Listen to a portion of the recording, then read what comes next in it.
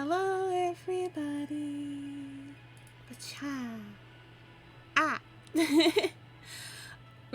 I hope OBS is going to behave because it was capturing the game a moment ago. Let me know if you can see that chat. Hello, hello. Tonight we have our special stream. There we are. What are you doing to me, OBS? It had a little blank screen for a second, but this is my friend, Eat the Pen, aka Becky. We are in a collaboration. They're gonna help me with the voice acting. But yes, welcome, welcome. 150 followers. Celebration stream. Hi, Lore. Ah. Hi, Lasso. Hello, hello. So let me do the collab message for all of yous. Thank you, thank you. And we'll get them in on voice, and we'll get started. Hola! I hope everyone's having a good night tonight as well. It's Sunday night. Hope everyone's had a good weekend. Let's look you undeafen. My intros are very short. Hello. Hello. Hi. We have I don't know. Twitch likes to report viewers, but I don't care. We're just gonna get in there, so. We have a horror dating sim. I have a big glass of water to help. See, I'm hydrated. Yep. Yeah. Welcome, welcome. Alright. Looks like OBS is all working okay. So, let's go and start if you're ready. I'm good. Okay. Before we start, thank you for downloading. This game features text descriptions and non-explicit visual descriptions of blood and gore, torture, war and cannibalism, sex, hand-holding, and by continuing, you agree to do so at your own risk. But I have it in safe for work mode, so we're okay. So. I wonder if the hand-holding survives into safer work mode. I hope so. Hand-holding is illegal. Too lewd, indeed. After years of waking up at the same time every day, I've grown far too accustomed to it. I'm awake even before my alarm beetle goes off. The air outside must still be cold from the rain last night. The room feels a little chilly, and there's a strong compulsion to stay curled up in my blanket.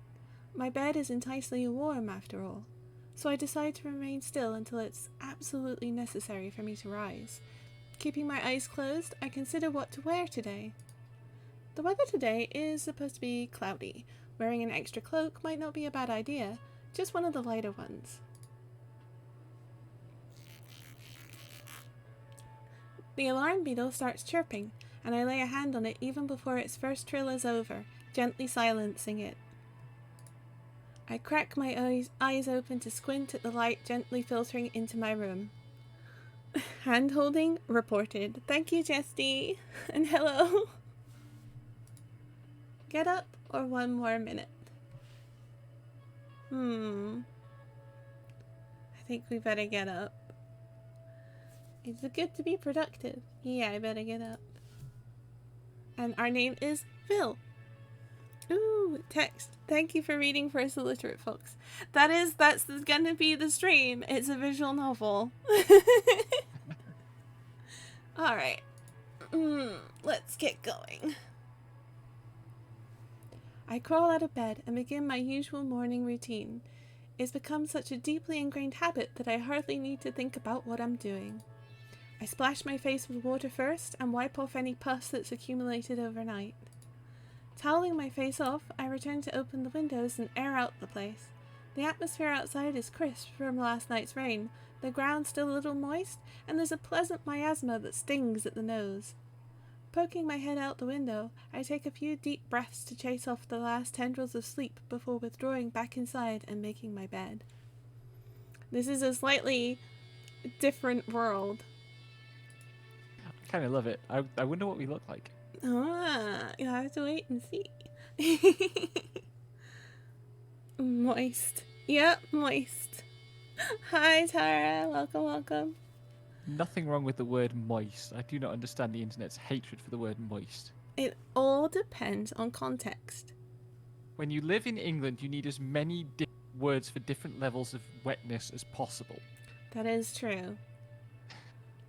I find my way to my table to retrieve my usual breakfast, a block of salt and a cup of water. Some people go without eating in the morning or only drink water, but I found it hard to last the morning without some salt. The crystals crunch between my teeth as I look for a cloak of appropriate thickness. The cloak I'm looking for turns out to be abandoned in a corner, and I swallow my mouthful of salt as I pull it on. The salt burns down the full length of my throat, and I wash it down with water. That done, I smooth my hands down the front of my cloak to brush off any stray salt crystals, and to make sure there aren't any unsightly wrinkles. I want to look presentable. So, shout out to the traditional family salt lick of Ishgardian households everywhere. That's true. Oh, in Final Fantasy XIV, the Ishgardian elves have a block of salt in the middle that they lick in the middle of the table, and it's just like, okay. Why is FF14 like this? Why not? Well, also, thank you, Lost Soul. That's a useful collection of words. Mm-hmm. Moist, wet, damp, drippy, slimy, sticky. Okay. Even if I'm just a delivery agent, I still want to look good for my clients. My entire routine doesn't take more than 15 minutes. I've streamlined it well over the years. I glance outside as I close my window. The streets outside are still mostly quiet, with only a few people bustling about. The owner of the corner store is quietly sweeping the streets, the rhythmic scratch of brush bristles against the damp dirt echoing down the block. A few crows linger on a nearby roof, muttering to themselves. They seem a bit more excited than usual. My room falls quiet when I close the window. As I leave, I lock the door and jostle it 1, 2, 3 times to make sure it's secure. Then I head down the street.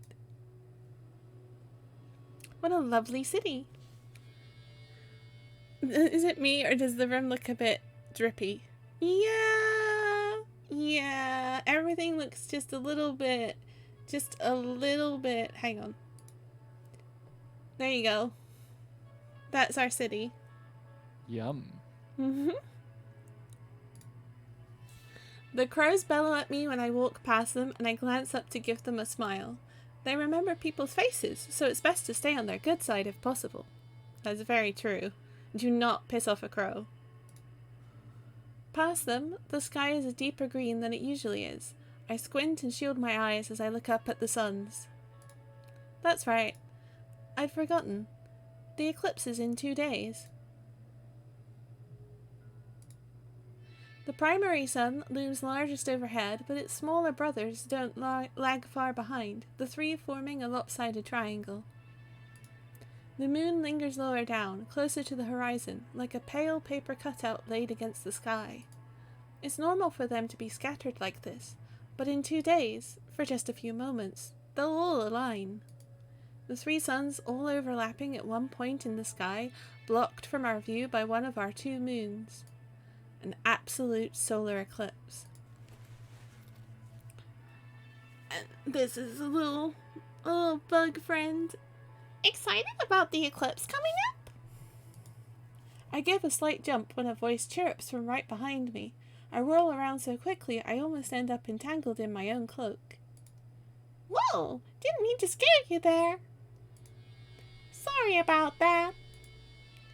No, it's alright. I was just thinking about things. One of my neighbors, a Gary, from just down the block. She looks more jittery than usual, a string of saliva dribbling down from her mandibles as she also casts her gaze up towards the sky. Oh, it's so exciting, isn't it? Just 2 more days and it will be the eclipse. Are you thinking of doing anything special on that day, sweetie? I smile and shake my head. Nothing in particular. I'm just looking forward to seeing it. Oh, that's also fine. But you should really think hard, just in case there is something special you want to do on that day. Well... Oh my, she looks like a snack. Thank you, Lost Soul. I'd definitely eat her. That's fair. That's fair. Aw, she's so sweet. Yum, yum, yum. An absolute solar eclipse only occurs once every century or so. A rare event. I squint up at the sky. Perhaps because of that, people view it as an auspicious phenomenon. It's said that if you make an important life decision or attempt something new on the day of an absolute solar eclipse, the results are more likely to be favourable. I've never believed in such superstitions, but I know most of the city is looking forward to the eclipse. A lot of people propose to loved ones, explore new areas, or change their jobs on eclipse day. As a result, I've heard it's considered something of a headache for the community organisers who need to deal with the chaos. Still, the excitement building in the air is almost palpable. Oh, thank you, Senpai Sweet. If anyone forgot to take their vitamins or medicine, this is a reminder to take them now. And if you forgot to eat, go get something to eat, hydrate, and posture check while you're at it. I hope you're all having a good day, and if not, I hope it gets better. Regardless of my own beliefs, I don't see any reason to squelch anyone else's excitement. I look back to my neighbour. Do you have any plans for Eclipse Day, Gary? Oh, I do! She gives an excited chirp, clasping her hands together. I'm going to visit my dear friend across town. We had a rather bad fight years ago, and I haven't spoken since. But we agreed to meet on Eclipse Day to talk things out, and I'm sure we'll be able to rekindle our friendship. Her genuine excitement is heartwarming. I can't help smiling as I give a nod. That sounds wonderful. I hope it goes well. Ah, thank you, Lore, for the care package. Hydrate and a stretch. Thank you, thank you. I'm a dragonfly nymph, so I can also have the dragon care package. Yeah, exactly. They are always all-inclusive to collaborators. Thank you, dear. Oh, but I shouldn't keep you for too long. You're on your way to work, aren't you? I nod again. It's alright, I always head out early, and it was nice hearing about your plans. Well, good luck on your work, and I do think about something to do for Eclipse Day. It'll be such a shame to let the opportunity pass you by. I give her a small wave as I turn to leave, and she cheerily returns the gesture. But once I turn the corner, I speed up into a light gallop. Despite what I told her, I hurry a little. I like getting places a little earlier than necessary. So we don't know what we really look like, but so far we're quite considerate and thoughtful, I think. Here we are. Good morning, boss. The air in the salt processing plant stings at the nose, burning at the lungs a little with each breath, and I try not to inhale too deeply. Full-time workers here usually wear masks unless they happen to have well-developed nasal filters. Since I'm usually in and out of here quickly, I don't bother with masks. Where's your mask? My boss is pretty strict, though. It's alright, boss. I'll be out of here pretty quick. No, wear your mask. You'll need to wait a few moments. He thrusts the mask into my hands before I can stop him, then turns away to a nearby table piled high with packages.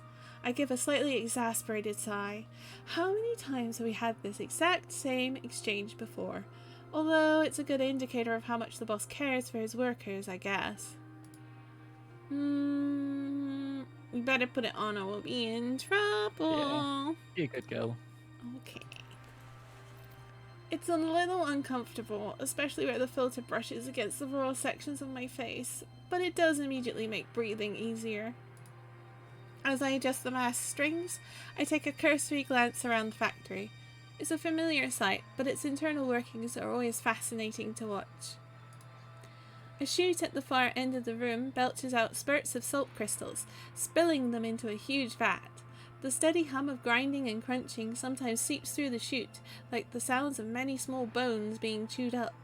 On the other side of that chute is the machine that processes the raw salt, breaking up any larger rocks into these smaller crystals. The ground up salt needs to be processed further, though. The grinding process doesn't get rid of any insects, rocks, or hair clumps that might be present in the raw salt rocks. Thank you for another Dragon Care package, Blake, and welcome in. Ugh. Thank you, Blake. Yeah, stretch and hydrate again. So good. Lots of reading for me so far. We'll get to the love interest, I promise, and I'll let chat vote on which one we're gonna pursue. Workers carry huge buckets of this unprocessed salt to the smaller vats that dot the cavernous room. These vats are constantly stirred with long poles, pressing the salt crystals through filters that will catch any unwanted material. The filters quickly clog up with hair and insect wings and need to be swapped out frequently. Hair and insect wings, huh? Nice. Seasoning. One vat has a worker carefully adding an enormous bucket of flavouring to it. The scent of honey comes wafting through the air and I inhale deeply. The sweet slick of honey contrasts beautifully to the familiar crisp sting of salt. Honey salt must be delicious. Maybe I'll get to splurge on it someday. But in order to do that, I need to work. What's my quota look like today? My voice comes out a little muffled past the mask. Little more than usual. I step to the table to help the boss load packages into a cloth bundle. Each package is a block of salt wrapped tight in a piece of fabric. The fabric protects the salt from any moisture while it's in transit, and also catches any pieces that might crumble off. Most of the bundles are wrapped in cheap tan fabric. Those are packages of normal salt, but there are a few packages wrapped in red or yellow cloth, and even fewer wrapped in white cloth. The white ones are mercury, right? Hi, Soul! Welcome in! Welcome. The boss grunts in the affirmative. Mercury salt is such a rare treat that I don't deliver it often. That looks like more honey and punishment salt than usual, too. People getting excited about the eclipse, treating themselves. Right, of course. The boss counts the packages one last time before trying the bundle shut and handing it over to me. There's the rustle of fabric and the crackle of loose salt crystals bumping into each other with each movement, the package weighing heavily in my hands. I tie the fabric tight over one shoulder so the bundle won't come loose or jostle around too much while I'm running. And here's the route. He hands me a scrap of paper with just a few notes jotted on it. I've long since memorized my route, and the paper only notes any exceptions. Who doesn't need salt today, who's getting special salt instead of the usual, who's getting more packages than normal. Usually, I don't even need this cheat sheet, but there are a lot of exceptions today.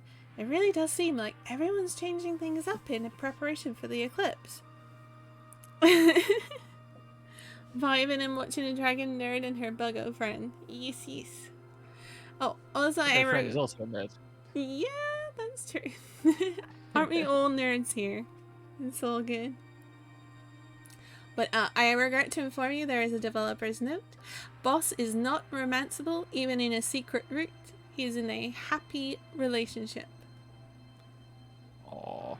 Yeah, but he wishes us well. All the more reason to avoid making mistakes. I'd hate to deliver people the wrong salt and put a damper on the mood. Got it. Pocketing the note, I give the bundle one last tug with my hand to make sure it's in place before turning towards the door. Right before I push the door open, I remember to take my mask and hand it back to the boss. He gives a snort as he takes it back, waving a hand to shoo me out and on my way. As the heavy door lumbers shut, I hear him call out gruffly, "Take care." Just a tiny sliver of the plant's interior is visible past the closing door, and I give him a wave of the hand before turning back towards the street. Alright, time to begin my route. I've been delivering salt for several years now, though I was uncertain when an acquaintance first suggested the job to me. I've really warmed up to it since then. The workload is consistent and predictable, my boss is nice, if a little gruff, and the neighbourhoods I deliver to are full of friendly people. Like, Mr. Alligator. Tell. Hey, starting on your route for today? Yep, have a good morning. You too. There's our feet. Feet pics. Feet pics. Ah! Got feet. Hi. My hind claws dig a little into the ground, kicking up small clumps of dirt with each step. I quickly fall into a comfortable, galloping gait as I take a hard left outside the salt processing plant and start heading down the street. Huge slabs of buildings loom overhead on both sides. This block doesn't have many residents as it's mostly factories. I pass by those quickly. No deliveries to make just yet. But I do have one delivery to make at the corner up ahead. The building at the very end of the block is smaller, its outer walls off-white instead of a murky beige. It's not very tall either, but it does have an awesome structure sprouting from its top. A giant tower clawing up towards the sky, made of bone and coated with smooth flesh. An enormous pair of antennae protrude from the tip of the tower, their chitinous shells gleaming faintly in the sunlight. They whip back and forth at random intervals, as if raking through the air. The numerous eyeballs at the antenna's base also blink frequently, their irises swiveling about to survey their surroundings. One of them whirls around to look me over when I approach, and I give it a small wave. The front entrance to the building has a small sign carved into it. The sign reads, Community Overlook Center. I open the door and enter. Yep. Here we go. The office's interior is much cozier, the air clean and warm. It looks like an office kind of thing, doesn't it? Maybe with the exception of the bag of eyeballs in the corner. The bag of eyeballs. That is true. Let's have a proper look at that, shall we? Nice, slightly bloody desk and filing system. Cup of coffee. Lamp. Yeah, we'll say that's what it is. Yeah, that's probably a lamp.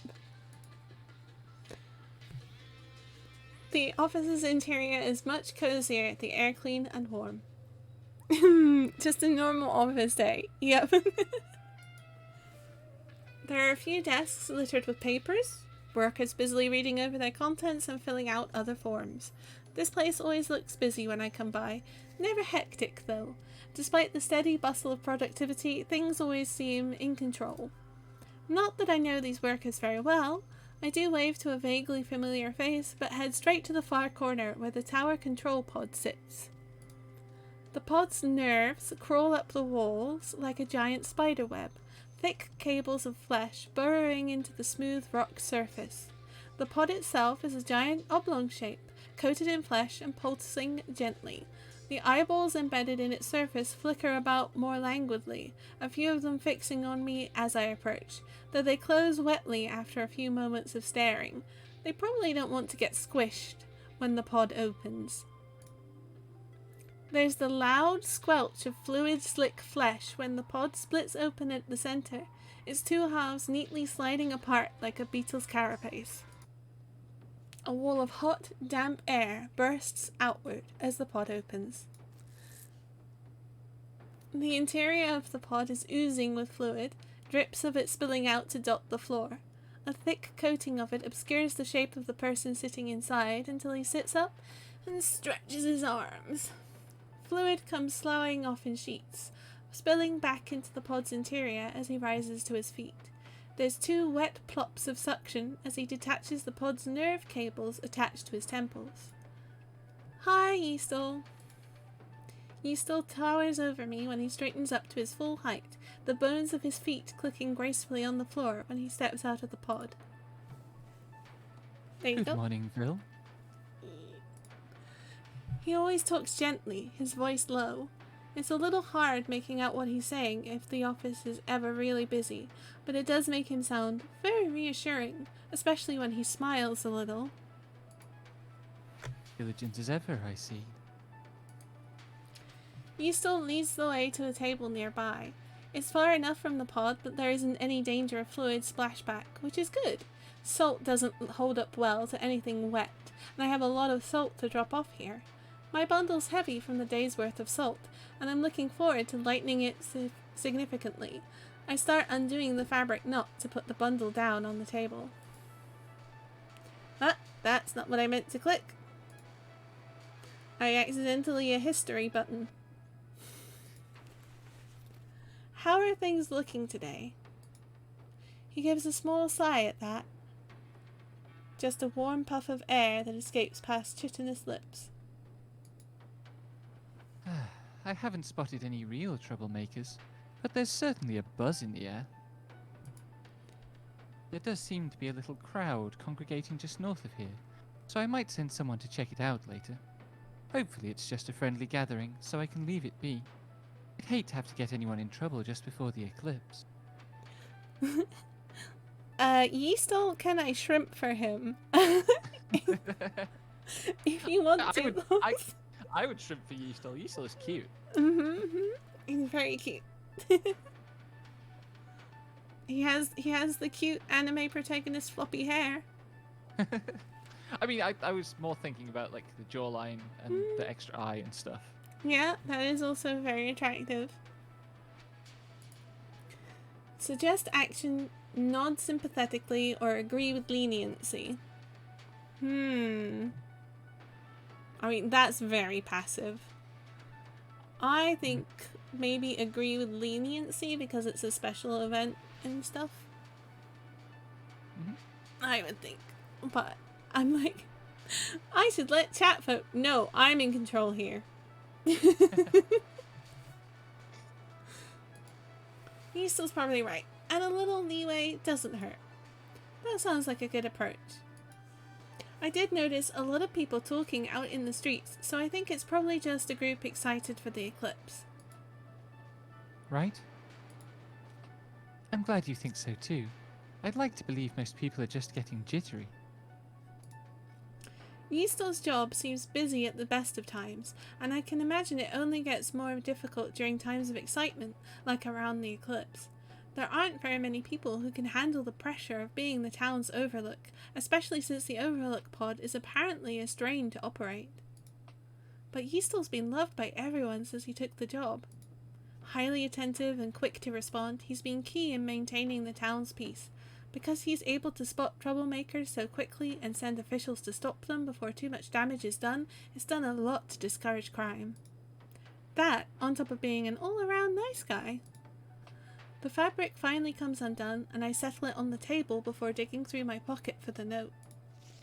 Alright, it says here that you need 24 packets of salt today, correct? Correct. 24 then.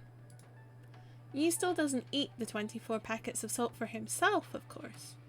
As the community overlook, he's also in charge of keeping an eye out for people who are ill or injured or fallen on hard times. Anyone who might have difficulty procuring their own salt. These 24 packets will be distributed to such people. That's a little more than usual, right? Is the eclipse causing any trouble? I lay out the salt packets in stacks of 4.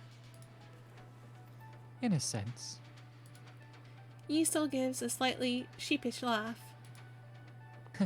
It's not trouble, but I wanted to ensure that people aren't struggling for salt during a time as joyous as the eclipse.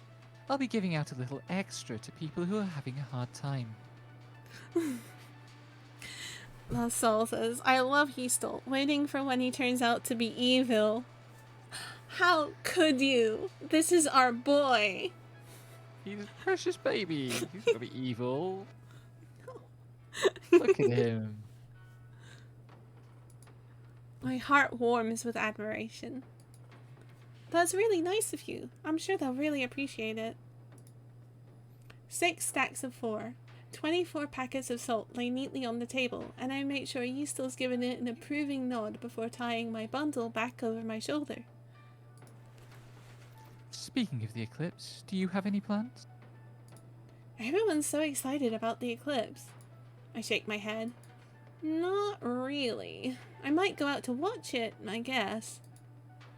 Yeastel laughs gently. He has a raspy laugh in contrast to his lilting voice.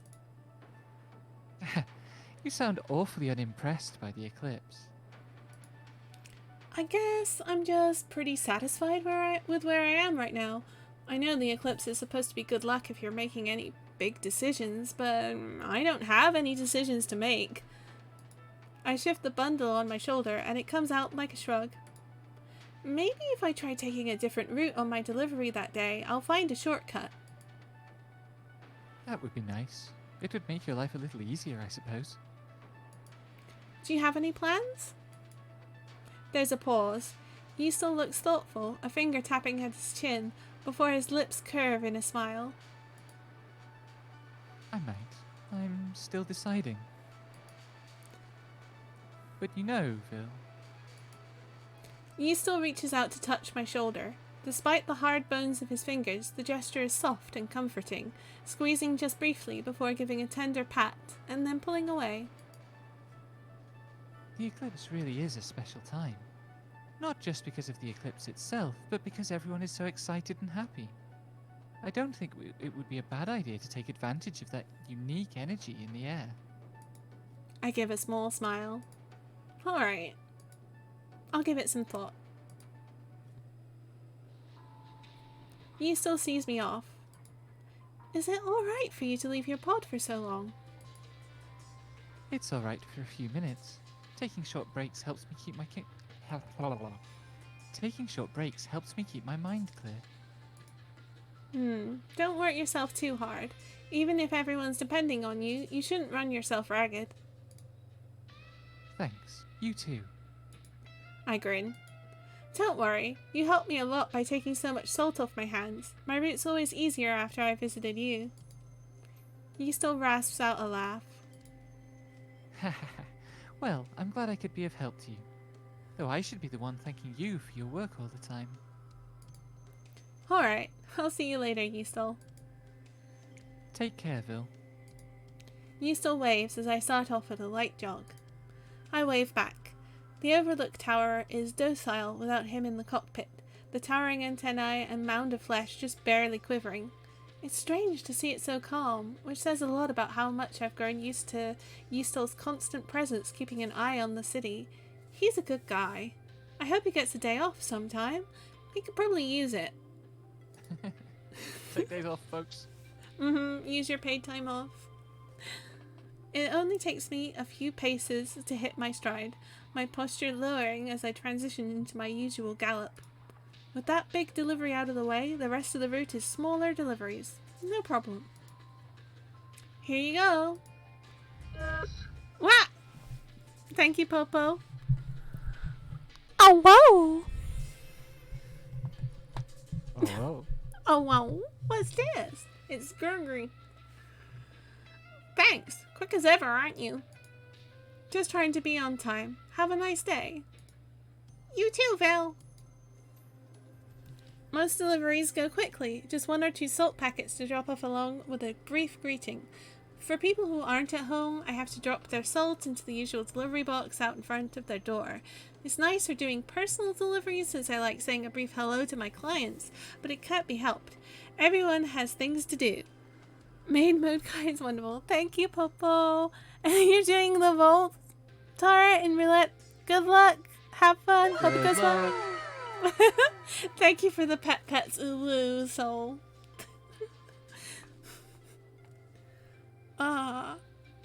Vault is a good dungeon. Yeah. Lobo. Thanks, Phil. Honey salt, huh? Planning on doing something special for the eclipse. Oh, and thank you for hydrate, Blake. Thank you, thank you. Yep. You may also hydrate if you would like. Yeah, if you want to do any more like NPCs, do let me know. But most of them have like 3 lines, so. I mean, I can jump in on some. It's up to you. Ah! Well, oh my god. Soul just redeemed dark mode, so here we go. Let me put on the changing screen. Sha. I suppose I should drop out of screen share so I'm not watching you change your outfits. No, it's fine. Dark mode is this. I have learned the secret. Uh-huh. Pacha! And we back. Dark Maid. Dark Maid, indeed. Assassin mode enabled. Pshow. Oh. I should have like a threatening line to go with calling someone Goshijin-sama, but I don't, so. God.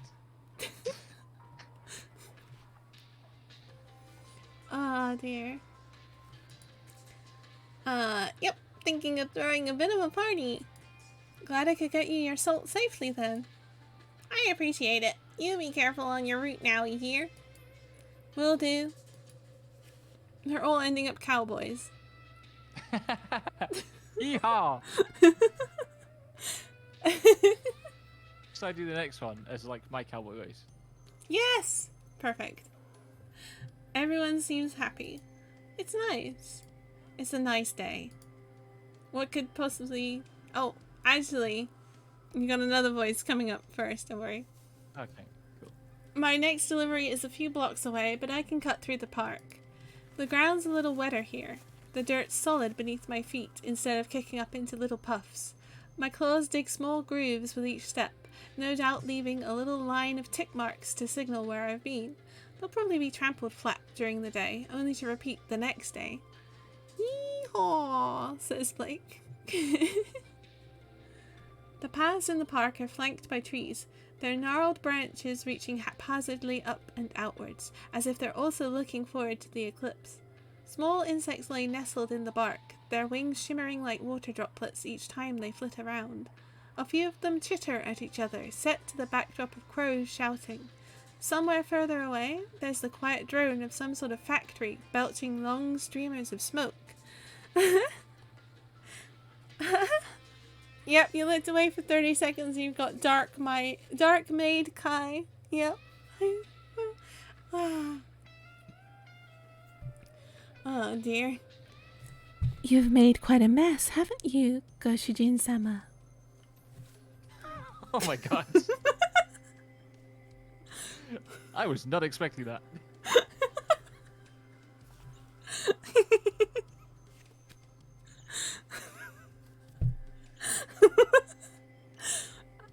Even in a game where I don't get to commit a murder, I'm murdering my chat.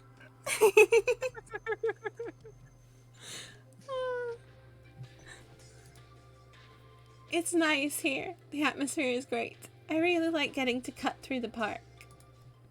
I'm so distracted that I don't hear the sound of footsteps approaching. Rapidly. Oh, boy, here we go. Bill!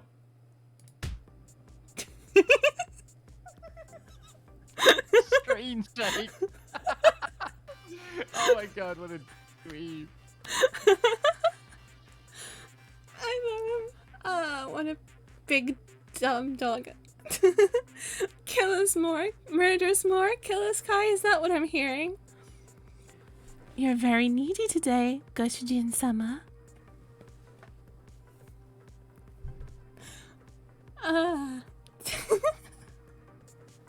I'm sorry.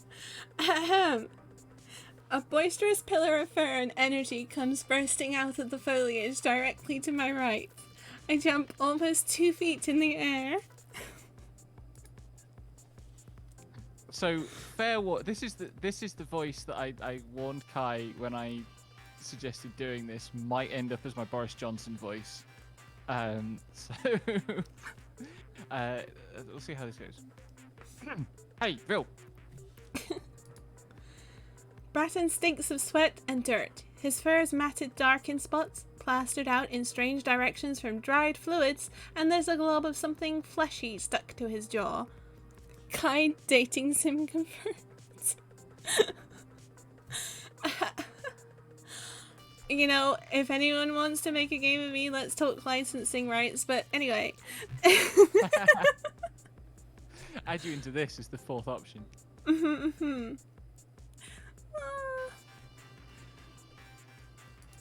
Hey, Breton. Been out all night? Yeah. Just as I suspected. Sure, Lane dating sim. Ah, let's get it. We were exploring out westward since we'd smelled a lot of salt. Haven't found anything yet, though. I'm sure you'll find it soon. You guys are really good at your jobs. Bratton beams at me, tail wagging side to side and knocking around some innocent sapling's branches. Poor sapling! Bratton works... might be into it. I mean, sapling might be into it. You'd have to ask. Oh.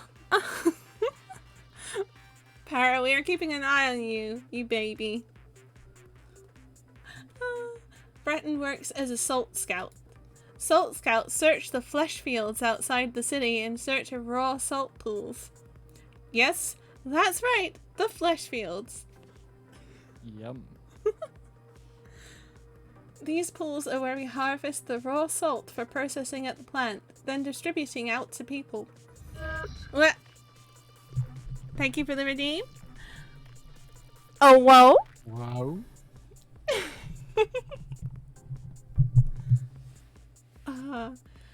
An important job, in other words. Salt scouts depend on their sense of smell or sensitivity to changes in the air to seek out the signature sting of salt. So apparently, many of them don't mind working during the night when visibility is poor. It's not unusual to see a salt scout heading home in the morning, dirty from a long night of exploring.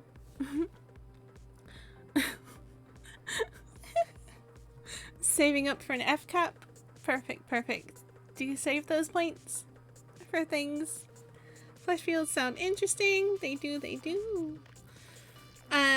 Ravioli, ravioli, give me the formioli. Thank you so. Anyway. Even after a night of what must have been exhausting work, Bratton talks at a boisterous growl. I thought I smelled you with salt, so I figured I'd catch you now. If I pick up my salt from you here, it'll make your route a little easier, right? A smile tugs at my face. Bratton looks terribly proud of this innovative thought. Say it helps a lot. Say it's a good thing you didn't miss each other. Say you wouldn't want Bratton to wear himself out. Well, at least tell him he's a good boy and it helps a lot. There's no way I can squelch that sort of enthusiasm. Thanks, it helps a lot. Not really. My route takes me past Bratton's house anyway, but I won't tell him that. Bratton gives a wide smile, showing off every single one of his sharp teeth. No problem. It's awfully endearing. Well, let me check what your delivery for today is. Just the usual for me. He pipes up before I can double check my note, so I nod as I shift the bundle on my shoulder to pull out his usual delivery. 2 packs of regular salt. Bratton tends to eat a bit more than average. Understandable with how much time he spends moving around. By the way. He sounds excited. I bet he's going to talk about the eclipse. Do you have any plans for the eclipse? The swinging of his tail has grown ferocious, batting a branch aside with enough gusto to snap it in half. Not really. Everyone seems so excited for the eclipse, which I suppose is the normal reaction. It's probably weirder that I'm more laid back about it, but that's just my nature. Besides, it makes me happy enough just seeing other people being so excited. Their feelings are infectious. Aw, really? Come on, you should live a little. Bratton's enormous paw claps on my back, making me stumble forward a step. 1 or 2 salt packets spill from my bundle, but he catches them before they hit the ground. Whoops, sorry about that. It's alright. I put those packets away and managed to extract 2 packets of regular salt in the process. Here you go, the usual for you. Thanks, Phil. For a moment, Bratton sounds like he's about to add something, but stops himself. Look at the blab! He's such a good boy. Yeah, damn what a good boy. I don't prod, just readjusting my bundle. Sure enough, he shifts his weight from one foot to the other for a few moments in a nervous fidget before speaking up again. Hey, you should really consider doing something for the eclipse. Well, it's not that I'm against doing anything, but I guess I just don't have any plans? So you'd be up for doing something adventurous? Bratton blurts that out loudly enough to startle off a crow overhead, and I can't help being curious. Maybe. Oh. There's a pause before he hurries to add, Not that I have anything planned or anything. I was just asking. But you never know what might come up, is what I'm saying. I have to fight back a grin. Bratton isn't good at being subtle. 10 out of 10. Thank you. I guess you're right. Knowing Bratton, maybe he'll teach me about some hidden location to view the eclipse from. I'm trying to get Daffin here ASAP for that werewolf. Thank you so much. Hurry up before it turns into Boris Johnson. I'm really not kidding. We're heading in that direction fast. He knows this area like the back of his hand thanks to his job. The shortcut through the park is also something he taught me about, so I'd actually be pretty happy if he taught me about a strange new location to visit during the eclipse. Might be a nice change of pace. Anyway, I'll let you get back to your job. Bratton's stifling a yawn as he says that. Even Just to his give the yawn to everyone in chat. Even his endless energy must be running low after working all night. Sure, you should go get some rest. Will do. There's no warning before Bratton leans in to lick my face, his tongue dragging all the way up from my chin to my brow and leaving a sticky trail of drool in its wake. A very moist sign of affection. Back to moist again. Do good on your job, and I'll see you tomorrow. And with that, Bratton's on his way. Goodbye! I wave as Bratton makes his loud exit, crashing his way through some defenseless bushes and leaving a trail of trampled ground in his wake. Moist.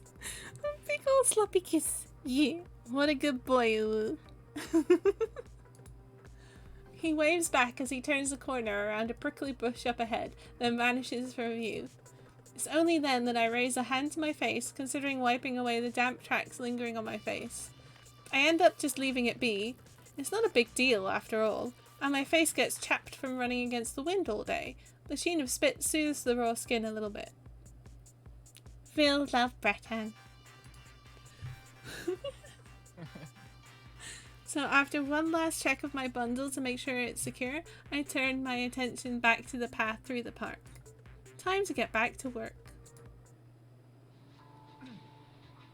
Here you go. Shall I do this one? Yeah. Well, what are we going to go for this? Thanks, Phil. Hmm. You're always right on time. I really appreciate it. It's nicer to get my salt directly from you instead of my box, you know. I understand. I'm glad I could get it to you too. You're such a good kid. You take care, alright? Will do, sir. The route grows easier towards the end of the day as my bundle grows ever lighter. I have to stop to tie it tighter over my shoulder, making sure the excess fabric doesn't billow and flap around too much as I run. The deliveries go smoothly. Everyone seems to be in a pretty good mood, and one client gives me a cup of water to keep me going. Though I don't need the water, it's still a nice energy boost, and I thank her for it before continuing on my way. One block has 5 houses in a row that need deliveries.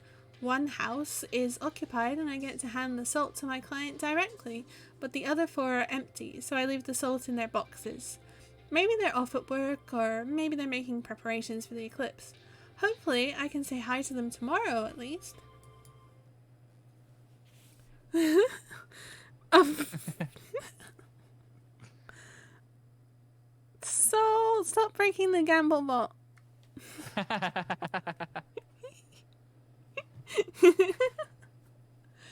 That block done, I trot to the end of the street to the corner, but the sound of screaming catches my attention. Oh, Looking up, I catch sight of the small crowd a few blocks down. It's just a timer, I think. Yeah, it's probably timed out for a minute. It takes me a moment of squinting to realize what it is. A punishment salt bath.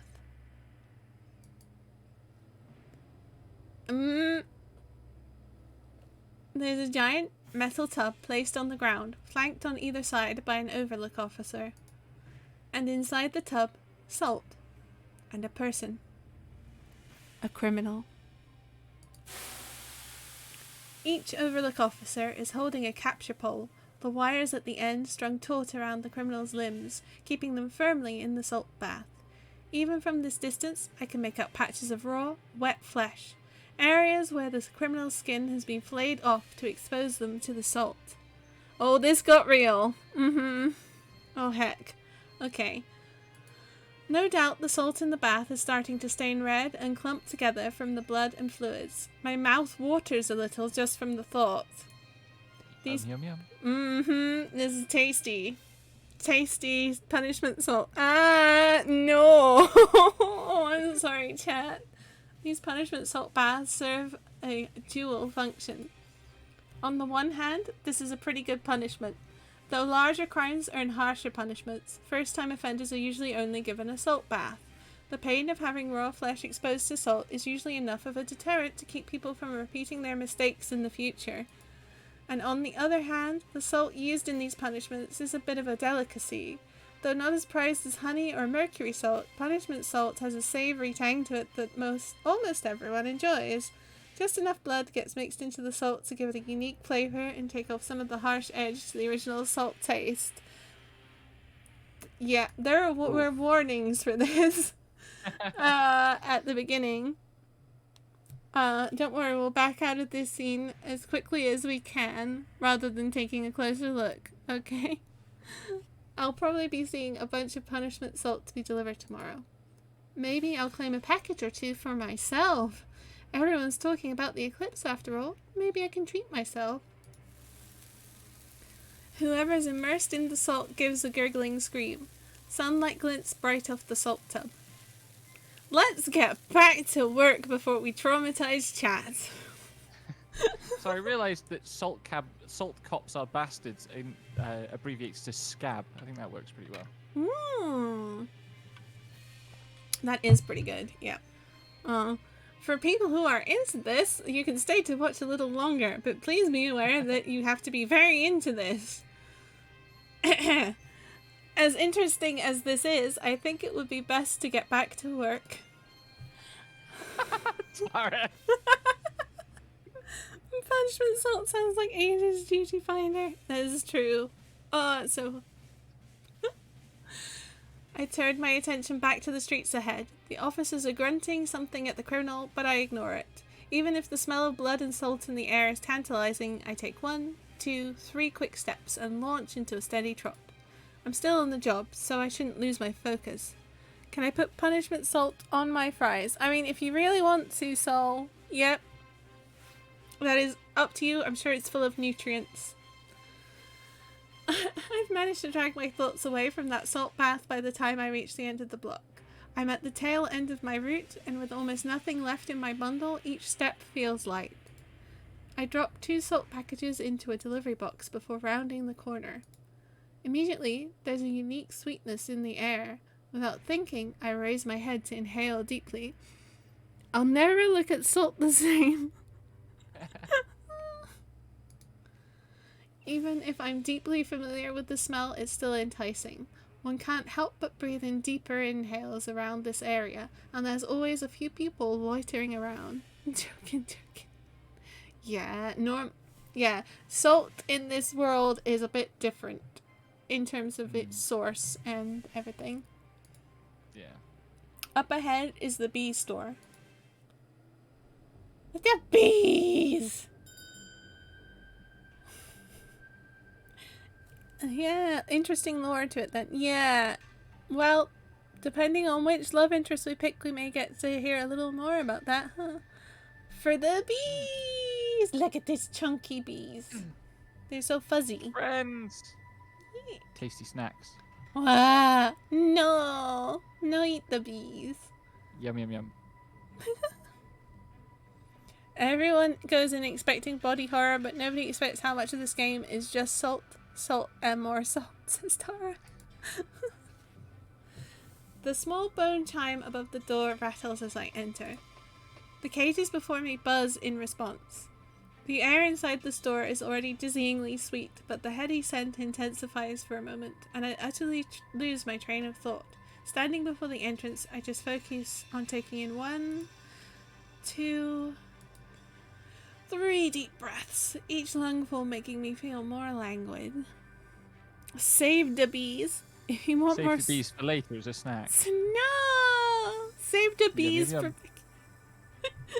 No! We're eating the honey. You eat the honey, I'm eating the bees. No! What do you think dragonflies are for?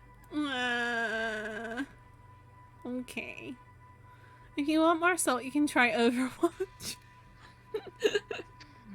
Fuck you, Tara. No, that was soul. Or no. I was not reading far ahead in chat. I was calling out my fanfics where my characters can never walk through doors.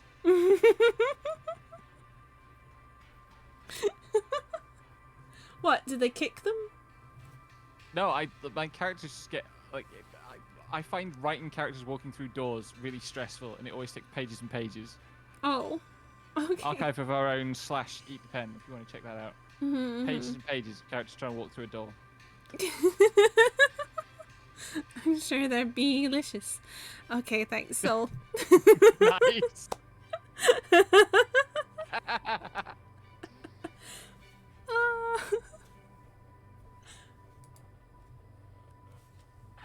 Okay, so I have a monster voice. I'm probably not going to be able to keep it up for very long, but I'll do it while my throat's in too sore.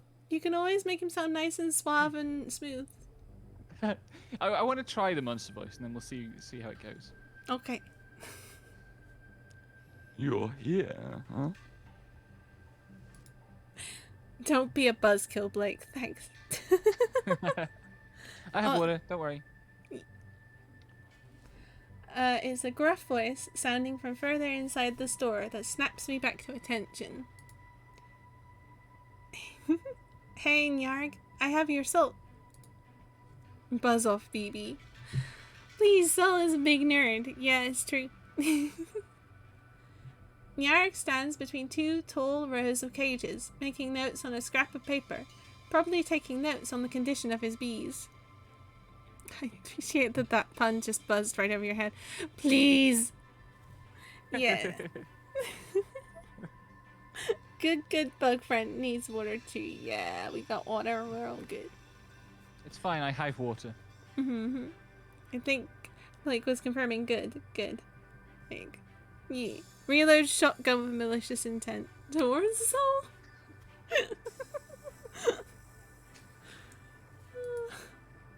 As I make my way down the aisle, the cages around me buzz happily.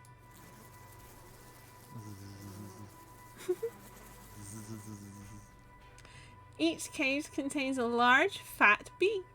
Some are shy and turn away as I walk by, but others are more personable and bumble up to the front of the cage to poke their antennae through the bars and wiggle them at me. I'm kind of curious now if I can hug a bee to cuddle.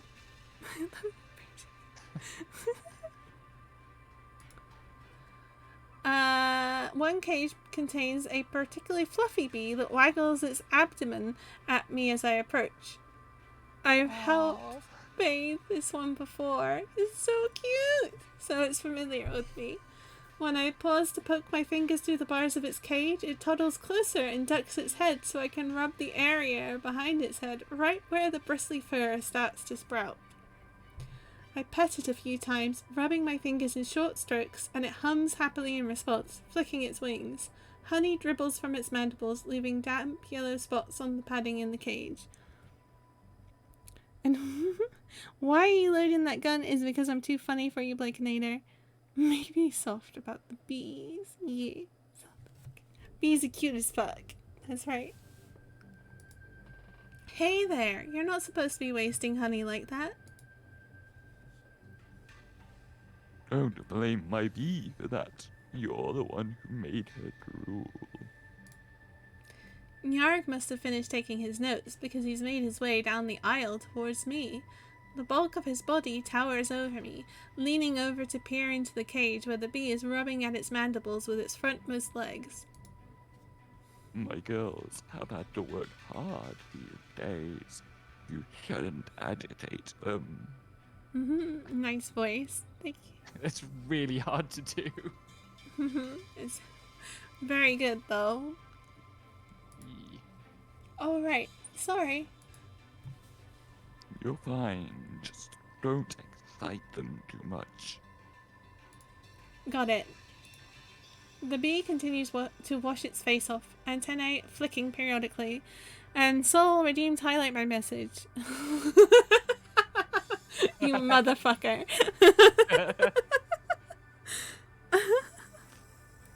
According to all known laws of aviation, there is no way that a bee should be able to fly. Its wings are too small to get its fat little body off the ground.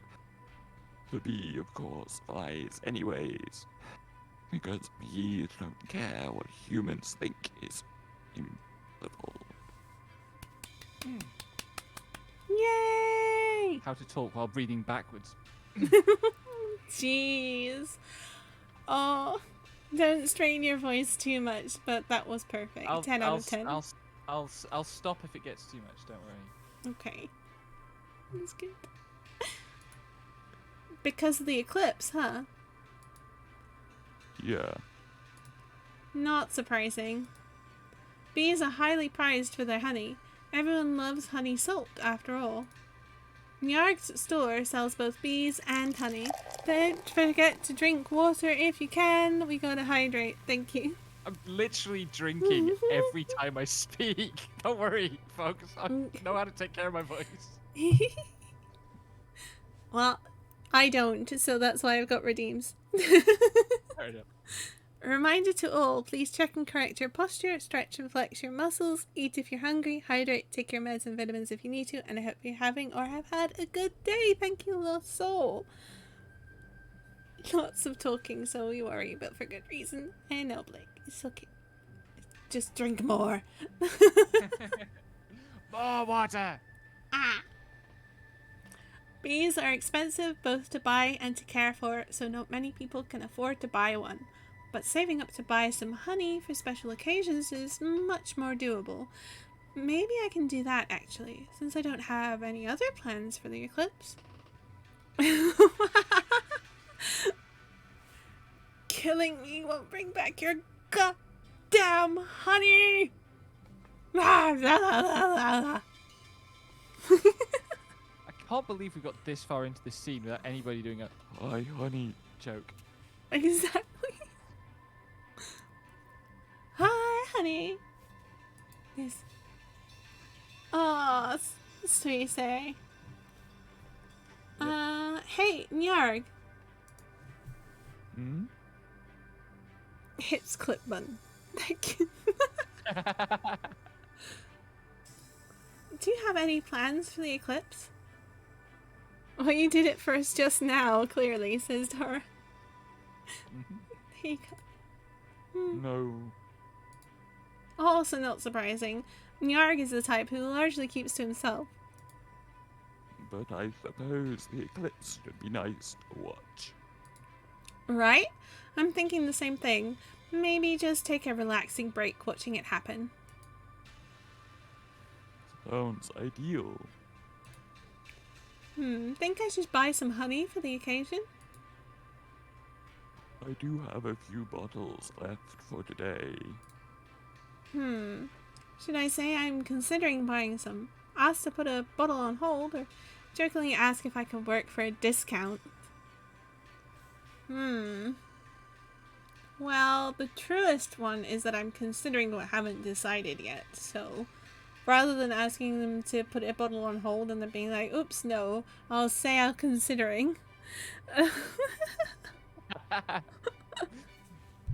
Thank you, Soul. Do you want to take that one or should I, Kai? I'll do that one. We're no strangers to love, you know the rules and so do I. A full commitment's what I'm thinking of, you wouldn't get this from any other guy. I just wanna tell you how I'm feeling, gotta make you understand, never gonna give you up. Give you up. Never gonna give you up. Never gonna let you down. Etc. Etc. Fuck you, Soul. Love her. Yep. 10 out of 10. Thank you. Hi, Katerian. Love. Oh, dear. Nyarg would probably be happiest if I honestly said what's on my mind. You know, I don't do it often, but I was considering picking up a bottle, since it's a special occasion and all. Do you want one now? Not now. I don't carry my wallet with me on my route. Maybe tomorrow? I might sell out tomorrow. But I'll set a bottle. But I'll set a bottle aside for you tomorrow if you want. That'd be great, thanks. Nyarg only grunts in response. But some of his lips quirk a little. I think he's pleased. Some of his lips. It's a really good line. Look at them smiles. Good Nyarg. So, highlighting the message does not actually mean you need to read it out if you don't want to. I'll do this one. I'm not doing it any more from chat unless it's actual donations, okay? You have to give Kai money. The fitness gram Pacer test is a multi-stage aerobic capacity test that progressively gets more difficult as it continues. The 20-meter Pacer test will begin in 30 seconds. Line up at the start.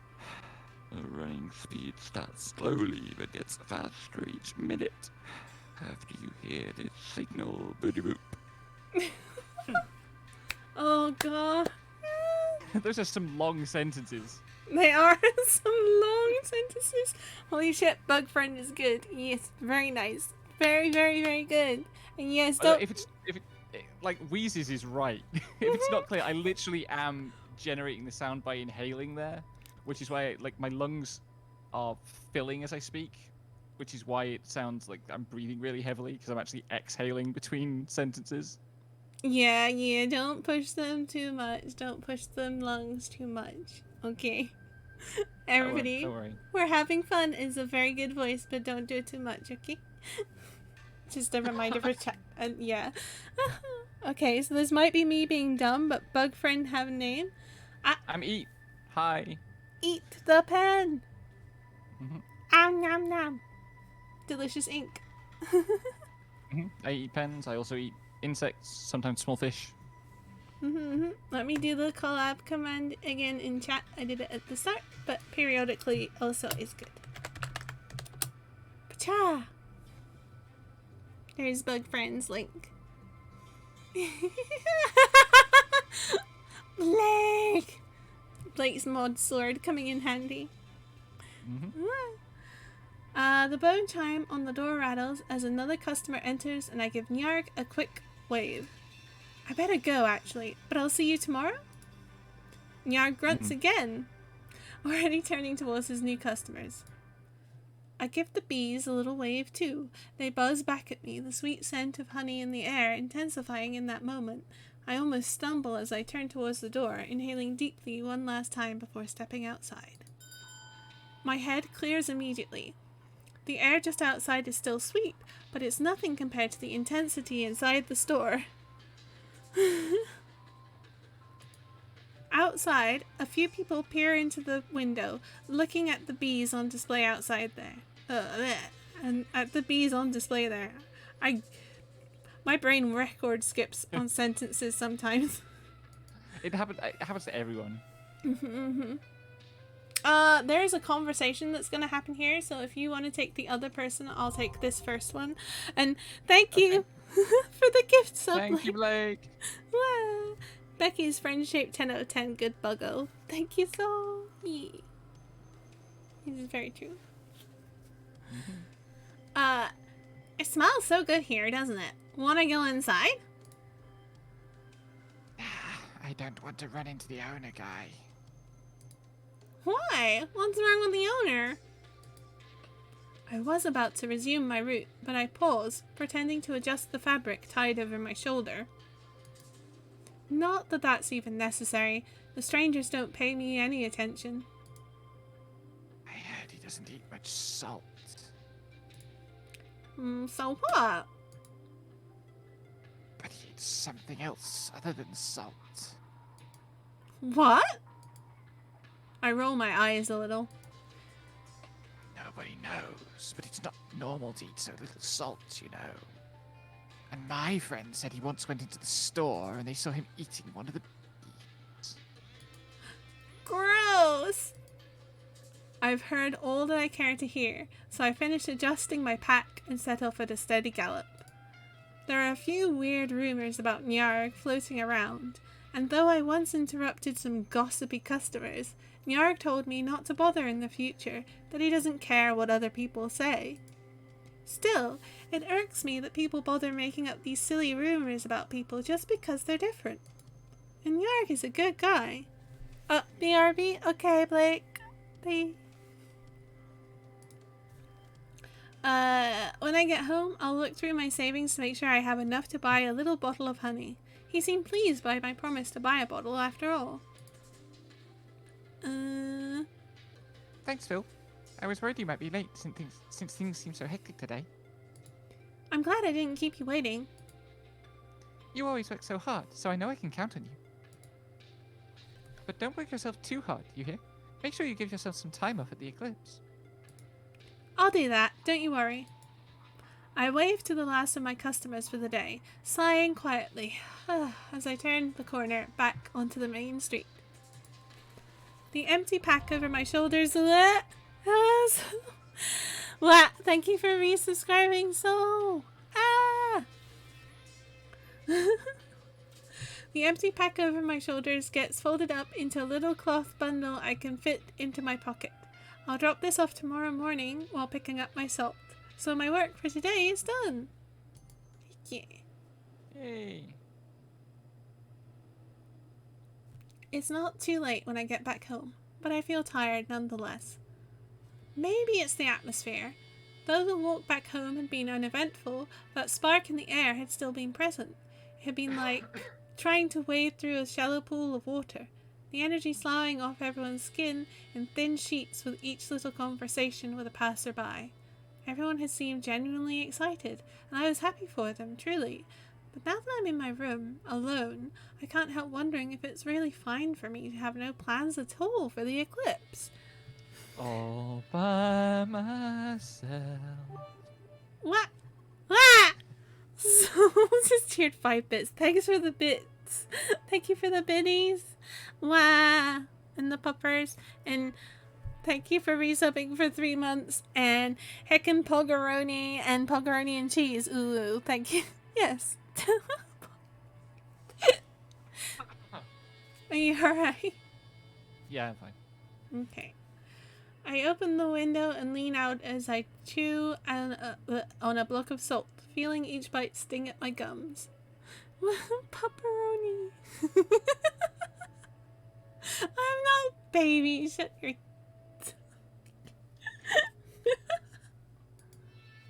You nerd.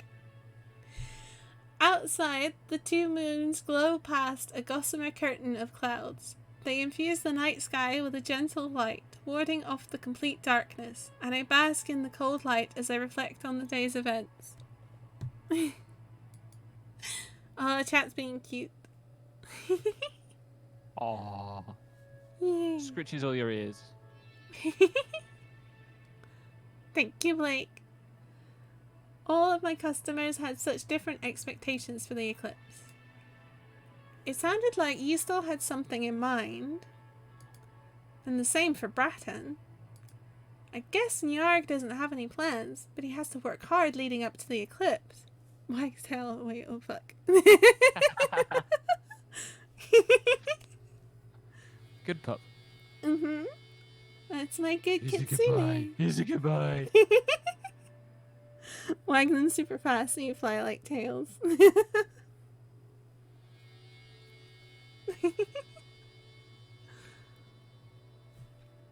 Oh dear. I finished my salt, dusting my hands off outside, and closed the window as I retreat back into my room. Well, I guess it's kind of late to be making any big decisions anyway. And the belief that the eclipse will herald anything good is just superstition. It's a little early to be sleeping, but the day's been weirdly exhausting, and I can feel sleep rolling in like a blanket of fog, steadily clouding through my head. As I sink back into my bed and stare up at the ceiling, I idly consider tomorrow's route. I guess I'm gonna be pretty busy tomorrow too. Now I start going over tomorrow's route in my head, I can feel my thoughts rapidly clouding over. I'll just deal with things as they happen, I guess. My eyes snap open automatically in the morning. I slept well. I usually sleep well. Running all day tends to do that to you. I resist the urge to roll over and bury my face back in my pillow, settling for closing my eyes until the alarm beetle starts chirping. The moment that familiar noise starts buzzing from the bedside table, I'm up on my feet, stroking its wings to quiet it. As I walk around my room, munching on my salt, I glance outside where the skies are warm with sunlight. It's still early, but I can already hear the sounds of faint chatter floating through the window. People aren't usually up and about at this time of day. I pick up the curtains as I lick the last crumbs of salt off my lips. I can spot a few people standing around sweeping the streets or talking amongst themselves. Probably discussing the eclipse. I hurry a little as I wash my hands off and prepare to leave the house. I didn't set my alarm for today any earlier than usual, but maybe I should have. I get the feeling today's going to be a busy day. Good morning, dear. Morning, Agari. In a hurry, are we? Just a little. Seems like today's going to be hectic, so I should probably get to the plant fast. Alright, I won't keep you then. Have a safe day. Thanks, you too. I feel a little bad about rushing past her like this, but I can already tell that today's going to be a bit different. There's a strange electricity in the air, the feeling that something's going to happen soon. A few blocks down the street, I can see a group of people huddled together, heads gathered. They look like they're discussing something very important, their hands and claws quivering with excitement. I take a right turn into an alleyway before I reach them, so I won't disrupt them by running through the group. No doubt this is an important moment for them, but I do pick up the pace into a light trot. My boss might be mad if I'm late today of all days. You're here. Sorry if I'm late, boss. You're not. Lucky for you. He sounds tense, perhaps understandably. The plant feels busier than usual, with more people bustling around. He hasn't even told me to wear my mask yet, so I do it on my own. I don't want to stress him out for any reason. How's today's route looking? You better go quick today. It's looking complicated. I follow him over to the tables where today's delivery bundles are being assembled. They don't look as put together as they usually are by this time. We're a bit behind on schedule. We got far more specialty salt requests than we planned, so we had to throw together a batch at the last moment. Didn't expect people to splurge this much for the eclipse. He grumbles, but his hands don't stop moving. I stand alongside him, peeking over his shoulder at the delivery list so I can help assemble salt packets and divide them into bundles accordingly. It's true that the list looks far more complicated than it usually does. Longer, too. Usually, the daily deliveries are almost all plain salt, with just a handful of specialty deliveries. Today, the list is peppered with requests for honey, mercury, and punishment salt. So much for my plans for requesting some punishment salt of my own. I better focus on getting the job done today first. Wrapping the salt isn't my specialty, so my movements are a little slow, but even that's better than nothing, judging by the way my boss gives an approving nod. His hands dart about the table, grabbing up salt blocks from their crates and wrapping them tight in the pre-cut fabric in one smooth movement, then sliding them across the table. I know he's been the head of this salt plant for 50 years now. This must be second nature to him. You're a good kid, you know that? Hmm? You're a good kid. I'm not a kid. He just grunts at that. I must look like a kid to him with his age and experience. But thanks. I just want to help with what I can. He grunts again. It's not like him to say something so mushy. He must be really stressed. I know, right? I'm gonna take a sip. I see why they had to put a disclaimer about how you can't date the boss. Boss DLC, boss DLC. Nah. You're a hard worker, and you care about other people. That's important. Don't let anyone tell you otherwise. You're a good kid. I can't fight back a grin at that. Thanks, boss. Gotta be good egg, 10 out of 10. Thank you, Legua. My boss wraps salt at a ferocious rate, swiftly adding to the pile. But regardless of our addition to the worker line, we're a bit behind schedule by the time my boss hands over my bundle and the route notes for the day. It's peppered with ticks and checks to mark which houses need specialty salt. Today's route is going to be tricky. Don't give anyone the wrong order now, you hear? I'll be careful, boss. I tie the bundle over my shoulder and turn towards the door. Cackle! Hello! No problem at all. We've been having a lot of fun playing your game. It's very real cool. Yeah. Very amazing art. Yes, yes.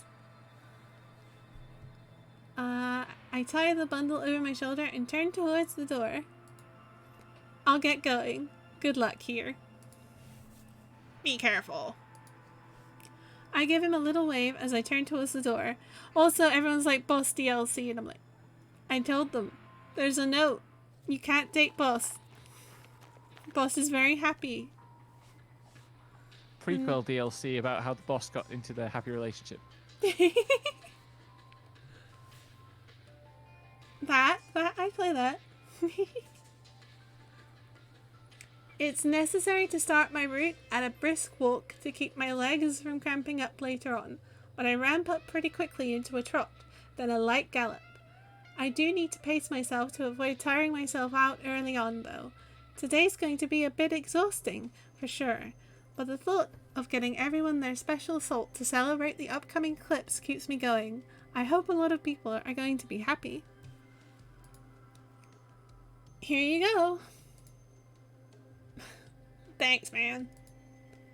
I never remember what voice I give Gregory. I think the Brooklyn works pretty well. It's true. I think most people can immediately tell that I'm in a bit of a rush. I feel bad at not stopping to chat with people, but it can't be helped today. Even with the fast clip I'm moving at, I'm already a little behind schedule. My feet slip a little as I round a corner too quickly, and I have to dig my claws into the ground to keep from falling over. I hope people are getting ready to choose which love interest we should pursue. At least I'll be able to unload a good deal of my cargo at Eastel's office. The office is a bit busier than usual when I open the door to step in.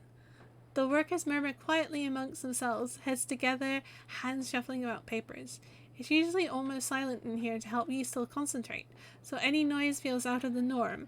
I did notice the eyeballs on the spire outside swiveling around frantically as I walked up. There must be a lot going on. I'm actually gonna let my voice have a rest a second and shout out Hal since they are here. Cacklethic Art, the artist in person, creative person behind this game. Pacer makes the big jump Hey. again. Makes it through the wind tunnel. It's very good art. What? All the little environmental details are really cute. Mm-hmm. Very nice. That was such a short clip, and I accidentally had it invisible because the clip thingy was broken the other day. Oh, wow. Yes. Kako, very good slime boy. Give a follow. Yeah, oh my god, a femboy that floofy. I'm sorry. Sorry, I briefly. Oh yeah, I love your avatar, by the way. I'm a cool work. femboy. Blue Pacabra, thank you for the follow. Yes, yes. Thank you. Oh, Johnny, thank you so much. An honor coming from you. Oh gosh, Pocoyo. Heck yeah.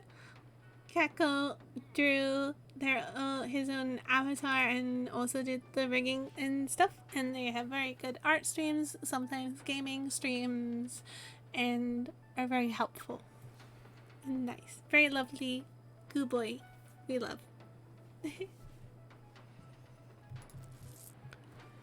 Sure enough, when Yeastel disengages from the pod and strides over to me, he looks tired. Despite the slick of fluids, his exoskeleton is slightly lacking in its usual luster, and he blinks more often, running his fingers through his hair.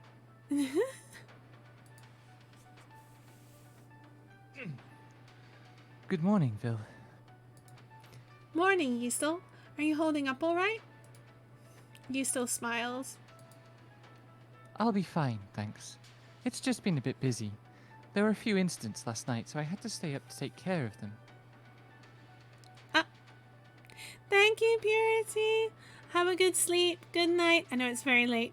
So, yes. Thank you. Thank you for the... Thank you. Thank you for the gift sub link. Why? Good night. Yes. We are enjoying monster dating and salt. He talks as he leads the way towards the side table where I can set out today's salt delivery. Good night, everyone. Yes. I have to admit, even if I knew the eclipse would be hectic, I didn't expect things to ramp up so quickly. His narrow chest rises, then slowly sinks back in as he looks towards his open pod. Without a controller, the pod lies dormant, its eyes closed and folds of flesh quivering to a stop. It seems everyone's excited to make big, life-changing decisions during the eclipse. But with that excitement comes a lack of judgment in some people. So there's been more trouble in general. Yeastel sighs again. I can see a sliver of sharp teeth past the thin gap between his lips. The previous overlook did warn me that eclipses would be hard, but I might have underestimated it a little. I give a sympathetic nod as I quickly undo the fabric of my delivery pack so I can line up the salt packets. Today's list of delivery notes is longer than usual, the paper unfolding into a long sheet when I pull it out of my pocket, and I look it over carefully as I begin counting out the salt packets. This is your first eclipse, right? That's right. At least I had plenty of time to get used to the job before it came around. I heard my predecessor was barely a decade into the job before his first eclipse. Yeastel laughs. It's a soft, chittering noise, like a cluster of birds, and I can't help but smile in reflex. Look at his smiley face. He's so cute. Look at that grin. It's so cute, them sharp little teethies. Steve, yes, you heard some subs in chat. What? Thank you for cheering bits. Thank you, thank you.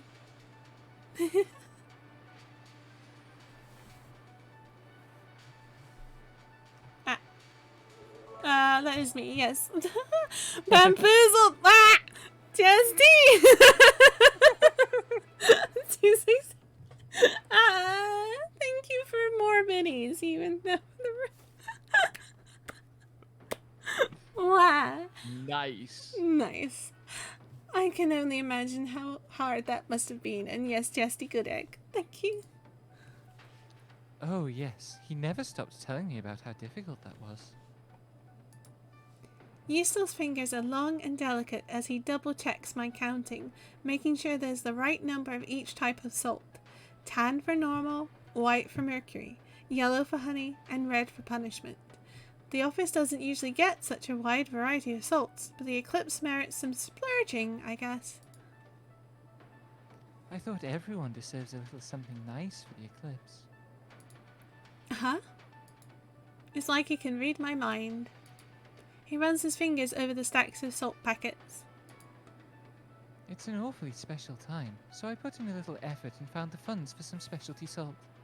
They'll go to people who've been having hard times, as a sort of good luck charm. I'm sure it'll be really appreciated. I look up from my note to give him a smile. He blinks before smiling back. His teeth are very white. I'm glad you think so. I'd like to help as many people as possible, to make this eclipse safe and enjoyable for as many people as possible, even if I have to spend every waking moment in the Overlook pod. You already do so much for the community, though. Yustel looks at me when I speak up, and I smile at him. I'm not very good at being reassuring, but I do my best. I've heard people talk about how things become really peaceful since you became Overlook. So don't worry too much. As long as you do your best, I'm sure that's plenty. Yustel's hair rustles as he counts his head. He seems to be considering what I said. I'm rooting for you, alright? So let me know if there's anything I can do for you. Though he remains silent, Yustel blinks, like he's just realizing something. Aww. I should head off then. Wouldn't want to eat up too much of your time either. I've double-checked to make sure I've set out all of the salt the Yustel requested, so I pick up my pack to tie it back over my shoulder. But as I'm tying the knot, Yustel suddenly draws a little closer, just one pace away from me. He is tall enough that I have to raise my head a little to look into his eyes. He's looking down at me with clear focus.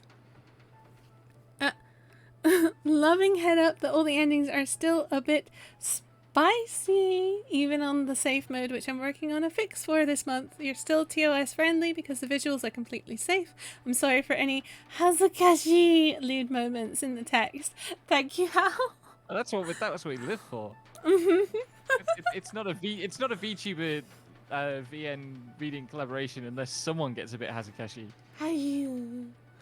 Don't worry, I was killing people earlier, but the Goshijin summons.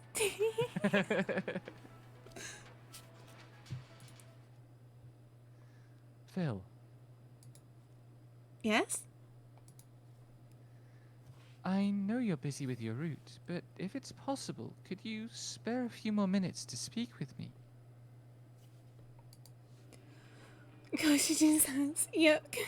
Maid outfit is cute as heck, by the way. My gosh, thank you, Hal. Wow.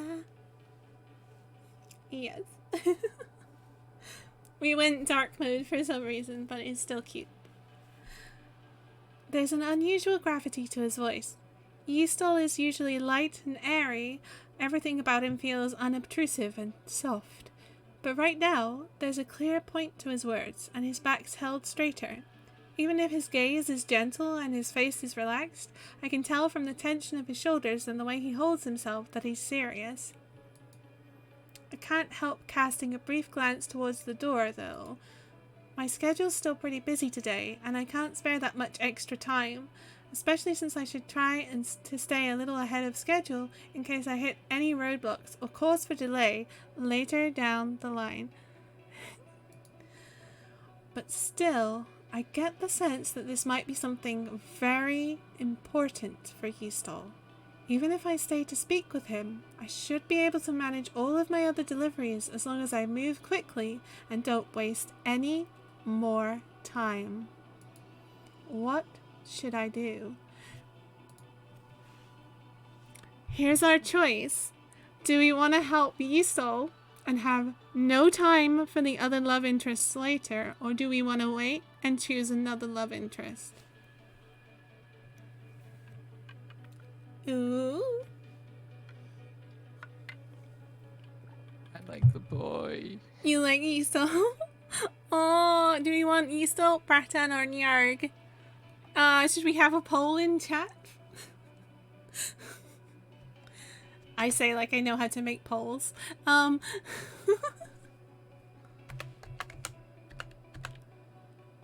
the setup menu to create a poll. Yee.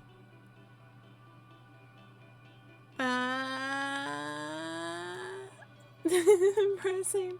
Jesty knows how to make polls, I think. Thank you, Tara. Time to be a Miami Middle. Does that make you your own Goshijin Sama? Maybe. Obviously, this is. Ara, this is just how Goshijin-sama wants me to dress, isn't it?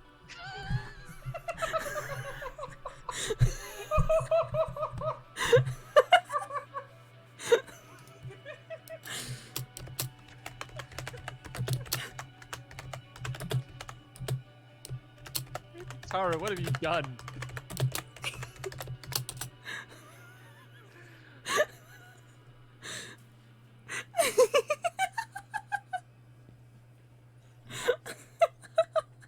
Why would I do this to me? Why would you do this to me? Says Tara.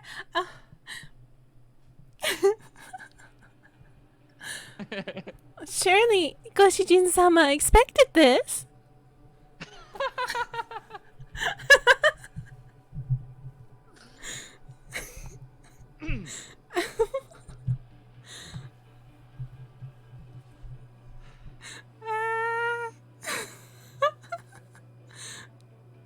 You created a monster. Would you like some glasses as well? Stop it. I'm alright with it, glasses. They Okay. probably wouldn't fit all 5 of my eyes at once. Aw, that's true. It's a little bit of a squeeze. Who to pick? Oh, wow. There is a poll, everybody. Please pick the poll if you're not too distracted. Goshijin-sama.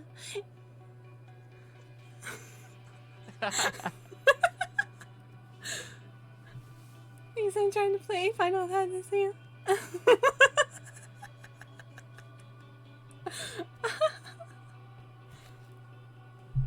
I can't do that if you keep punching my kid in the throat. Oh dear. You want me to? I'm sure you have everything in hand, Goshijin-sama. After all, you're so skilled at that game.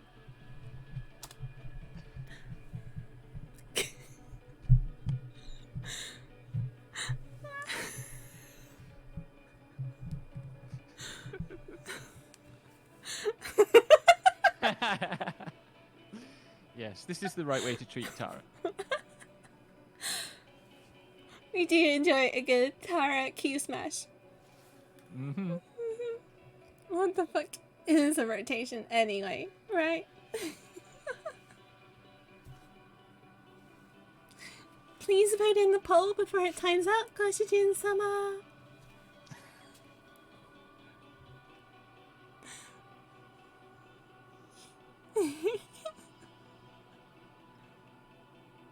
I hope I'm not breaking everyone. I thought you were stronger than this, Goshijin-sama.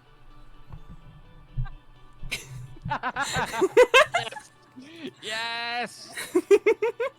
Yes! Hey, present! Yeah, good boy. Oh, you're begging me now, Soul? Gosh, what a good boy you are.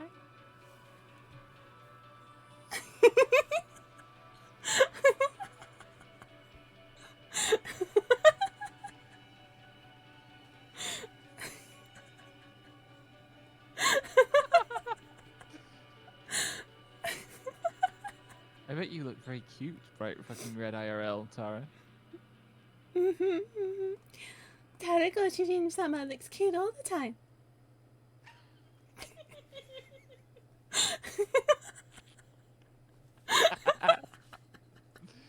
Oh, you're going to get all wet for us, are you? My, that just won't do. I'll have to clean you up.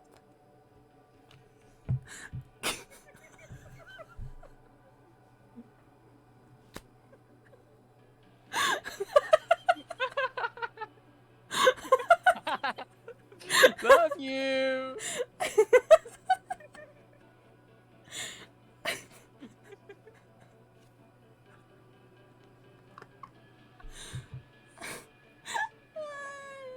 This mic has very good proximity effect.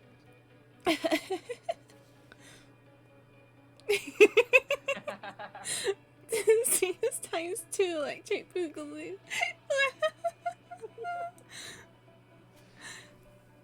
Oh. Please don't die. Chat 고주신사. 고주신사. Blah, blah, blah. I'm going to have to go back and highlight all this.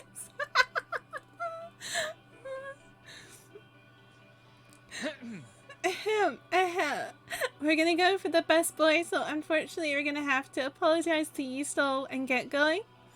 I'll just have to play Yeastall's route on my own stream then. Exactly. Yes, please do. Anyone who wants to pursue any of the other love interests, do remember Meeting in the Flesh is up on itch.io. You can get it for free or kindly donate to the makers by choosing your own price as itch.io allows you to do.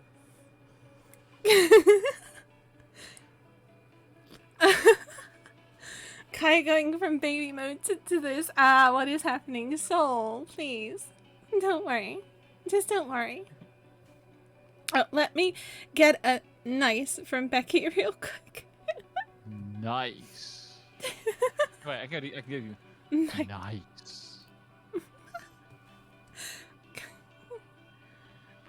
Please forgive me for having to sleep during such a sweet special stream. I have to get up early, but gosh, this is amazing. You're both hilarious and adorable. By the way, would you mind if I shouted out my collaborator for this game, Kai? Of course you may, Kako. No problem at all. It's okay. Yes, we love you lots. And don't worry about having to sleep.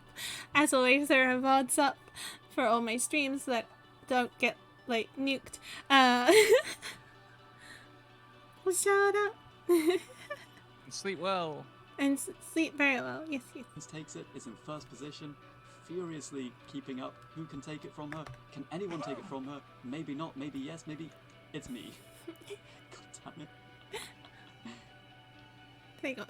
But Kako Ethic produced this game in collaboration with someone else whose name they need to tell me and remind me of, because I feel like I remember it, but then I'm always like, I'm not gonna spell it right. So if you give me the name, I will also shout out them. Do they have a Twitch?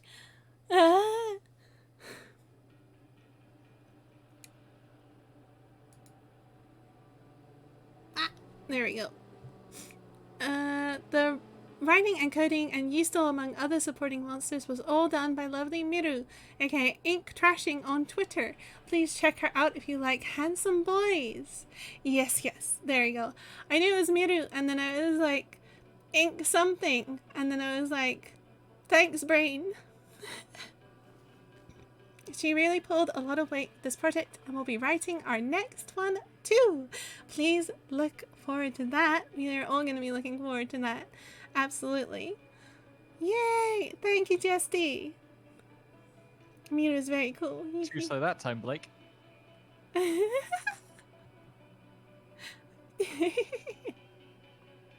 My mods dueling with their swords. Their green swords. Wow. Get fucked, Blake. Double shout out. Exactly.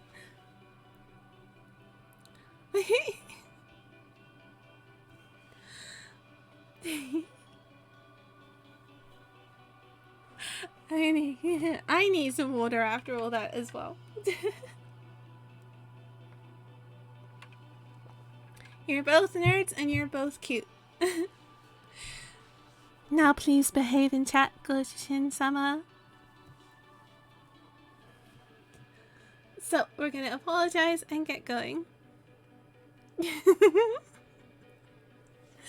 It's just like two siblings beating the shit out of each other. Yeah, true. That's fair. Also, Bratton's ending is sometimes divisive with players, but honestly, they all go in very different directions by the end. Whatever happens, I really hope you guys will enjoy it.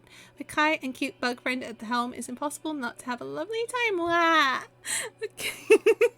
Don't choke on your water, soul. Wah! This is the problem with telling people to hydrate all the time. Sometimes they choke on their water because we're too funny. This is true. This is true. Or in your case, hot. Wow. Love you guys. Have a wonderful night. You too, Keko.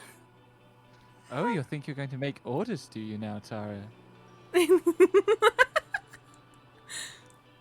Good girls don't give orders.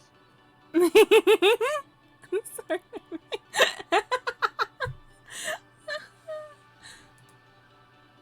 Oh dear.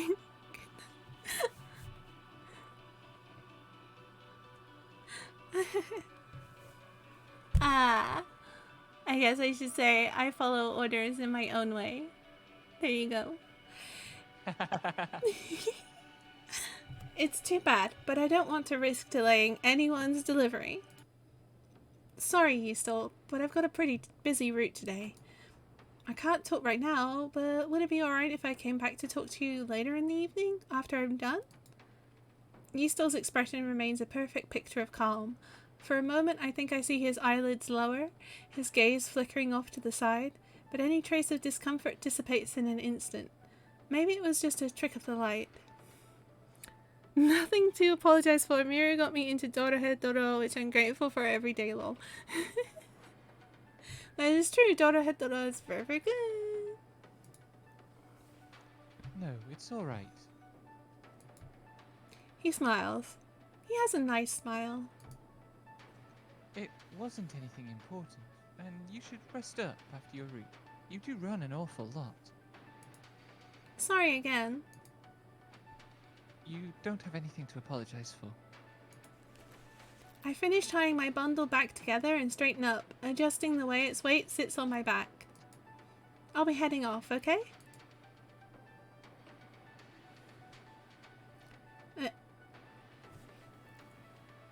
Stay safe. Don't bring it at me, I'm taller than you.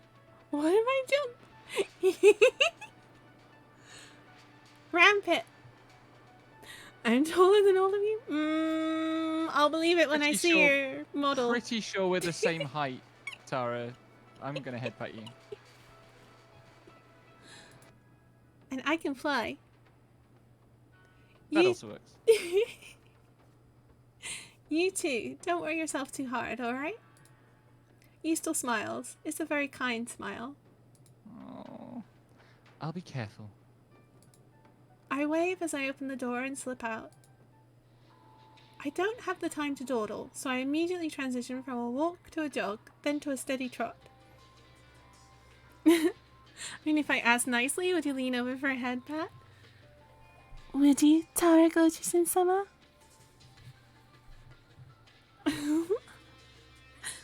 But I'm like a goddamn skyscraper, I don't know. It's decent. That's true, Jesty, very tall.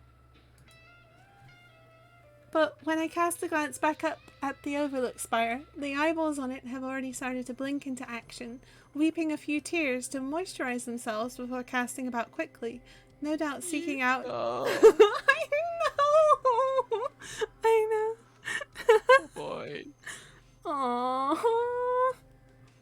It's totally just to moisturize them. It's fine. It's not like he's crying inside or anything. Yeah, that I'm just moisturizing my eyes. You have to remember to hydrate, right? No doubt seeking out troublemakers to put a halt to, or people who might need help. I give the spire a wave of the arm right before I turn the corner, but I can't be sure if you still would have seen it. Thanks for the delivery. No problem. Hey, you be careful now, alright? Will do, thanks. I have to hurry. If I hurry with the next few deliveries, I should be able to stay ahead of schedule. Giving myself a few minutes of leeway is important in case I run into any trouble along the way, especially since things are ramping up to the eclipse. I've already had to take a detour because there was a rowdy celebration going on in one street. My feet skid across the ground as I turn a corner, my claws raking deep furrows into the dirt as I straighten back up without dropping my pace. My next two clients are absent from their homes. As much as it pains me to say, that's good for me today. I quickly slot their salt packets into their boxes and resume running. I'll say hi to them on another day, when I have more time. I'm sure they're also busy with their own eclipse preparations. Distracted trying to think of any other shortcuts I can take without skipping any stops on my route, I don't hear the sound of approaching footsteps the instant I step into the park, and I certainly don't expect a hefty bundle of fur and fangs to come bursting out of the foliage to my immediate left. Bill! I don't manage to stop quickly enough. Neither does Bratton. He collides squarely with me, knocking us both into the grass. I was waiting for you. He's a good boy. Yeah. You were? I gently push at Bratton's shoulders so he'll get off of me. Not that this is a particularly terrible position to be in. Bratton's fur is quite soft and clean today. He must have taken a shower after last night's exploring, and his body is very warm. But he's still heavy, and getting pressed into the grass for too long might make dirt seep through my pack and taint the salt. Oh, whoa. Bratton moves obligingly, clambering to his feet and holding his hand out so I can also stand. His hand is huge. The pads of his paws squish slightly against my palm. He's got beans! Werewolf toe beans. Yeah! You're on your route, right? Yeah. I'll run with you. Thanks. He's never done this before. Beans. Oh, yeah.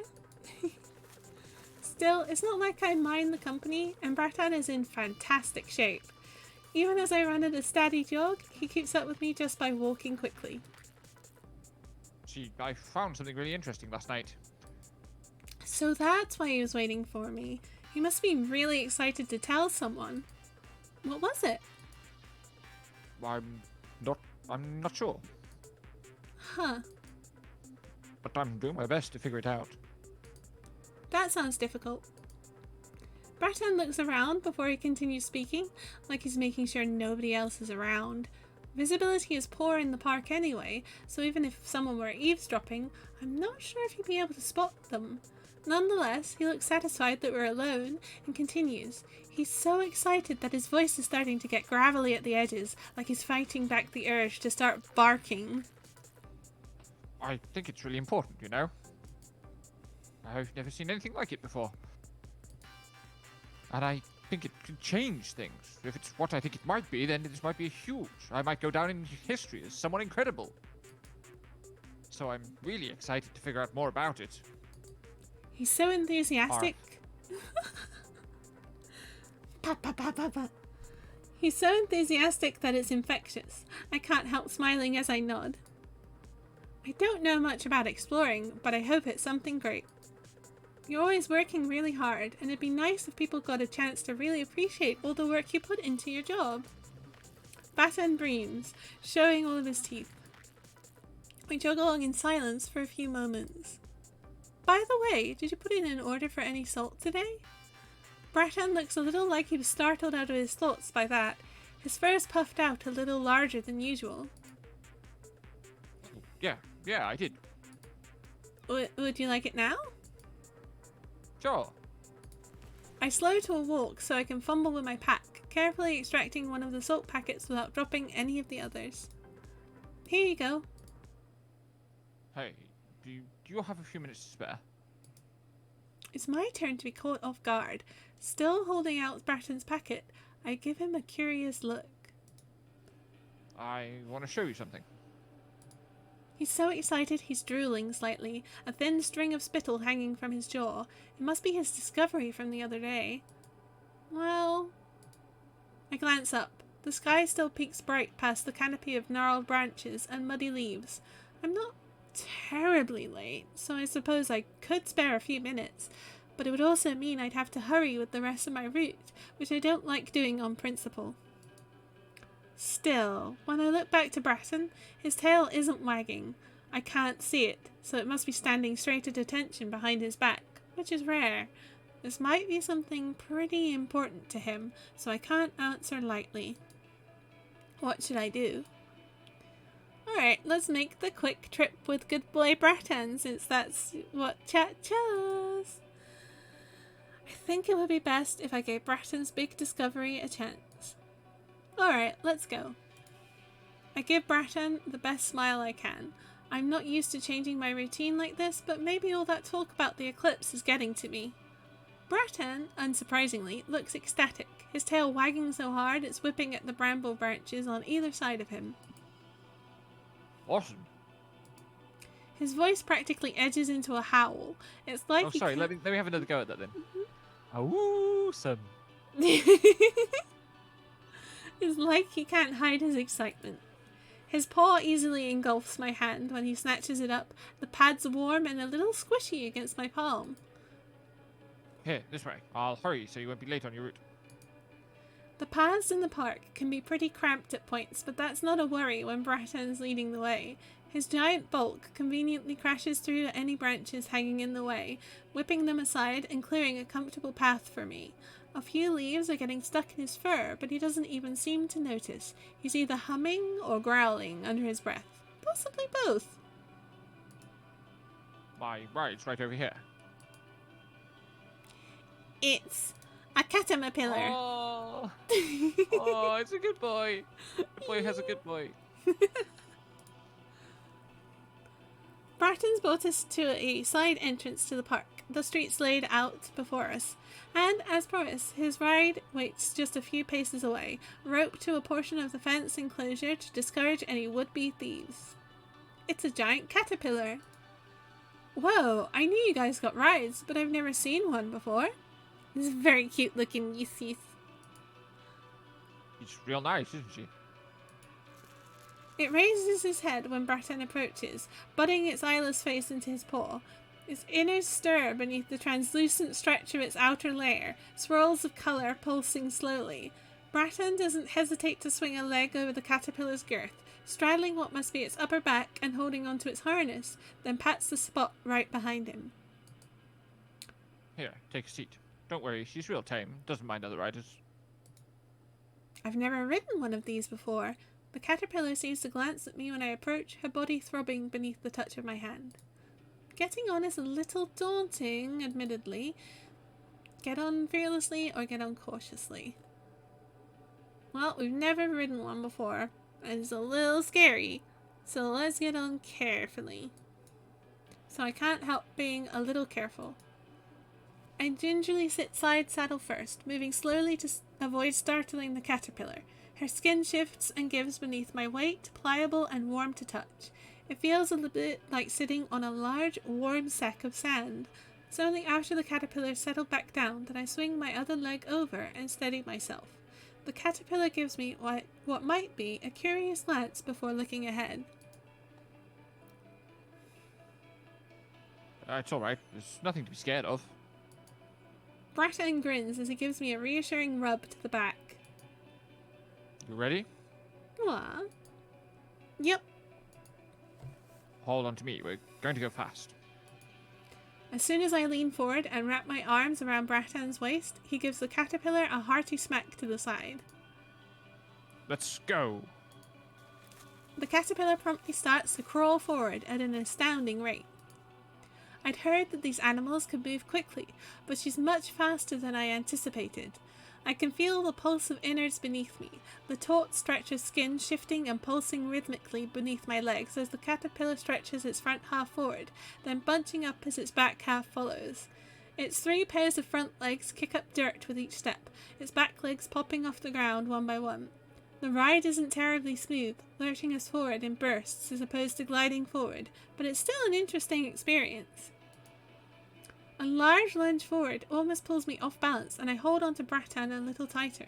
His fur is warm beneath me, smelling faintly of soap and leaves. I can feel it through his back when he inhales deeply, then exhales in a long huff. He sounds pleased. Don't worry, it's not that far off. His voice rumbles over the whipping of the wind, and I nod against his back. Welcome to the flesh fields, everybody. Oh my god. No kidding. The caterpillar moves swiftly, and it's not long before I pass the boundaries of the city and into the flesh fields outside. Oh, that's interesting. Yep. The air here feels mustier, slightly damp and smelling of sweat. All around me there's a strange warmth emanating from the ground. The atmosphere feels somehow oppressive, like the feeling of someone breathing a little too close to your face, and I accidentally take in a deep breath but end up coughing. Yeah, try not to breathe too deeply. It takes a little time to get used to. That face.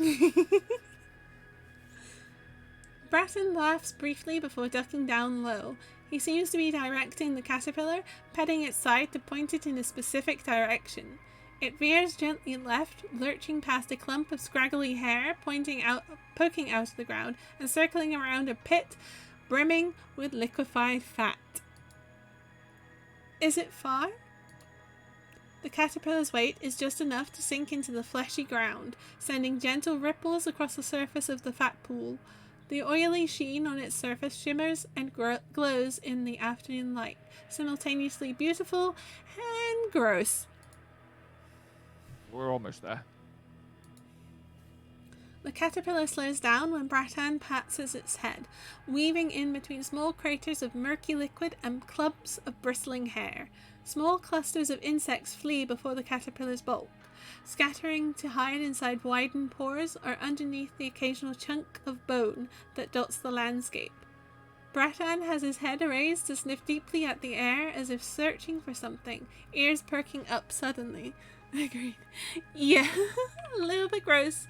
And yeah, we've picked the love interest that shows us a bit more about the world with the flesh fields and everything.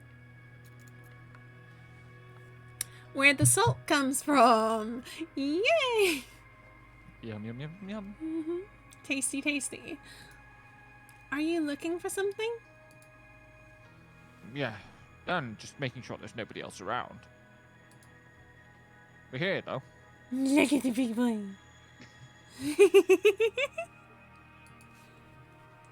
Bratton guides the caterpillar around a giant hunk of bone, nudging the caterpillar back on the right track when it's briefly distracted by a porous chunk of bone marrow and dismounts to muscle his way through a chest-high patch of thick, scraggly hair.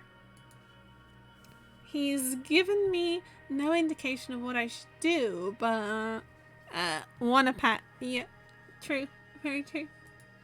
I guess I should follow after him? Wait for a signal first or hurry before he vanishes out of sight. Knowing Bratton, he's gonna forget to give a signal. Yes. We better hurry up. No sense in waiting, I'll catch up to him quickly. I hop off the caterpillar's back but end up stumbling 1-2 steps when the ground buckles slightly. The skin is warm beneath my feet, stretchy and a little jiggly from an underlayer of fat, and I can feel my balance wobbling. Walking is a little difficult, like traversing shifting sand. Bratton really is incredible. It takes me a few more steps to get used to the terrain, but I've largely regained my balance by the time I reach that thicket of hair. It's tougher than it looks, parts of it clumped and matted together, and I need to use a little muscle to try and pry it apart. Here, let me give you a hand. Bratton's paws suddenly emerge from the other side of that curtain of hair, parting it aside to allow me through. He gives me a toothy grin. Not bad, though. That hair gave me trouble, too, when I first found this spot. Thanks, but I think I'll still leave any heavy lifting to you.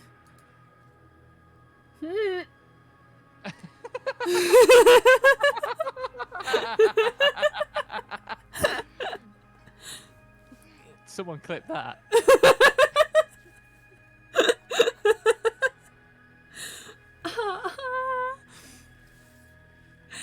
Past that thicket of hair, I immediately realized what it is that Bratton wanted to show me. This. Thank you, Blake. It's a giant hole. I mean, that's one way of putting it. The flesh fields are dotted with holes, of course, pores that gently open and close as the land breathes, craters with visible pockets of flesh inside, or deep pits full of pus and grease. This one feels different, though. Brain equals yeah. This is fucking something. I'll give you that. Yeah, Blake, that's right. Oh. At first glance, the hole appears to hold a slice of the sky. It's only when the surrounding skin shifts from a slow exhale and the surface ripples that I realize it's a mirror-slick pool of fluids. Crouching down nearby, I squint down at the edges where flecks of the fluid have lapped up onto the ground. It's a deep, rich red. There's a metallic smell to it, but it's not the rich stench of blood, more the smell of something foreign, something that sends shivers down my spine. It's not fear, though. I think it's anticipation. It's gorgeous, isn't it? Bratton speaks breathlessly, like he's looking at a mind-shattering vista. I can't quite empathize with that level of awe, but I nod along anyway. It certainly is strange and unique. I feel like I'm witnessing something very special. This is a horror game or what? Yes, actually, it's a horror romance. Yum, yum, yum. What exactly is it? We're not sure. He says it like it's a good thing. The pool's surface judders when Bratton eases himself to his knees, the ground beneath him shifting with what feels like a gentle sigh. I also crouch down beside him, watching my reflection distort and warp. We found it while looking for a new salt pool, you see. Bratton starts explaining, his thoughtful expression mitigated only slightly by the excited glint of sharp teeth. Though there's an undeniable gravity to the situation, he can't seem to contain his anticipation. 3 of them had been exploring together when they found the hole one night. It had been cloudy that night, with no moonlight for the pool to reflect, and the thickets of hair had prevented their lamps from shining off the pool's surface. Bratton had been a short distance away when he heard his co-worker take a few steps, then a sudden shout and a large splash. By the time he turned his lamp in the direction of the shout and rushed over, his friend had already sunk beneath the pool's glimmering surface. Salt scouts are used to the hazards of the job, and they didn't panic despite the unusual circumstances. Bratton and his co-worker immediately lowered a rope into the pool to try and rescue their unfortunate companion. But no matter how much rope they lowered into the pool, it never seemed to reach the bottom. Even when they ran out of rope, they still hadn't found the bottom. Their next step was to lower a lamp into the pool, hoping to illuminate the fluid from the inside. Maybe that would make their co-worker's silhouette visible. But not only was the fluid in the hole completely opaque, even with the lamp on its strongest glow, when they pulled the lamp back up out of the hole, it had changed. The lamp had become something they'd never seen before. The outer casing had changed from flesh and bone to an unfamiliar sort of metal, slick and unnaturally shiny, reflective like mercury. And the light source inside had also changed. Gone was the sphere of contained lightning, and in its place was a strange glass tube containing only a pair of wires. Though the lamp still functioned the same as it had before, emanating the same powerful glow, everything about its appearance had become unfamiliar. There must have been an immediate compulsion to drop their other gear into the hole to see what emerged, especially given the innate curiosity it takes for one to become a career salt scout, so I have to commend Bratton and his co-worker for refraining. Their friend was still down there, after all. There was no way to confirm if their friend was dead or alive or even still down there. After some discussion, they captured one of the many poor rats scurrying about the flesh fields and lowered it into the hole, but found that poor rats would inevitably chew their way free of the rope, leaving them nothing left to reel back up. The hole seemed more mysterious with each passing moment. Finally, with no other solution at hand, Bratton's co-worker decided to take matters into their own hands. Tying the rope around their waist, they lowered themselves into the hole. I can't imagine what Bratton must have felt as the whole shimmering surface closed up over the co-worker's descending head, but he kept a cool head regardless, waiting the agreed-upon 2 minutes before hauling the rope back up and hoping that his 2 co-workers came up with it. Instead, what Bratton found at the end of the rope was a note. It was a hastily scrawled affair, scribbled in an unfamiliar hand on a scrap of gleaming white paper. It read, "I don't think we can come back. It's a completely different world here." What do you mean, different world? I'm not sure. He seems to say it calmly, but I've known Bratton long enough to tell he's just about ready to burst with excitement, curiosity, nerves. His fur's bristling to almost twice its usual volume, lips pulled back to bare the entirety of his teeth, and a sliver of black gums. Sorry. This is interesting as fuck. Yep. His claws are digging into the ground hard enough to puncture the surface skin, drawing out beads of blood-flecked fat, and he only seems to realize it when the ground beneath us twitches. He hurriedly withdraws his hands, instead balling them up to fists to rest against his thighs. Thank you for the hydrate, Blake. Thank you. Give me a second, I need to refill my water bottle. Be right back. Okay. Yeah.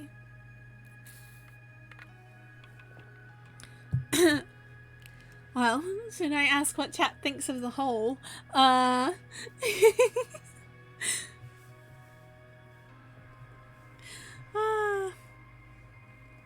Yeah, this, very, very interesting. Interesting as hell. Yeah. Gonna do a big hydrate because I have half this big fucking thing left. Sorry. Yeah, very interesting. Okay, I'm back. Welcome back! Like says, interesting as hell. I know it's a dating game, but I'm surprised with the ideas and stories so far. Find it very interesting. Yeah, no, the world building's really cool. It is. A different world. I have no idea what he means, but it's... That's... I want to know what that means. Look at his fucking face. Aww. He's such a good doggo and just so curious. And we're all like, oh, that's horrifying. That's interesting. That's just weird. And he's just like, I want to stick my face in it. I mean, why didn't before the teammate like went all the way? Why didn't he stick an arm through? Right, and try and throw it back up, but I guess that's what they're like. Himbos, what can you do? 100% himbos. Yeah, the world building has been really, really good. Really complex. It's very good. But Bratton's eyes are fixed on our reflection on the pool's surface, but I know it's not the reflection he's looking at. He's trying to see beyond the surface, deep into the hole's maw. I almost don't know what to say. Ask what happened next, or ask what he plans to do next.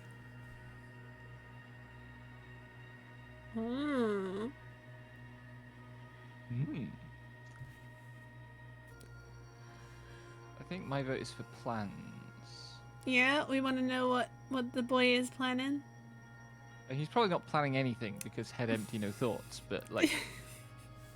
That's very fair. Maybe we should get him to think about that. I think it would be best to try to understand what Bratan's thinking first and foremost. So, what are you planning on doing now? Bratan whips his head over to look at me, eyes bright, brighter than I've ever seen them. I thought about that a lot, you know. What should I do next? What would be best? And at first, I considered taking this to the boss, telling them that they had to rescue my coworkers and get a team to go in there to figure out what happened, but, The silence drags on for a few moments, so I gently prompt him. But? I think I'm going to try to handle this myself first. Blake says, head empty, no thoughts. Bratan, yo, I'ma fucking jump in. Yep. Yeah. Huh? I'm going to do something drastic. I want to figure this out, Phil. It's the biggest thing that some of us will ever see in our lifetimes.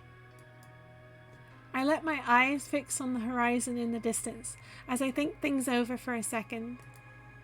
It's not that I can't understand Bratan's excitement. After all, I'm finding myself pretty intrigued by this too. But all the same, it's hard to tell if he's doing the right thing.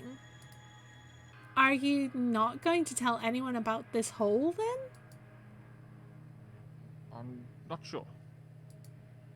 This is pretty important, I guess. I'm sure there's a lot of work to be done researching this hole and figuring out exactly what's going on here. It's not like I'm planning on keeping it secret forever or anything. It's just... we found this first, you know? Me and my friends. So I think I deserve to take a crack at figuring it out before anyone else does. You know, what about your co-workers? Shouldn't you get more help for them? Not really. Bratan shrugs, rolling his shoulders in a casual gesture. Salt Scouts go missing all the time. If anyone goes missing for more than half an hour, we just assume they're dead. Well, they'll come back on their own.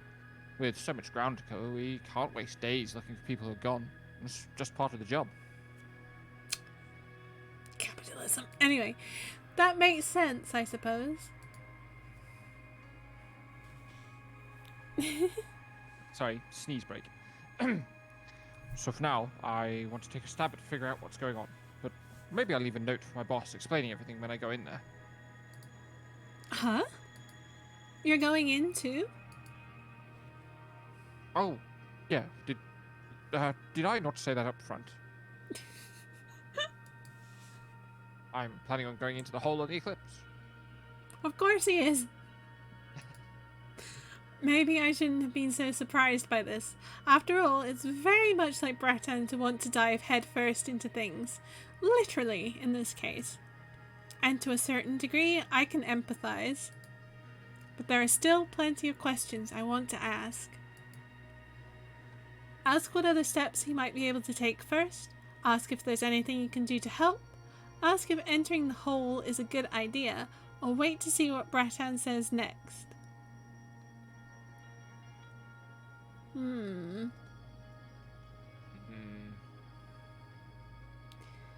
Well, they already tried all of the drop things down on a rope thing. Let's ask if there's anything we can do to help our good boy. Most of all, though, I want to do everything I can to help Bratan. Well, is there anything I can do to help you?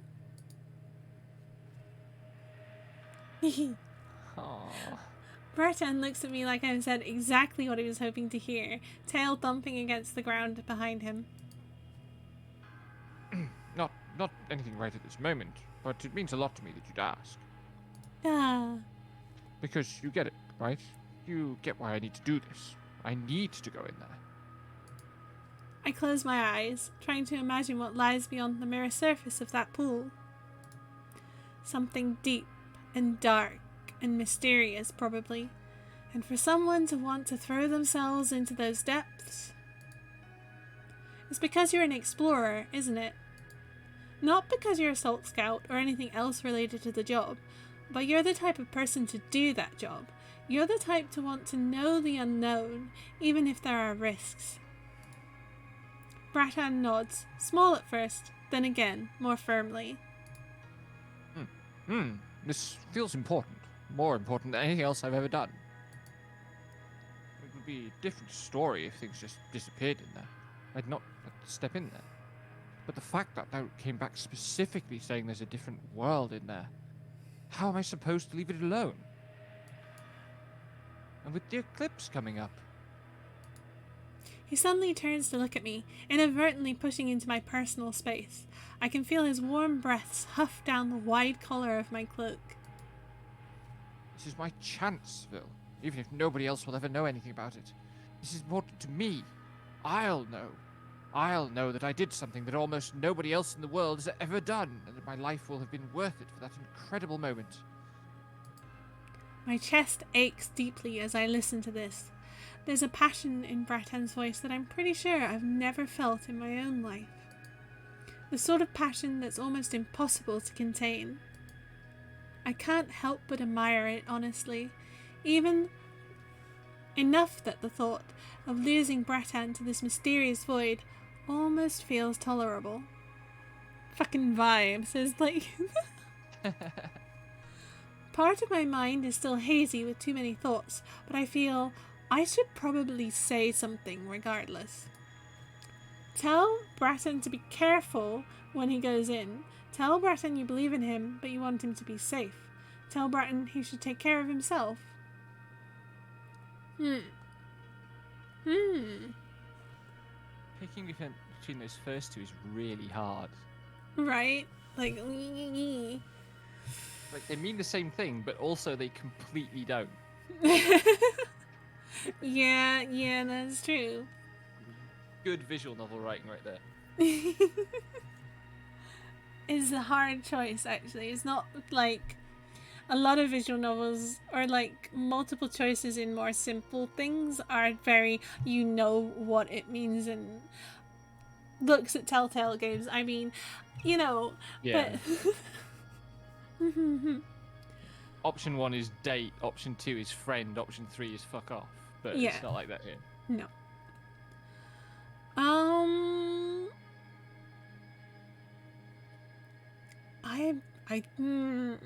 I want to say I believe in him, but I want him to be safe, maybe, rather than being like, be careful when you go in, because then that's also. That first one feels a bit like kind of letting go of him, right? It feels a bit like he's kind of slipping away. Yeah, definitely. The second one feels more like intimate. Yeah, let's go. I believe in the you that believes in you. Yeah.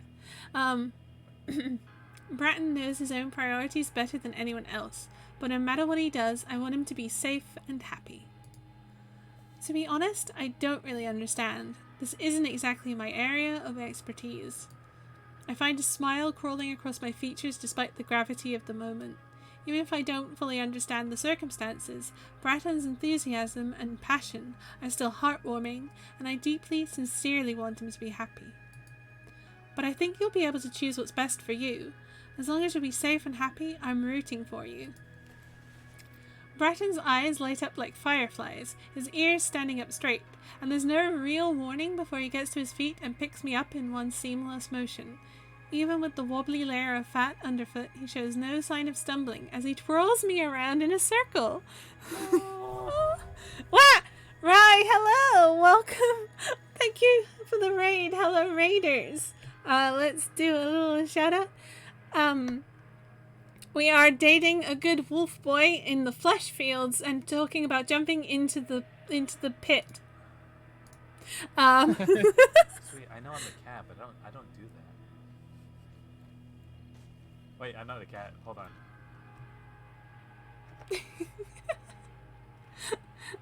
I will also time out the Miami vibes now. Meow. Pcha.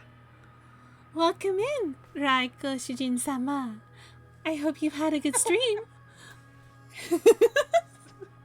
We're going back to that one, are we?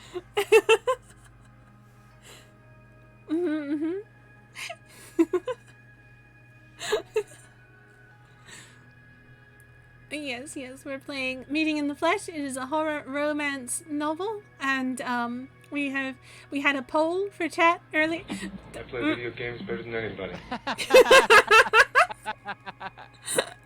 Thank you, Kimberly. Back with Miami Miami Maid. Here to take orders and solve crime. But yes, chat voted to go with the good big dog boy, wolf boy, who has told us about this terrifying pit that he wants to stick his face in, and we're gonna support him and get trolled around. Have a nice lurk, Kenfurry. Yes, welcome in, raiders. Please enjoy. Yeah. And lurk if you need to, stretch if you need to, have a hydrate and a snack if you've been watching Rise stream for a long time sat at your computers, etc. Yes. And today's stream, I am joined by lovely bug friend, Eat the Pen. Hello. Hi, Sap. Also, sorry. Wow. Many things happen all at once. Hello, Sap. Love you too. Yes. We're being twirled around by the big boy as well. Ah! Booped. Ah. Boop. Ah.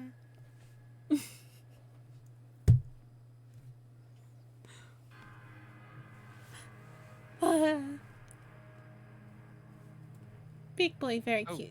I have like, sorry, other word. You're so cute to worry for me. Aw. Big boy is very cute. Oh, Sap. I'm sorry. I hope you feel better. I know you've been working a long time. Please relax. I hope Monster Dating Sim helps soothe your pain. And yeah, rest and lay down if you can. He laughs, a loud and boisterous laugh. The momentum of his twirl carries me around for one more lazy loop before he puts me down and hugs me tight. His fur is warm and voluminous against my skin, a long breath huffing hot through my hair. Don't worry, Phil. I'll make the right choice. The sound of a poor rat scurrying across the ground catches our attention, and we look over just in time to see it race over a large chunk of teeth, then dive into an open pore. The ground around us seems to give a deep sigh, sinking a little lower beneath our weights, and Bratan gives a hearty laugh. Maybe that's a sign it's time for us to leave. I'm not used to staying in place for so long here either. We're supposed to keep moving unless we actually find a salt pool. Come on, Phil. I'll let you get back to your work. He offers me a hand, which I take. His enormous paw practically engulfs my hand, gripping me gently as he hefts me to my feet. Here, this way. We don't talk much as he gets back onto his caterpillar. Bratan only gives it a few gentle pats to the side before urging it forward. The caterpillar wriggles a few times, feet popping off the sweaty ground beneath it, but picks up pace quickly. Holding onto Bratan to keep from sliding off the caterpillar's back, I watch the flesh field slide by me. That hole swallowed up by the tuft of hair almost immediately, fading from view like it was never there in the first place. Thank you for the hydrate. Sounded like you needed it a little bit. A little bit, yeah.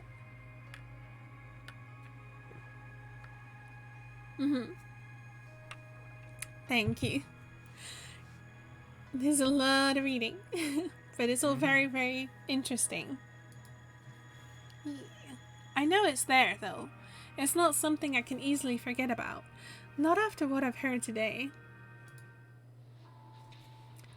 Between the soothing rhythm of the caterpillar's gait, the warmth radiating off of Bratan's fur, and the exhaustion of the day, I end up dozing off where I'm leaning against Bratan's back.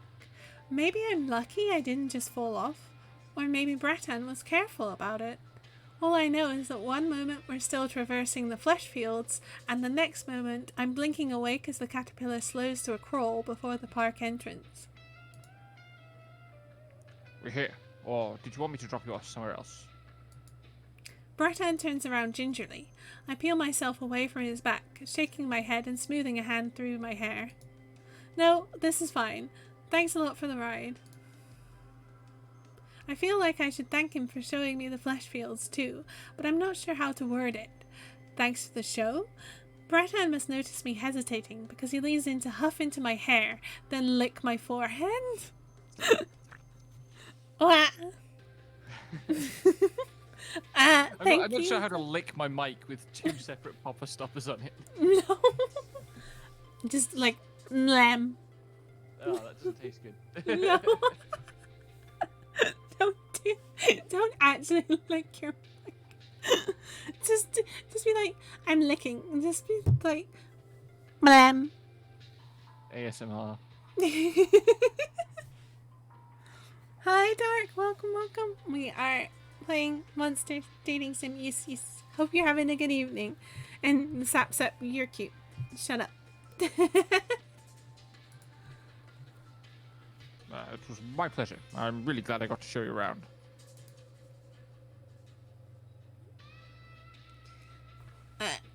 It's a double. Sounds like a Yoshi lick, lol. Especially since I know you're busy. Really appreciate you taking the time for me.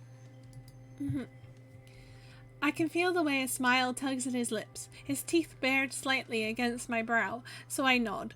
Maybe I don't need to say anything explicitly. He's just talking into our forehead. That's fucking adorable. Aw. He's such a good boy. He walks me to the edge of the park, back to where I can resume my route, feeling the slick ground underfoot transition to firm rock bed. Oh yeah, here. At the last moment, I remember to retrieve Breton's salt from my pack and offer it to him. Right, thanks. Good luck on the rest of your route. Tall boy. Thanks, I'll see you later. I tighten the bundle over my shoulder to make sure it's firmly in place, then head off at a steady jog. Halfway down the block, I turn to glance over my shoulder and catch sight of Bratton's fluffy tail slipping back into the foliage of the park. My mind threatens to slide back to that hole in the flesh fields, when I shake my head to drag my thoughts back to the present. For now, I have to focus on my job. My next delivery is a good few blocks away, so I turn the corner and ramp up into a steady gallop. Here you go. Hard at work today too, huh? Yes, That's not sir. the voice I was doing before. That's alright. Things have It was a been long time ago, though. Yeah, we've had a lot of other stuff. A lot of things have happened. It's alright, I got to bully Tara a bunch. It's true, this is always fun. Things have been a little hectic today. Can't be helped, huh? Well, I won't keep you. Be careful now. Thanks. Have a nice day. I'm starting to get a little out of breath. I usually manage to do my entire route at a steady pace, but today's been a day of ups and downs. I've had to rush a lot more after that outing with Breton, and I can feel my legs starting to ache a little. I slow from a sprint to a jog so I can go down my list of notes. I've finished most of my route now, with only a few more blocks to run, which is good. A quick glance up at the sky confirms that the suns are starting to set already, the sky's tinging their usual musty green. It's starting to get late, which means I'm cutting it a little close. The palpable tension in the air has been rising all day, too. There are more people hanging around the streets than usual, some rowdy and causing trouble, others pressed together in quiet intimacy. I turn the corner to take a shortcut down a street and find my foot splashing into a puddle of red. The metallic stench that lingers in the air is unmistakable, and it's cut through with the signature sting of salt. No doubt the remnants of a punishment salt bath. Or multiple salt baths, possibly. The metal tubs used for salt baths tend to leave behind dark rings of moisture on the ground. There are three circles overlapping each other. I can't tell if it's the result of one tub being jostled around, or multiple tubs used in quick succession. I move quickly past this sight, both because I can't afford to loiter, but also because the combined smell of blood and salt is making me hungry. I haven't had the chance to take a break or eat anything today. I risk a brief glance back as I head down the street.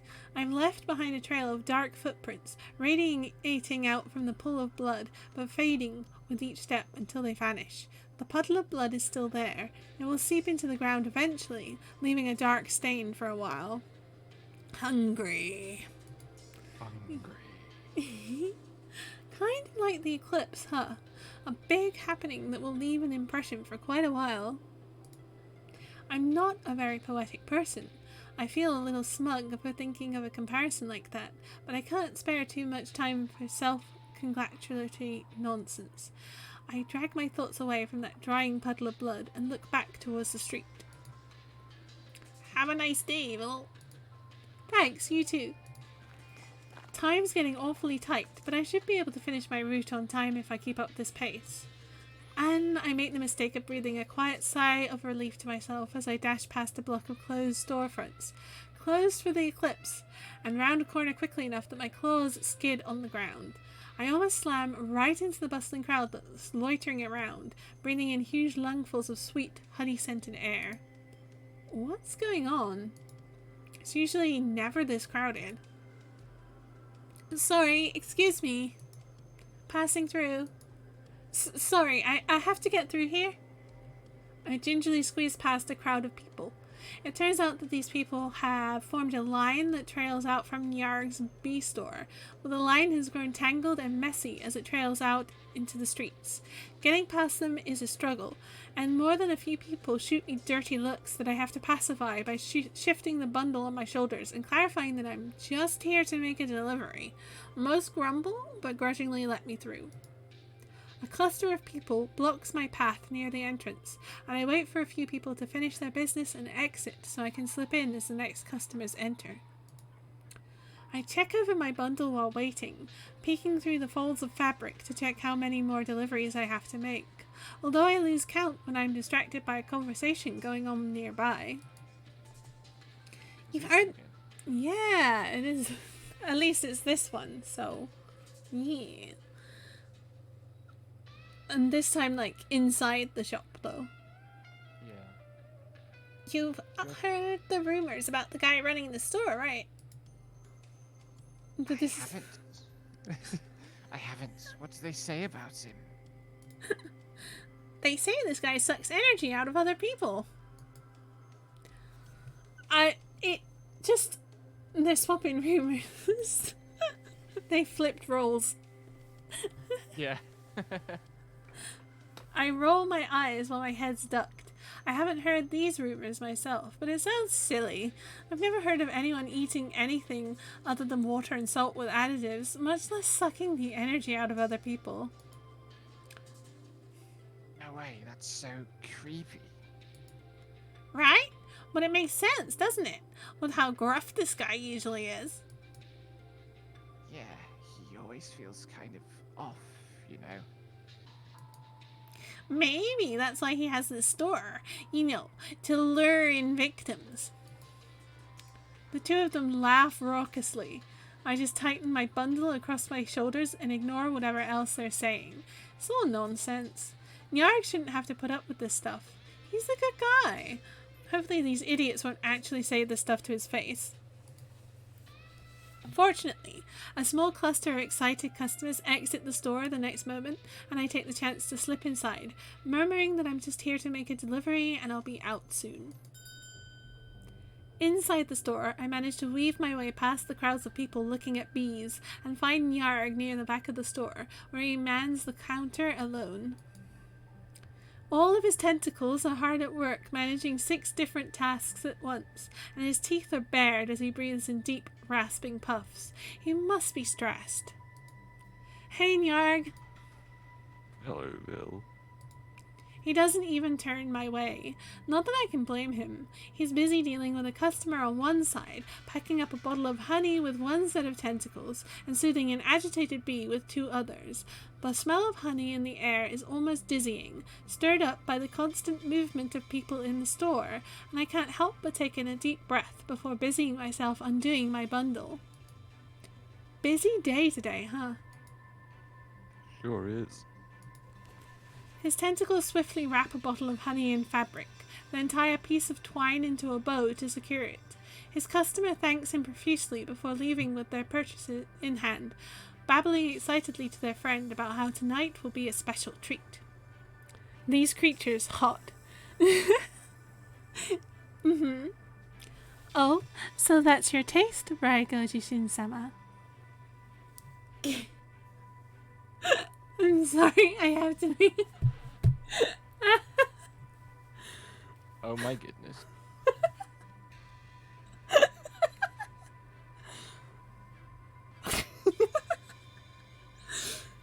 Listen, I broke my chat a little bit earlier. I feel like I need to spread it.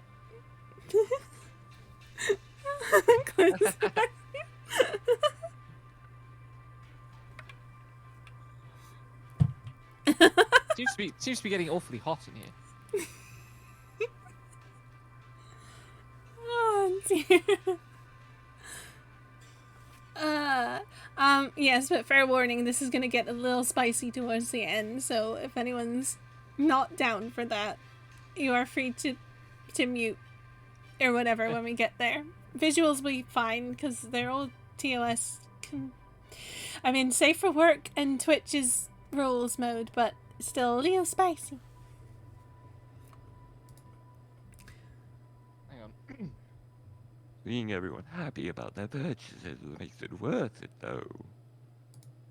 His voice is as gruff as ever, but the corners of his lips quirk just a fraction. He really does seem happy when his customers are happy. Seems like it. I hurry to pull a package of salt from my bundle, double-checking my notes to make sure I have the right packet for him, then lay it on the counter. I'd hand it to him, but all of his tentacles are occupied packaging 2 different orders at the same time. I'll leave this here for you, alright?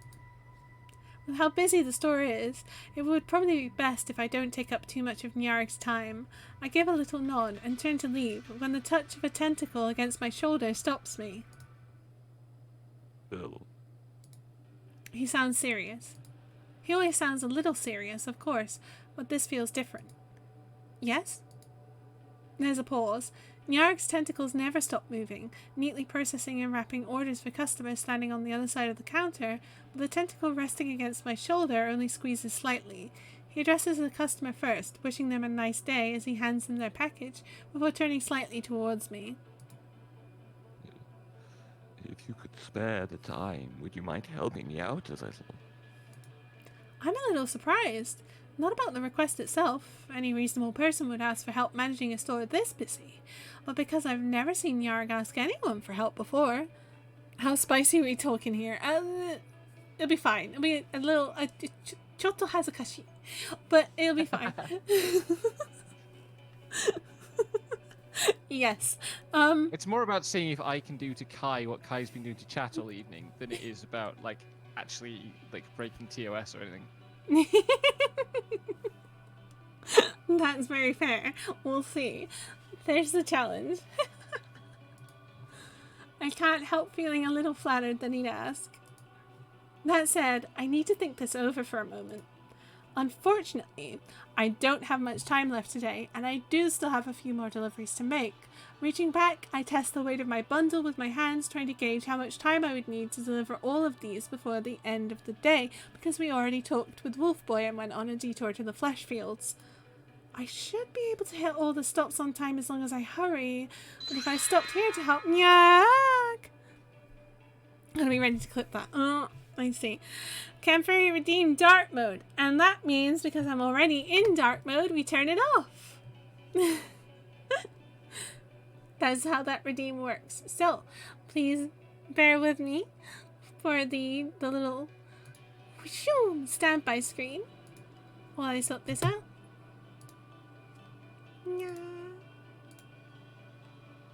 Pachow. There we go. Wow. Ah, you haven't seen without yet. I see, I see. Well, we've still got Miami vibes. Thank you. Thank you, Sophie. But light mode. Activated. Let me make sure OBS sometimes doesn't like to reload the game visuals. There we go. I like the colors. Thank you. Thank you. Actually, let me turn off this for a moment. I promise I'll bring them back. For anyone who hasn't seen it yet. What? Oh, careful. That's the wrong one. There we go. There we go. Bye. Little dangerous. Living a little dangerously. Ah, ah, ah! Full body reveal. Wow. あ、ちょっと。Hickey.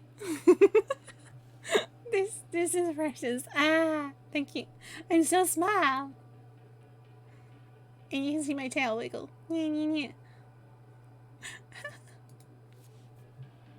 you. Glad you enjoyed. Yeah. Let's come back in a little bit. Wow. Is that too close? Is that too close? Goshijin-sama. Wow, maybe. Yeah.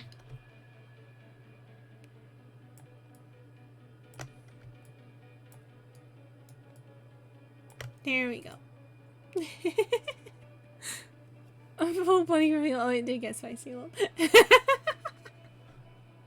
Closer. Okay. Pacha. And I gotta make sure they line back up again.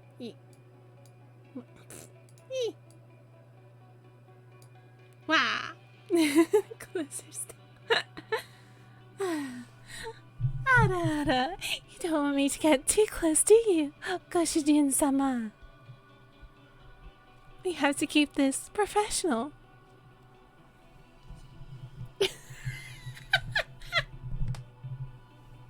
Lamau.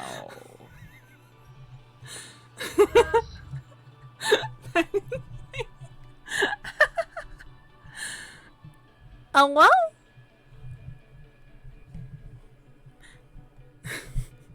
Sorry, Justy. I promise I won't get too spicy with that. I promise. Wow.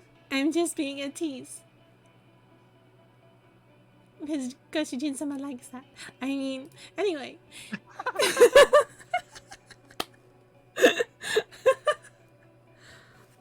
Back to game.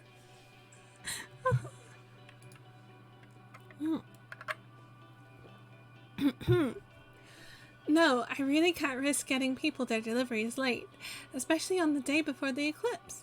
I don't want to risk ruining anyone's preparations for a big day. Sorry, Nyarg, but I'm on a pretty tight schedule today. Yes. For what? Nothing. That's understandable. You did come in a bit later than you usually do today. Yeah, things have been pretty hectic today, so I'm a bit behind, and I don't want to be late with anyone's deliveries today. Nyarg nods. His tentacles keep working. I'm really sorry. I wish I could help. I can come around after my route's over if you need any help closing up shop. He shakes his head. His attention already seems to be wandering away from me, tentacles artfully wrapping up another bottle of honey even as he speaks. It's all right. The worst of the rush. Well, let me try that with more breath. The worst of the rush should be over soon. You should get some rest after your work. Are you sure? Is no trouble coming by after my route? He nods again. Thanks for the offer, but it's fine. I feel like I've put somewhat of a damper on things, but I guess it couldn't be helped. Sometimes things just work out that way. Demek is really good at this. Thank you. Alright then. Hopefully things won't be too hard for you. We're nearing the end of the day after all.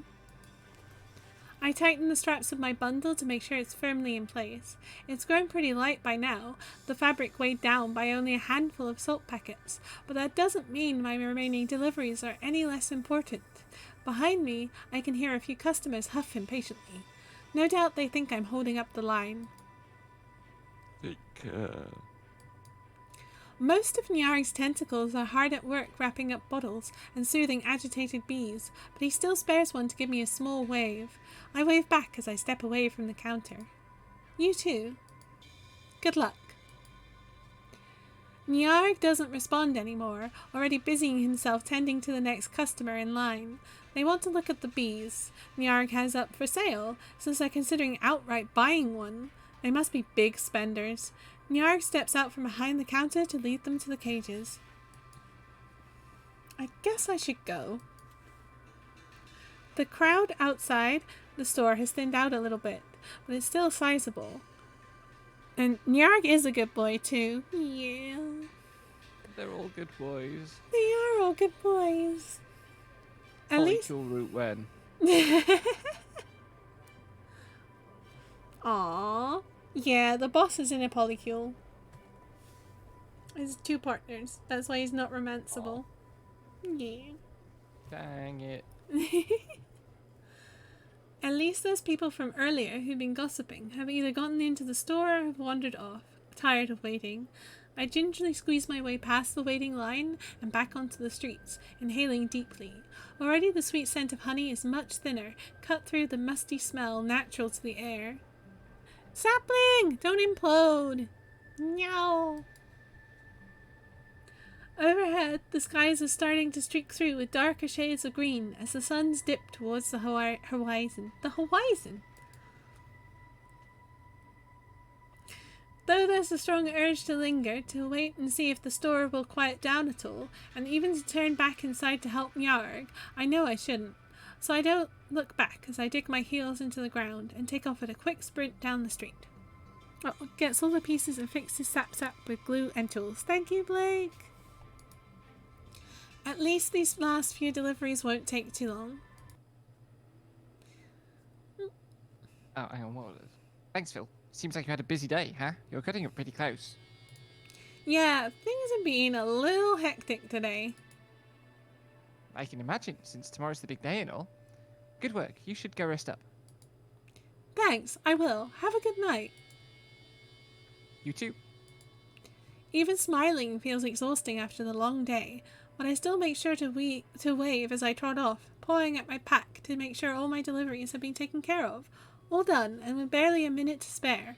I really did cut things pretty close. But at the same time, I don't regret it. It feels like what happened today was pivotal, and absolutely worth a bit of extra running. I end up taking the long route back home, backtracking a little bit. I walk past Nyarg's store, which has gone quiet by this time. I can still see flickers of movement inside, but it looks like it's mostly just Nyarg cleaning up the store by himself. I cut through the park. The atmosphere here is different after dark, the spindly trees casting twisting shadows across the uneven ground.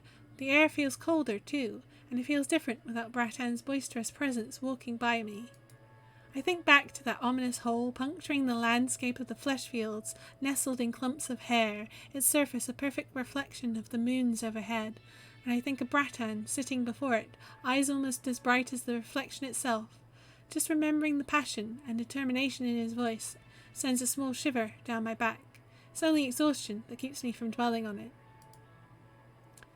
I walk past the Overlook office, which continues to watch silently over the city, the spire's eyeballs lazily cast over the landscape, though they blink slowly now and again, as if growing tired.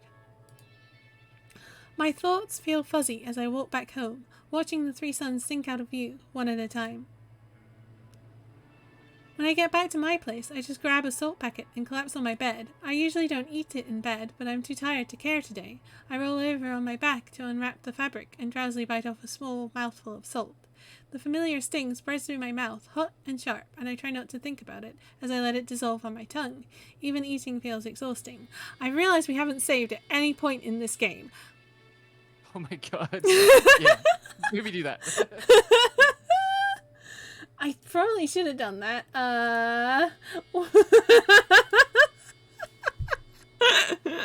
Wow. Before we talked to Bratan, but I got very caught up in streaming, okay? I turned my head to glance towards my window. Past the closed curtains, I can see a sliver of the night sky, 2 moons lazily traversing that dark expanse. Though I bring the salt to my mouth for a second bite, I find that I just can't be bothered. I'll eat in the morning. Whoops! Yep. I do the bare minimum to wrap the salt back up so it won't scatter over my bed during the night, but that's the absolute limit of my energy for the night. Even knowing I have to get up to clean up before falling asleep, my limbs feel so leaden and I find myself drifting off. 3 suns and 2 moons, that's interesting. I turn my head to chat. Should I save? I should save. Yep. But even as sleep begins to overtake me, I find myself thinking over the events of the day. A small shiver of nervous anticipation races down my spine, all the way to my toes, prompting me to wrap my blanket closer around my body. So much for a quiet eclipse. Tomorrow will probably be a very important day. I jerk awake to the sound of my alarm beetle buzzing. I immediately close my eyes and roll back over, burying my face into my pillow. The desire to go back to sleep is tremendous, which is pretty unusual. I almost never have trouble waking up in the morning, but my limbs still hurt a little bit after all the sprinting yesterday. Fuck. My thoughts immediately snap to the sight of that strange hole in the flesh fields, Bratan sitting before it, and that certainly wakes me up.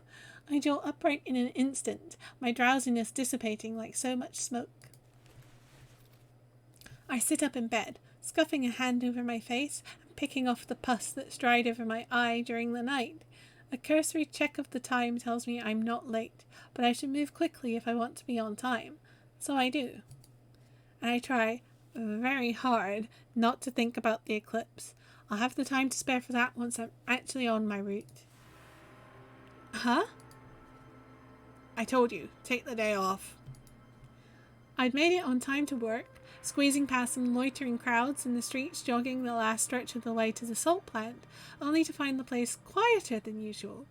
Though there was still the familiar rustle of salt pouring into filters, the scrape of long poles mixing through vats, and the glop of honey being emptied by the bucket, there were fewer workers than usual. The boss seemed a little less harried than usual, too, and when he beckoned me over, he sprang that surprise on me. Delivery roster today's short.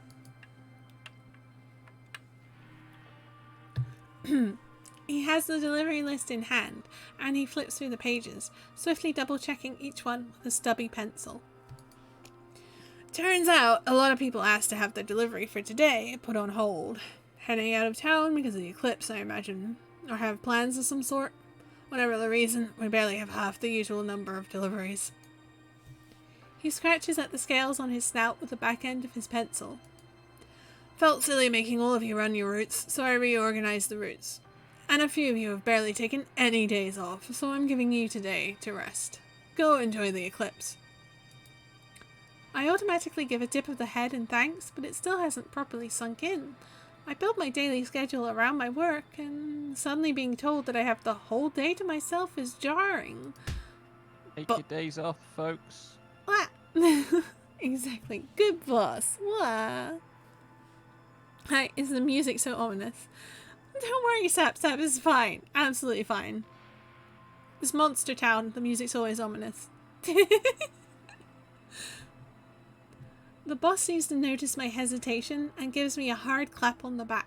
Even if he meant it playfully, he's a strong guy, and that casual whap is almost enough to bowl me over. He laughs as I wheeze. Go on, kid. You're young. Go do something fun. You deserve it. You sure there isn't anything I should be doing? You doubting me? No, sir. Leaving the salt plant empty-handed so early in the day feels profoundly weird. I'm not sure what to do with my hands as I head towards the door. It's almost a relief when the boss calls me right before I reach the door. Definitely a good boss. Yeah. Alright, Phil, hold on a second. Yes, boss? He tromps over, digging through the pocket of his apron and pulling out a few scraps of paper. He returns most of them to his pocket, but holds one out to me. Some big guy came by earlier and gave me this. Said it's for you. A big guy? Yeah, big and furry, lots of teeth. It's probably Bratan. I take the piece of paper, smiling to myself a bit at the frayed edges and the haphazard way it's been folded. Unfolding it reveals a short message written in Bratan's messy scrawl. You want to read that one out? Oh, yeah. Hey, Phil, I want to talk to you about you-know-what. So, can you come by the park when you have time? Thanks. This is Bratton, by the way. It's so like him to call it the you-know-what. I smiled to myself as I fold the note back up and tuck it in my pocket. Something wrong? No, nothing's wrong. Just seems like he wants to talk to me about something. The boss nods, hand still settled on his waist. Hey, boss? Yeah? What are you going to be doing during the eclipse? He smiles, the mask straining to stay in place on his snout. I can almost picture all the teeth he's showing. The boss doesn't smile often, but when he does, it's very kind, so it's a pity the mask is in the way. I'll be watching the eclipse with my partners while we enjoy a packet of mercury salt together. Mercury salt? That's right. He gives a proud huff, arms across his chest. Jin thought it was extravagant, but I know Dirth loves it, so I went for it. As if I'll let this special day go by without doing something nice for the loves of my life. That sounds really nice. I hope you have a nice evening. We will. So you should too. Ah, good boss. I wish the boss a good day and leave soon afterward. I don't want to delay him any further when there's still work to do. Hopefully he and everyone else at the plant will be able to finish up quickly and enjoy the rest of their days. Though I do still feel some guilt about taking off by myself when everyone else is working hard, I also don't want to waste the time that was kindly given to me. Standing out in the streets, I watch people go by for a few minutes. It's actually not as crowded as I feared it would be. Thank you for the hydrate, Blake.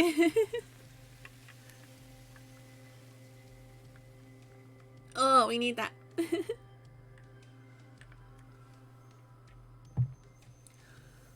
No doubt a lot of people are traveling, or already holed up with people important to them. Far down the street, I can see what looks to be a small brawl. I guess that might also be something important to the people involved, but I do hope it doesn't last too long. Phrasing there. It would be awful to spend the eclipse day in a salt bath. Yes? Yes. No kidding.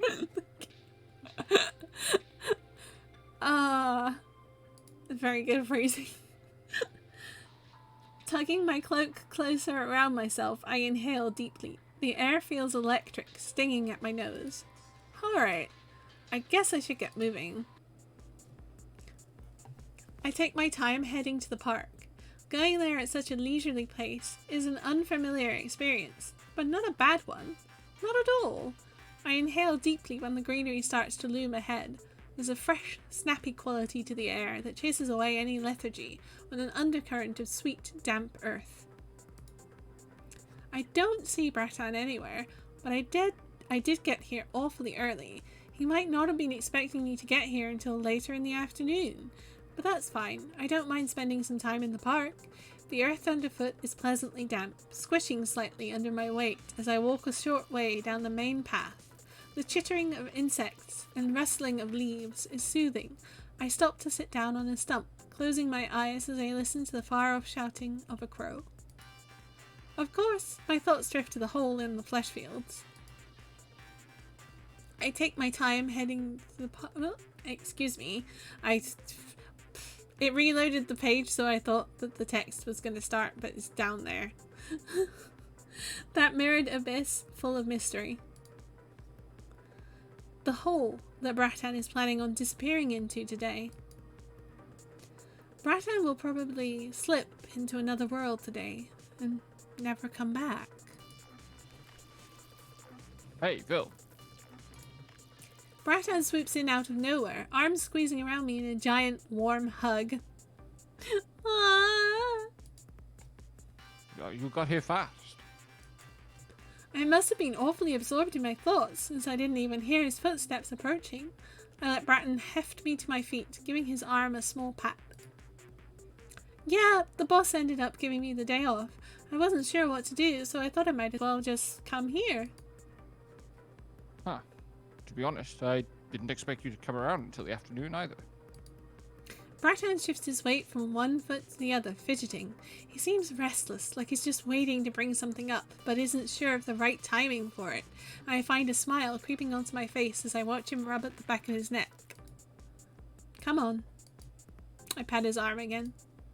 Let's get something to eat, and then we can talk. We walk to a snack stall near the park entrance. There's a large sign posted at the window reading, "Closing at midday for eclipse, thanks." I get some salt pellets wrapped in sweet leaves. Not something I usually eat in the morning, but I figure if I ever deserve a treat, it's on eclipse day before I have to have an important talk with my friend. Bratan buys seared salt slabs doused in lymph sauce. Alright. Both orders. Try saying seared salt slabs fast 5 times. Ooh. Both orders come with a cup of sweet nectar water, and we drink in small sips as we walk back towards the park. Here, this way. Bratan tilts his head towards a small path off to the side. This is a nice spot we can eat at. He leads the way to a small clearing off the main trail. A ring of small mushrooms surround a giant cluster of mushrooms. They're soft and springy to the touch, almost like pillows, and they make for wonderfully comfortable seating. We settle down with our snacks and eat quietly for a few moments, listening to the chirp of birds. Far away, there's the sounds of people shouting and cheering, but the noises are quickly swallowed up by the park's ambiance. It's nice. It's a nice day for the eclipse to happen. Bratan suddenly clears his throat, and I look over. He doesn't say anything though, just popping another salt slab into his mouth. The salt crystals crunch loudly between his teeth. He seems to be avoiding looking at me. It's not like him to seem so nervous. The Wow. ears. The ears. Little ears. Ah, my poor boy. I guess anyone would be nervous before attempting something so adventurous. I decide to break the silence instead. What should I say, though? Ask him is really going to end.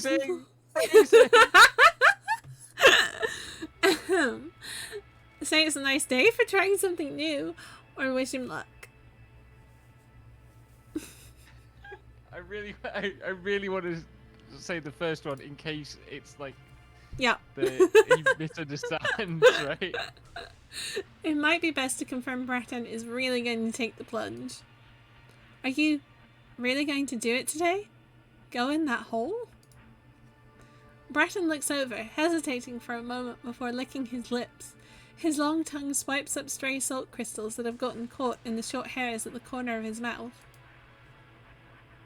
Yeah. I'm going to do it. I see. As much as I want to be able to encourage him, to greet that answer with enthusiasm, a big part of me is still nervous about the whole thing. About Bratan throwing himself into unknown territory like this. I might never see him again after all. I'll be alright. It's like he's read my mind. Bratan gives me a toothy smile. It's okay. I'll be careful. And I really want to do this. Right, of course. I'm sure you'll do well. I eat a few of my salt pellets. The sharp sting of salt cuts nicely through the cloying sweetness of the leaves, making for a really tasty snack. It's been a while since I've had these, and they're tastier than I remember. I pop another one in my mouth before holding out a few for Bratan to take. Do you want some? Hey, Vil. There's a sudden gravity to Bratan's voice, and I automatically pull back my hand. Yeah? Would you go in the hole with me?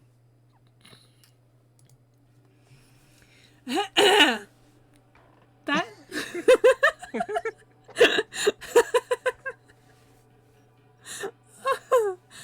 Okay, yep.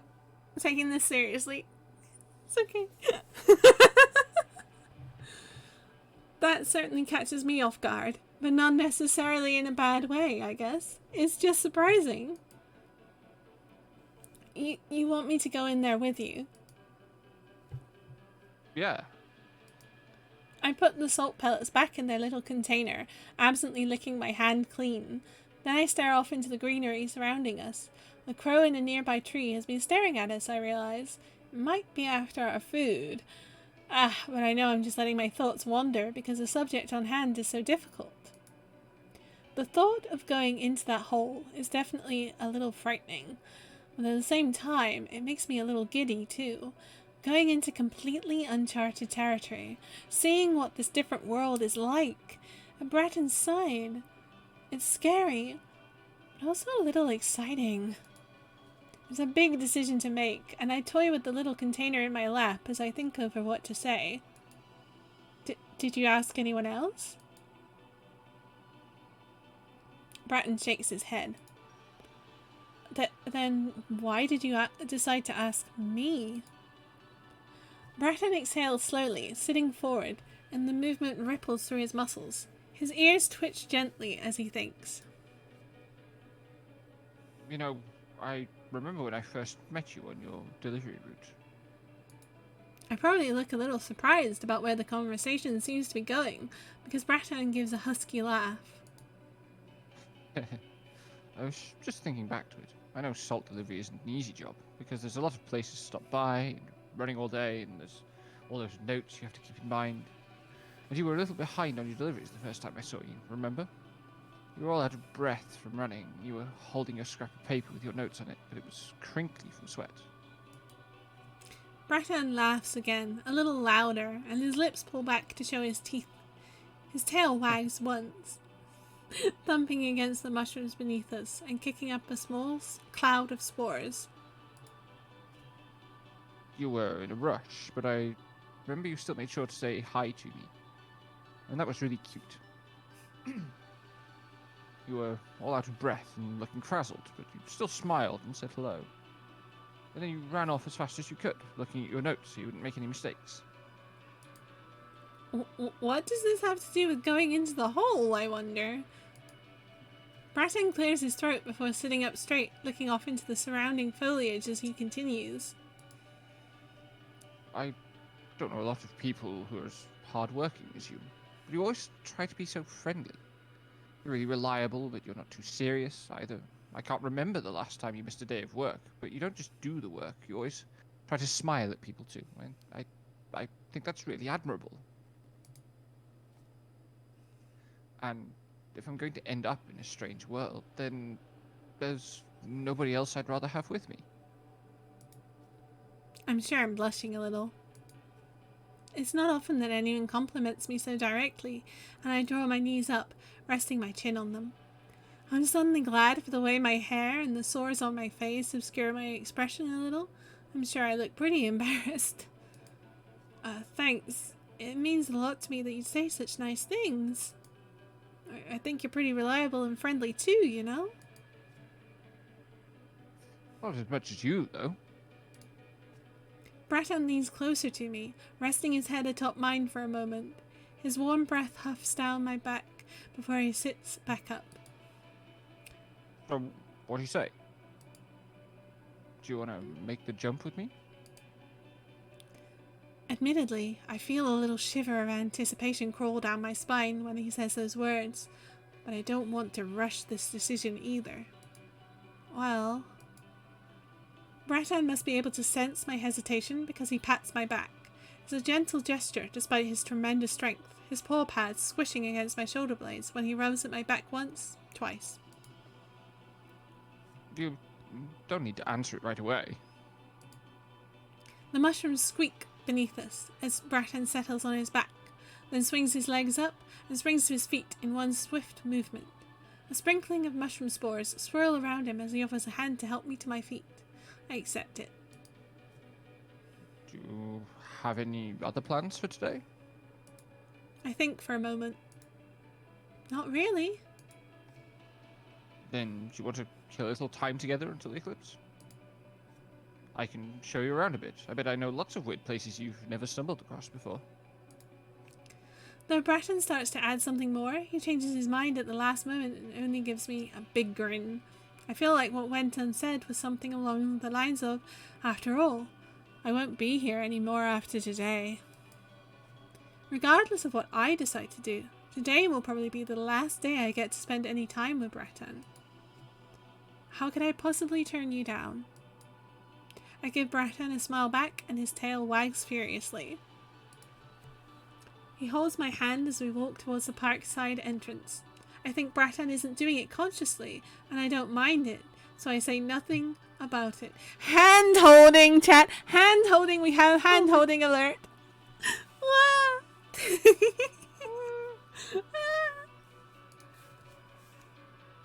Breton's caterpillar is there, tied to a pole, chewing on a patch of grass near the entrance.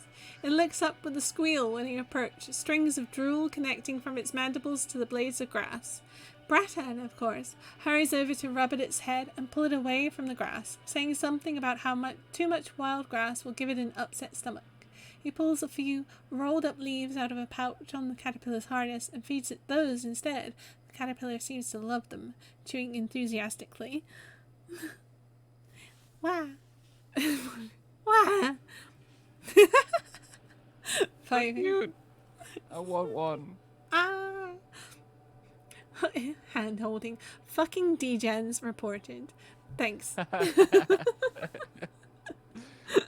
Oh no, reported on my first collab.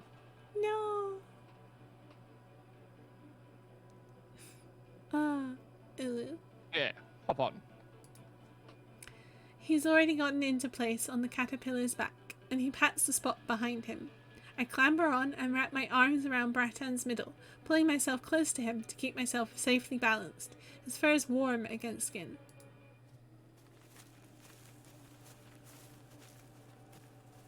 You'll still have your eyes closed, right? Yes? For real? Yeah, I promise. Okay, good, because we're almost there.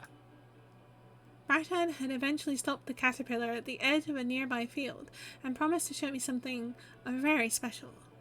And while I didn't doubt him, he's leading me through what feels like a forest, and stepping over tree roots with my eyes closed is admittedly a little challenging. His fingers are firmly grasped around my hand, but they can't stop a particularly low-hanging branch from thwapping me in the forehead. Oh, sorry. Here, let's do it like this. Bet getting RKO'd by degen police already. Ooh. Woo! He lifts. Why's it gotta be the RKO? RKO. Boo. Ooh. Pick a better wrestler.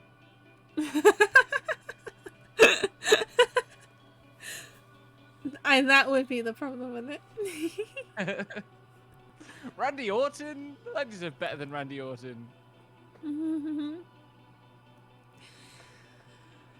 Oh, Anyway. he lifts me up like I weigh nothing, one hand propping up my back and the other beneath the crook of my knees. Ow! Princess Carrie! Yeah. I'm the good boy. Yeah, that should keep you safe. Want a Batista bomb then? I'd take that. And before I can voice any complaints, Bratan takes off at a brisk jog. His shoulders crash through any branches unfortunate enough to be in the way. Surprisingly, I emerge completely unscathed, presumably because Bratan is holding me protectively to his chest. His footsteps thump easily off the dirt, travelling what sound like an ill-defined path through the woods until he finally comes to a stop. I think I can hear water? And you can open your eyes now. Oh, wow! The exclamation leaves my lips before I can think to stop myself. We're standing in a small clearing, lit warmly by sunlight filtering through near translucent leaves. Birds trill overhead, calling to each other with noises I'm not familiar with the steady chirping of insects filling in any gaps in their conversation, all set to the soothing backdrop of a waterfall churning into a small pond. Saplings should be stuck halfway into the floor, shouldn't they? The sapling well... Sapling is a special sapling. Traditionally, where saplings occur, it's like half above, half below ground. True, but normally not clipping through it. No, you're not. You should reload them. Good. The water is gorgeous, shimmering brilliantly in the sunlight like it's made of molten metals. I have to crouch at the water's edge to see that there's a reason why. Eyes? They're jelly worms. Just reload the quick save. Bethesda strikes again. Oh, damn it, Todd Howard. Curse you, Todd Howard. Looking closely. See that mountain? You can clip into it.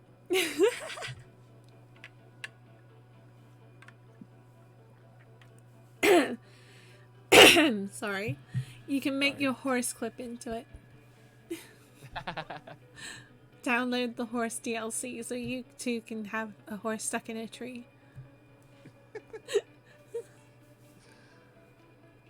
Looking closely, I can tell the water is flowing at a languid pace, thick and viscous with these worms. They lend the water a shimmery, almost gelatinous quality, causing it to lap up against the ground in thick blobs. I gingerly touch my fingers to the surface of the water, then quickly withdraw them. It's cold? Did I accidentally back? Nice and cool, right? Perfect for sunny days like this. And without further ado, Bratan begins wading into the pool. The jelly worms and water swirl around his body. His body easily parts through them, leaving a hole that lingers for a split second before closing back up. Light bounces off the worms all around him, surrounding him in an almost blinding halo of light. Come on in. Feels great.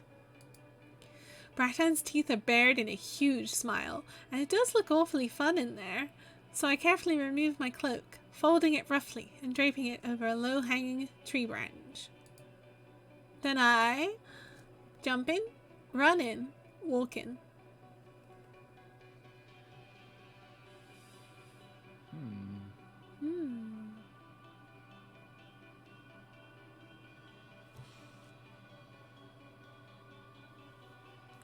Boop.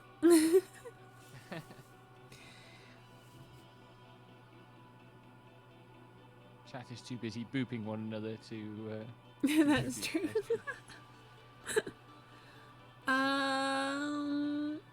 We've been playing Vil reasonably cautious up to here, so I think walking in would probably fit. Yeah. Yeah. Decide to slowly work my way into the water. It's cold, after all. I want to give myself a chance to acclimate to the unfamiliar texture. After taking a deep breath, I wade into the water. The jelly worms promptly close up around my body, soft and smooth to the touch. They barely seem to move on their own, instead following the movements of the water, and it tickles when they brush up against the inside of my thighs. I do wonder if we jumped or ran in, he might have caught us, but... Oh, yeah. Yeah. We should have saved and just like explored them all. That's true. Too late. Ahaha. Play it yourselves. Inside the thighs. Wow. My body. Water's cold. I am bitched getting in. I will literally take half an hour to barely get half my body in. Right. Mood. Yeah. When I run my fingers across the surface of the water, they give away beneath my fingertips, a steady stream of curious eyes staring at me as they glide by. You weren't kidding. This really does feel incredibly special. Breton chuckles as he walks alongside me. Yeah, but it feels great, doesn't it? Here, watch this. Without giving me a chance to answer, Bratan plunges further into the waterfall, diving beneath the surface. The water glimmers in his wake, the ripples settling down quickly and leaving the surface tranquil for a split second before he emerges triumphantly. Ah! Magnificent. I do not like cold, but I prefer cold over hot because cold I can at least bundle up and be comfy and warm. I can only take off so much before it becomes illegal. This is true. Both true. Bratan throws both arms in the air as he breaks through the surface, throwing jelly worms in all directions. They catch the sunlight while they're airborne, light reflecting off and through them, sending beautiful spots of light dancing across our surroundings. I love that one jellyworm on the like lower right who's just like, the fuck is going on? What's happening? Nani? All of them have pretty startled expressions, and it's great. Good. It looks like somebody's just used, you know, those stickers you used to get for going around the holes of file paper in ring binders. It looks like somebody's just stuck a bunch of those on things to give them eyes. Oh my god, that's true. It's so perfectly round. Yeah, it's beautiful, right? I found this spot years ago while exploring. It's always been my secret treasure. It really is beautiful. My voice is breathless and tempered with awe. I cup my hands and gently scoop up some of the water, and slowly let it pour back out, watching the jellyworms sparkle with every movement. Thank you so much for sharing it with me. It's amazing.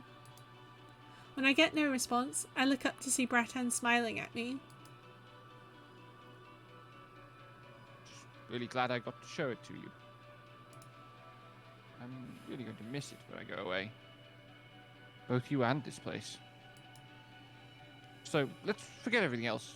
Have a good time right now, okay? I can understand the sentiment. Bratan is fearless and brave, but that doesn't mean he lacks attachments. He still loves the city and everything in it. It's just that exploring the unknown world is more important than anything else. So I nod, smiling back. Of course! We end up spending a good few hours there, in our own little world, surrounded by the lights of the jellyworms and the soothing chill of the water. The viscosity of the water and the density of the worms makes it easy to float on the surface, and when I lie back and look at the sky, I can see the three suns slowly nearing each other. The moment I have to make my decision grows nearer, bit by bit. What are you going to do with her? We're on our way back from the waterfall, passing by the park once more when I realise that, at some point, Bratan will have to leave behind the caterpillar we're riding. Bratan seems to have the same realisation and looks down. The caterpillar continues steadily forward in little lurches, carrying us without complaint, but it slows to a stop when Bratan gives it a double pat on the back. Actually, let's walk from here. I climb down without complaint, but give Bratan a curious look, and he grins. I want to save her energy if I can. I'll take her to the hole, but let her go afterwards. She's used to the route we always go, so she'll know to return to the Salt Scout's coral when it starts getting dark. There's a pause before I ask, looking a little awkward.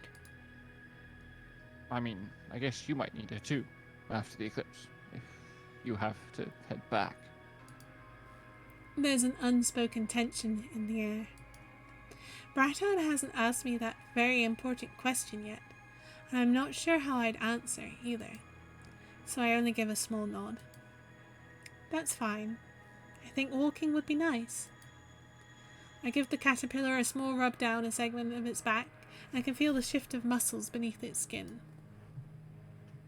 Great. Weather's decent today, but the sun's not too hot, so it should be a nice walk. Come on, this way. The walk through the flesh fields takes a while, but that's fine. We still have plenty of time before the eclipse. The skin beneath our feet is pliant at spots, mushy patches of fat compressing under our weights. Those areas are exhausting to get through, and Bratan periodically stops so I can catch my breath. Once or twice he asks if I'd like him to carry me, but each time I say I appreciate the thought, but I'm fine. I don't want to wear him out when such a big moment is coming up soon. We talk about this and that as Bratan leads the way around big piles of gristle and bone. Poor rats peered us from their holes, poking their noses out of holes burrowed into surrounding skin, but they never draw too close. I wonder if they, too, can feel that something unusual is about to happen. You think they know anything about the eclipse? Bratan's looking at a poor rat sunning itself out on a large tooth, and I grin. Maybe they also plan to do special things during the eclipse. Who knows? Even with the long walk, we reach the hole with a little time to spare. Bratan loops the caterpillar's harness over a craggy chunk of bone, then retrieves a visor from one of its pouches, slipping it on so he can squint up towards the sun. It doesn't look like it'd be too long before the eclipse. I nod and sit down next to the hole, looking over the mirror-slick surface. My reflection stares back at me.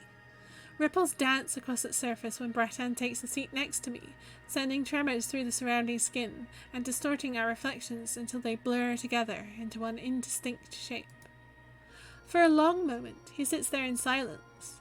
I can hear his breaths moving through his barrel chest, exhaling in long huffs, and I can tell he's about to speak when his next breath comes a little shorter. I look over just as he opens his mouth. Bill.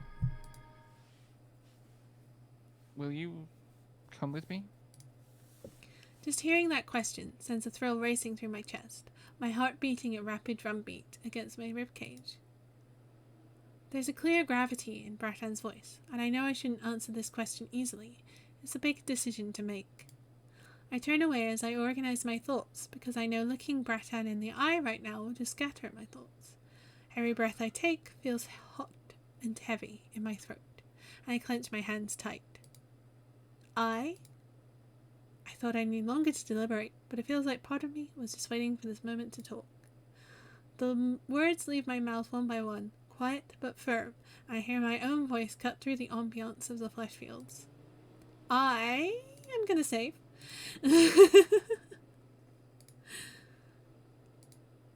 I will or I can't.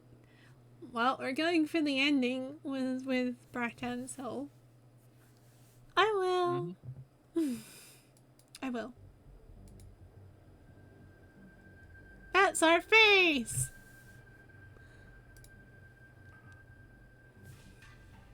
There you go. Bill face. With a little heart for people. Oh, He's so cute. what a sweetie. Yeah. I want to go with you. I said it. I immediately know it was the right thing to say. I exhale sharply, feeling a tingle of euphoria work its way down my spine, so I repeat myself. I want to go through that hole with you. Heart pupil 10 out of 10. Yeah. Bratan stares at me for a moment. I almost wonder if he didn't hear me, but just as I start to repeat myself, he whoops. Woohoo! There's no warning before he grabs me up in his arms and twirls in a circle, swinging me around like a toy. It's a little disorienting, but he stops quickly enough, instead pulling me close to his chest and squeezing me tight. The warmth of his fur envelops me like a blanket of soft fluff laid over taut muscle as he nuzzles the crook of my neck. I'm so glad, Bill. He squeezes me even tighter, just enough to make the air escape my lungs in a wheeze, then gently puts me down. He bends over a little as he puts me down so he can look me in the eye. I'm so happy. Nuzzles Ubu. Thanks, Ray. Aw, he's so cute. I'm really, really happy you're willing to go with me. Thank you so much, Bill. I've never heard Bratan sounding so sincere. Not that Bratan is ever insincere, but he's always been so confident and playful, like a gale whipping through a forest. But now, there's a clear gravity to his words, and I can feel the way he's practically vibrating with true joy. It makes my chest feel tight to know my answer was able to make him so happy, and I lean forward to bump foreheads with him. Me too, Bratan. I'm excited to do this with you. I'm really happy you asked me to join you. Bratan laughs softly, the sound rumbling up from the pit of his stomach to growl past his teeth, and he nuzzles my head, huffing out a warm breath through my hair. We stay like that for a few long moments before the sound of scrabbling in the distance catches our attention. The noise turns out to be a small group of poor rats scratching about near a cluster of small teeth, probably in search of food. We catch each other's gaze and laugh. Hey, come on, let's sit down. He looks up, holding his visor before his eyes as he squints towards the sky. It looks like there's still some time left before the eclipse, so let's rest until then. How about it over there? I point towards a large unbroken tooth near the hole, its base surrounded by flecks of fat and scraggles of hair. Sounds good. Bratan helps me clamber up the tooth, then climbs up himself, sitting next to me. Together, we stare out over the flesh fields, listening to a hot breeze whistle across the flat terrain, and as the immediate rush of excitement settles down a touch, I find my thoughts growing crowded. Do you think I should leave behind a note or something? Huh? For my boss and neighbors to find. They have no idea what I'm doing after all, and I think they might be worried if I suddenly vanished. Yeah, you're right. Hold on a moment. Bratan hops off the tooth and goes back to his caterpillar. I watch as he rummages through the pouches on its back, then fondly gives it a rub on the head. The caterpillar's mandibles shift. It seems to have been chewing on a clump of hair. Bratan returns with a map and a pencil, presenting them to me proudly as he hops back onto the tooth. Whatever. How about no? Zap, zap, zap, no. I definitely can't help you there. No. Here, you can leave a note on this. It's normally so we can note down where we find salt pools or find dangerous spots. But I don't have anything else to write notes on. Maybe it'll seem more mysterious if we leave your note on a map, but don't actually write down where we're going. What a great idea. Let's be more mysterious. He's still thinking of dramatics, even as we near the pivotal moment. I give a wry smile as I accept the pencil. Thanks. I'll try to make sure I don't leave any clues behind. Sorry, sneeze. Don't worry about it. You should write what you need to. It's alright, Sap Sap was exploding. I don't want you to feel bad about leaving people in the dark. I nod as I put the pencil to paper, but Bratan's concerns are unnecessary. I already have a good idea of what I want to write, and I am also going to hydrate. Thank you, Blake. So hydrate if you need to as well.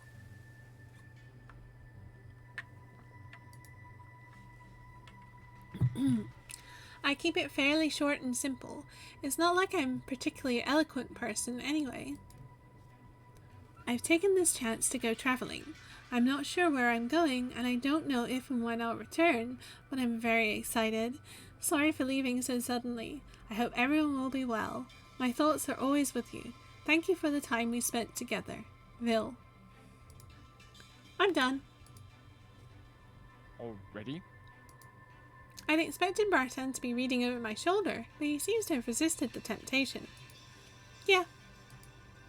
I wanted it to be simple, and I wouldn't really know what to say if I made it longer. Bratan gives a thoughtful huff, the breath ruffling the longer, fluffier tufts of hair on his chest. It's an endearing sight, and I grin at him before sliding off the tooth and stepping towards the caterpillar.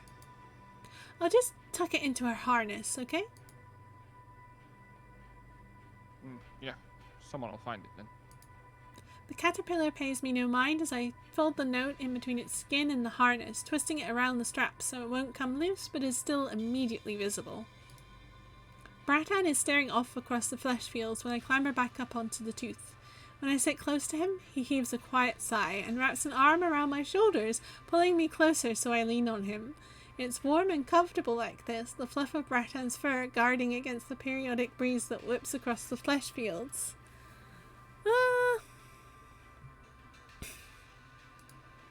And we talk.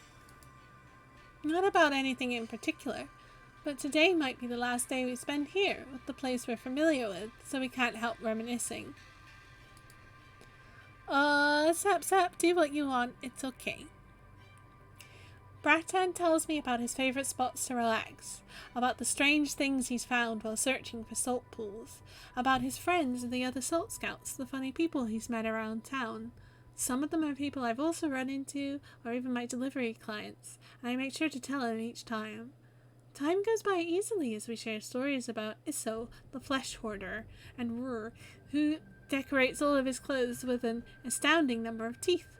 I laugh when Bratan describes Gavelli, who had always seemed so normal when I delivered his salt to him, but apparently spent his free time teaching crows to sing his favourite songs. Man, I'm going to miss everyone. Me too. A cold breeze cuts across the flesh fields, flattening tufts of hair and kicking around loose teeth. I scrunch up smaller against Bratan's side, and he pulls me closer until the wind subsides. Hey, Phil, Yeah? are you sure you want to do this? I can't pretend I'm totally confident in the decision, so I have no immediate answer. But pressed close to Bratan like this, I can hear the beat of his heart thumping steadily against his ribcage. It's a calming rhythm, remaining consistent even as he waits for my answer, and I close my eyes. I feel like, as long as I could hear this sound, I'll be able to handle most things.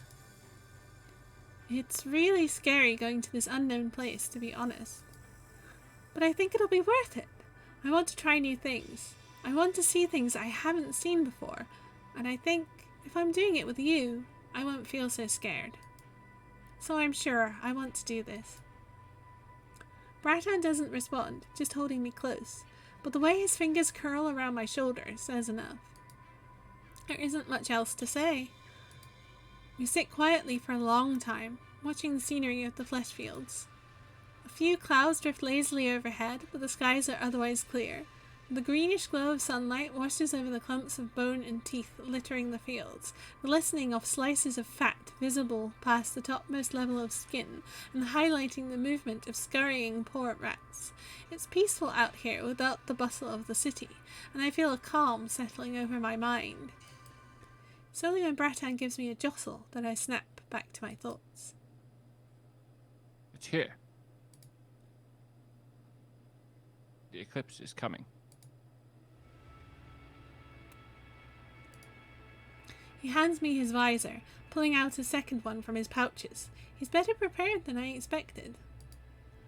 Donning the visors, we look towards the sky and watch as the moon begins to encroach upon the sun's shape. The dark shadows begin to eat away at the sun's outline, first on one side, then also at the other. A strange quiet begins settling over the flesh fields, and when I look down, I can see several poor rats frozen in place. They're also staring upwards, no doubt startled by the way the skies are suddenly starting to go dark. The way their noses twitch is kind of cute, and I smile as I also look back upwards. I wonder if Bratan and I also look so dumbfounded. Though the view is slightly marred by stray clouds, it's still impossible to miss the way the sun's light is starting to be carved away. And yes, a good boy.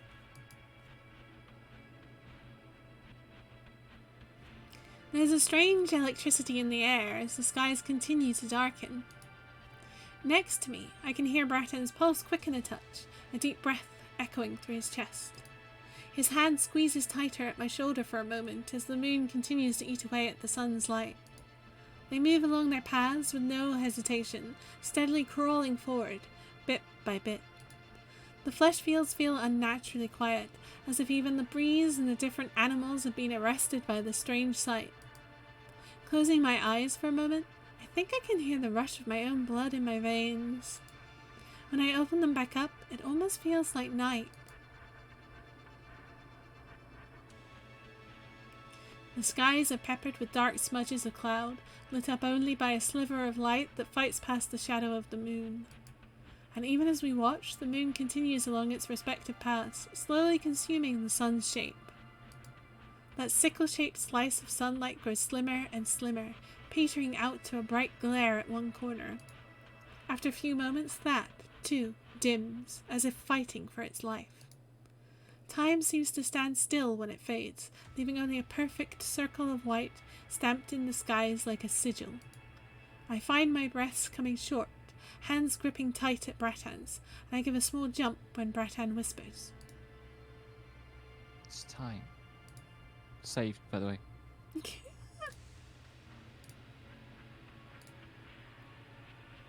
Let's do it. Now? My voice also comes out at a whisper. It feels oddly hard to speak, the air heavy and tense, like something monstrous is bearing down on us. The uncanny darkness makes the flesh fields feel all the more terrifying but beautiful, and I shiver slightly as Bratan pulls away to slip off the tooth. His feet pad quietly against the ground. So quiet, I can hear the squelch of fat and fluids underfoot. Yeah. Yeah. Oh, sorry. Now. Okay. Yeah. Now. He holds his hand out for me to take, and I do so. As I slip off the tooth, I look back up. The eclipse is still at its peak, sunlight reduced to a faint glimmer that barely lights our surroundings. We need to hurry. The surface of the hole is almost black in the absence of sunlight. Our movement sends ripples dancing across its surface, needle-thin slivers of light sliding across that mirror slick before dissipating. The abyss feels all the more intimidating in the silent, oppressive atmosphere of the eclipse. A nervous shiver prickles down my spine, and I reflexively press closer to Bratton's side. His arm winds around my shoulder, but when I look up, he's staring intensely at the hole.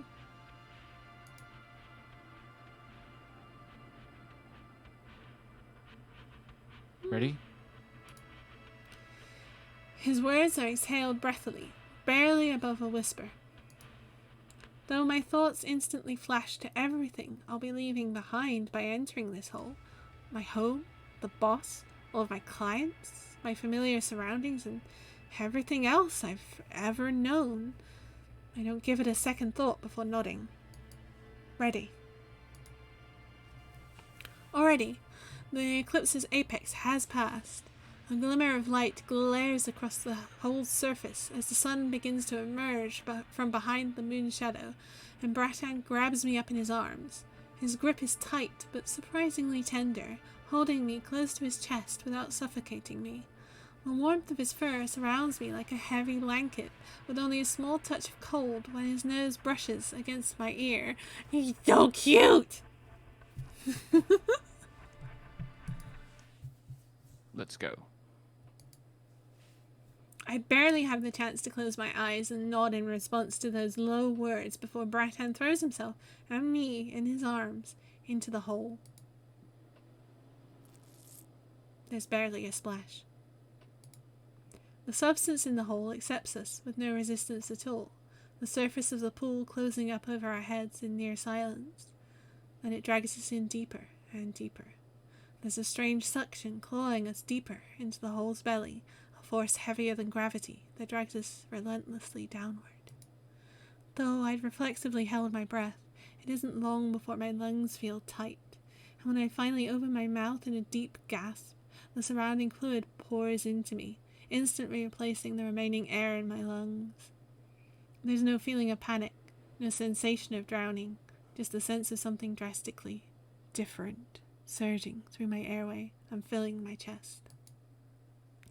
When I open my eyes, the first thing I see is a blurry shadow at the edge of my vision, slowly melting away. It takes me a moment to realize that it's Bratton's massive shoulder, his arm still wrapped around me. His fur is falling away in wisps. I clutch tighter at him. Bratton similarly pulls me closer, his own grip unwavering. I don't understand what's happening, but I'm not scared. The substance in the abyss has shaped itself around us, holding us, pulling us deeper in, but it seems to grow heavier the next moment. A pressure bears down on us from all sides.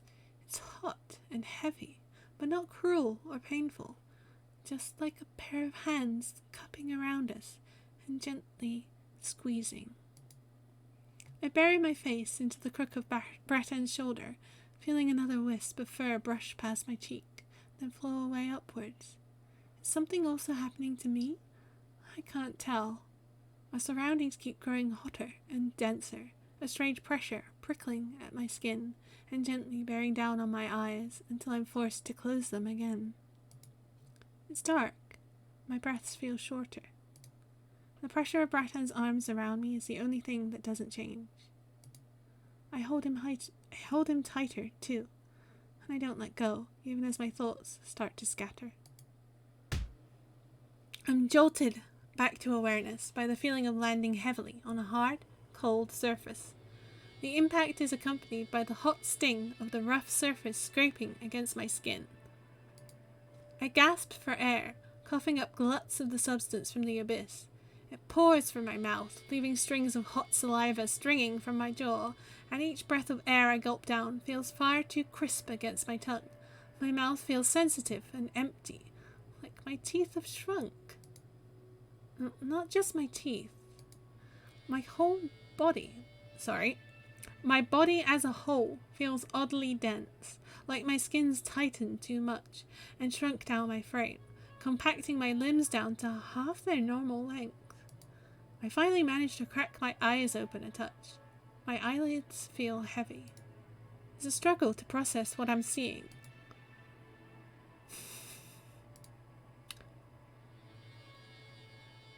That's what we call an offie, my friend. Barren streets stretch before me, flanked on either side by buildings completely devoid of life. Their surfaces sport only cold rock and glass, lacking any veins of flesh or stretches of skin, though a few colourful signs break the monotonous stretch of grey, and I can see the movement of a few people far in the distance. It's an otherwise cold and unwelcoming landscape. Fuck, it's Hawkins, time to disconnect. Not the Hawkins map in Dead by Daylight, no. I rub up my eyes to make sure I'm not seeing wrong. I'm not. Then I realize my hand, too, has changed. It's shrunk. My claws are gone, leaving only thin, flimsy nails in their place, and my fingers feel much smaller, weaker. I won't be able to run like I usually do with my grip weakened like this. Maybe I've changed, just like Bratan lost his fur while we were sinking through the hole. Bratan. Alarmed, I look around for Bratan. He's nowhere to be seen, but I do quickly realize there's another person lying beside me. It's only his bulk that suggests it might be Bratan. Everything else about him is foreign. There's no blanket of fur to hide the stretch of long, muscular limbs, and the sight of so much bare, hairless skin is a little unnerving. The only hair I can spot is on the top of his head, short and bristly, but it's the same shade that Bratan's fur was. Bratan? I take his shoulder and shake gently. The skin is warm beneath my fingers, but feels discomfortingly smooth and featureless. I shake again, a little harder. My arm feels so weak. It takes a lot of effort just to jostle this other person. Bratan! Phil? The voice that slips out from this other person is both familiar and unfamiliar. Though it lacks the deep rumble of Bratan's signature growl, the way he says my name is immediately recognizable, and I breathe a sigh of relief as the person continues, sounding groggy. What happened to you? I think we changed. The person, Bratan, I'm sure it's Bratan now, sits up. He's lost a lot of bulk. Even without his fur, he wouldn't have been this small. He's shrunk, like I have. My hand slips from his shoulder, down the length of his arm, to touch at his hand. His paw pads and claws have vanished, leaving behind tender hands that look a lot like mine, just slightly larger. Flimsy nails, soft skin, fleshy fingers. My fingertips feel far more sensitive as I touch at his knuckles. This is a different world, huh? Blake says to me, "What's going on?" This is cool. Yeah, it's very cool. Mm-hmm. Bratan looks around. It feels odd seeing him with such a plain, flat face, with his traces of his usual self in the way he smiles at me. His teeth have mostly been flattened down, but at least two remain fairly sharp, keeping the look a little familiar. Feels weird, doesn't it? It really does. Oddly, excited, lol. As the shock of our changed appearances settles in, we begin to realize just how different everything feels. The air feels sharper and crisper. The familiar, ever-present scent of flesh and blood have been replaced by a strange metallic tang, undercut by a current of smoke. When I struggle upright, I'm sharply aware of how gritty the ground feels beneath my new, soft feet. Bratan also stands. Good night, Para. Oh, Sorry. Good night, Para. Yeah. Thank you for staying so long and tuning in. Thank you. Wow. Poor Bratton's having a shiver. Like when you read a book but want to keep reading to know what happens next. Yeah, it's true. It's cold. Have you always felt this cold? It must be a shock to suddenly be without fur. Thankfully, I still have my cloak, and we share it. The fabric is just enough to keep us warm and covered as we find shelter in what looks like a quiet alleyway. Leaning against a wire fence and flanked on either side by cold, dry walls, we rest against each other. Though our new skins are strangely lacking in texture, they're highly pleasant to touch against each other, and we keep warm by staying huddled underneath my cloak. I should probably be more scared, but I think as long as Bratton is here, we'll manage somehow. We end up resting there until the sun starts to come up. The sun here turns out to be orangish. It's slightly alarming at first to see our surroundings start to light up with an odd yellowish hue, but we soon accept it for what it is. At least the warmth of it permeates through the fabric of my cloak, slowly easing our chills and rousing us properly. The streets also start to come alive with the break of dawn. People begin to move about, and we watch as they traipse past the entrance of our little alleyway. They all look eerily similar. There seems to be a norm. Just 2 legs, upright, hairless except on the top of their head, with only 2 eyes, a small nose and mouth, and there are practically no deviations from that template. Save some difference in hair length and skin tone, everyone is alike, and we are like them. Bratton mourns the loss of his beautiful teeth. I'm a little sad to lose my speedy legs, but we'll just have to adapt. It's a little after the sun's risen, and the entire city's lit up, that a door near us suddenly opens up. It's made of metal, with not a single trace of organic life, and we stare warily as a person emerges from it. They're dressed curiously, in close-fitting clothes that have been dyed bright colours. The person also seems startled to spot us. It's hard reading their expression, but the wide eyes and slightly parted mouth suggest surprise and hesitation before they speak. You're not supposed to be here? Sorry. I apologize, but I'm not sure what else to say, and I hesitate over my words. The stranger looks us over carefully. Are you okay? Why are you guys naked?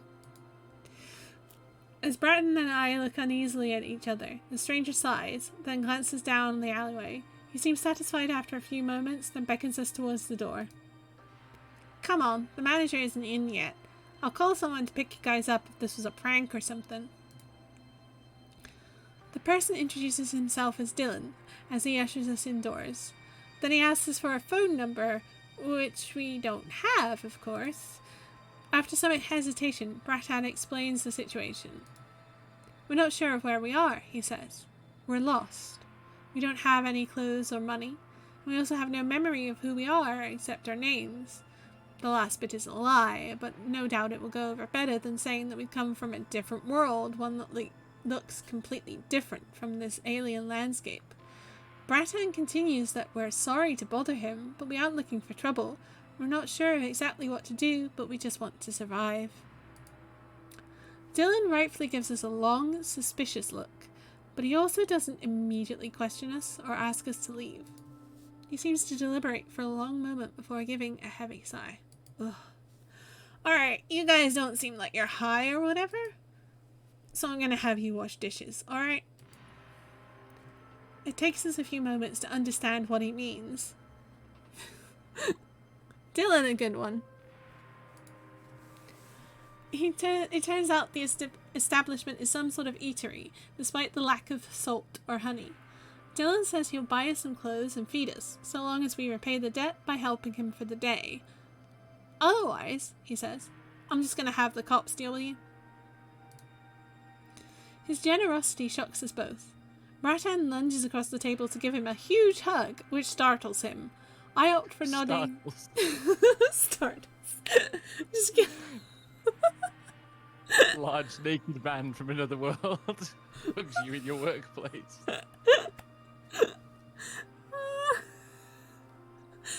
Sorry. Sorry. It's very fair. Good reaction. Oh, Bratton did very well at lying, but also he's still a himbo. Yeah. I opt for nodding enthusiastically and thanking him for his kindness, and promising that we'll both do our best. Dylan has us wait in the alleyway while he goes to purchase us some clothes, then returns and gives us each a bagel sandwich. The texture of it is odd, crunchy on the outside, but strangely pillowy inside, with a layer of soft, squishy substances between the outer shells. It's a mix of flavours that neither of us are familiar with, rich and almost cloying, with only the faintest familiar sting of salt. It's good. And Dylan kindly gave it to us, despite us being strangers. As frightening as it is ending up in this barren, lifeless landscape, we might be able to manage if the people are still kind. Of course, not everything works out so smoothly. We quickly learned that Dylan's kindness was unusual, and that we were fortunate to encounter him first upon arriving in this strange world. Without experience living in this strange world, and without an identity, Bratton and I have to learn to adapt. We quickly learn to make up lies about our lives. We work menial jobs where the work is hard and the pay is barely adequate. I work as a dishwasher at a diner, and Bratton works for a landscaping company, cutting plants. Finding shelter is also difficult without money and without identities, and it's only thanks to the help of other people that we manage to survive.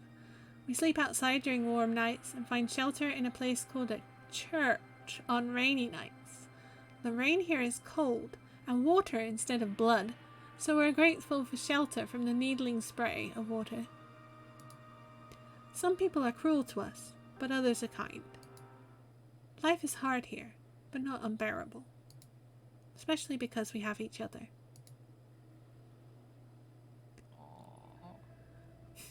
We take comfort in each other's company, more than anything. I doubt either of us could have survived without the other. No matter how exhausted we are in the evenings, but Bratton is quick to smile and point out the things that went well that day. He talks about a new friend he made, or a friendly client who gave him water, or a small animal he got to share his food with.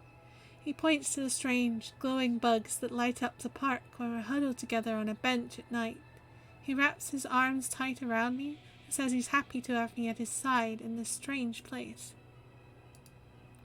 I always squeeze his hand when he says it and tell him I'm happy to be at his side too. Everything in this world is strange and foreign, but as long as we have each other, we can survive. Even if our bodies are different, and it takes us a while to fully accept that these are now our forms. It's strange at first, exploring our bodies and realizing how different we are now.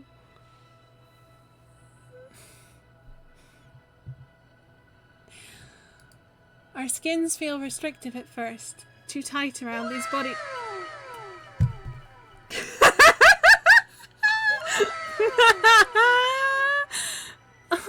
Thank you for this cares package and the pet. Yes, stretch and hydrate. Thank you, Sip Ice Cream. That sound effect I have for the alert is wow.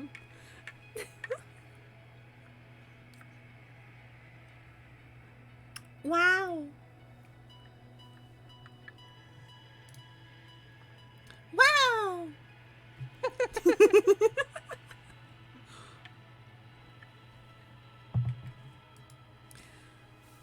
That's true. I did say barely adequate, while yours is not adequate at all. Sap sap, indeed.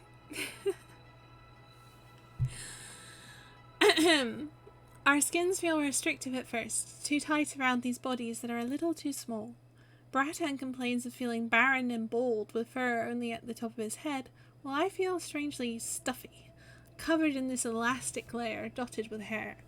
I'm accustomed to the chill of the air against the raw patches on my face, and several mornings I wake up feeling like I've had fabric plastered to my face. It always takes me a few moments of pawing at my face to remember that this is now my body. The extremities of these forms are also far weaker than we're accustomed to. In private, Bratton and I make fun of our small hands and stubby feet. The lack of claws allows for little traction, and the soft skin of our palms and feet is vulnerable to scratches and friction. We have to learn to care for these tender forms, staying vigilant even about small injuries and patching them up frequently.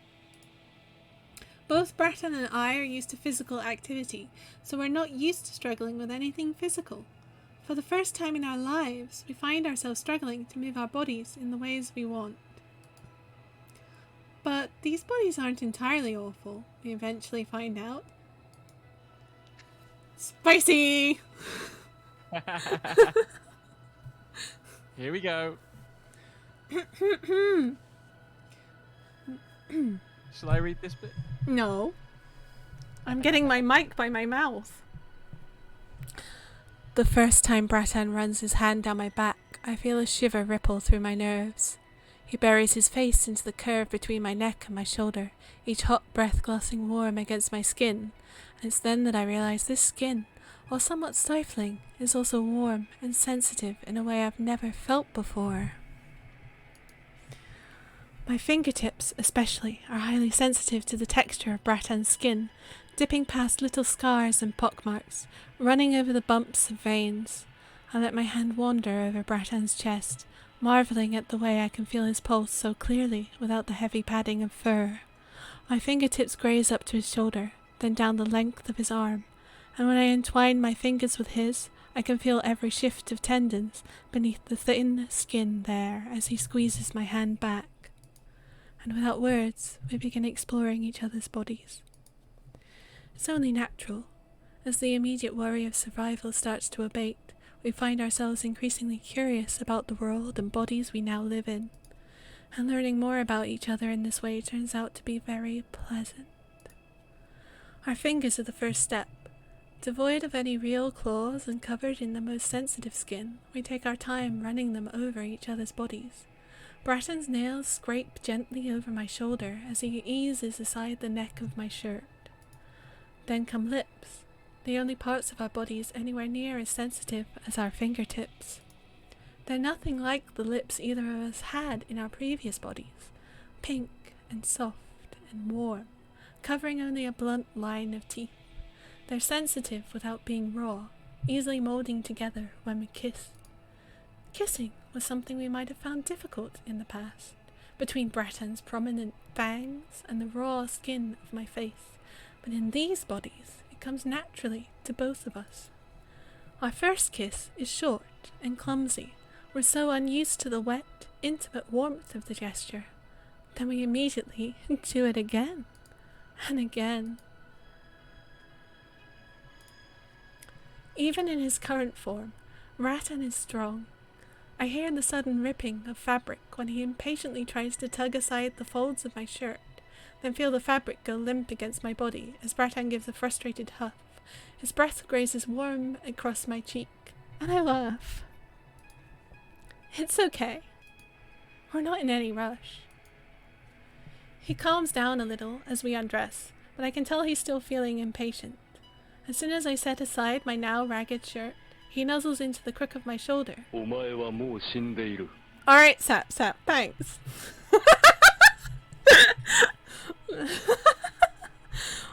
Fuck capitalism. Lips pressing little spots of heat into my skin. I feel the graze of teeth and flinch for a moment, instinctively steeling myself for the sharp poke of fangs, but only feel a slight pressure. Wait a minute.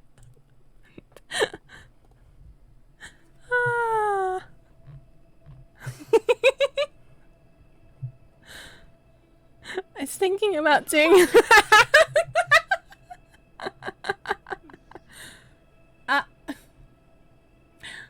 See, I'm on no adult content just in case anyone's worried, but yeah. A little kissy, it's okay.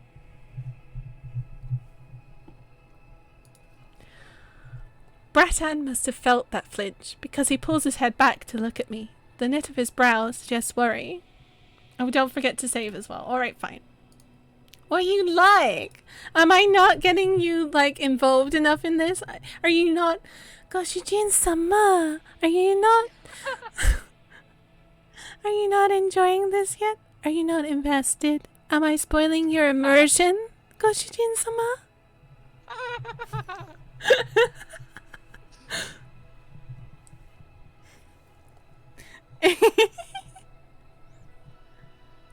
Please, take this seriously, Goshujin-sama.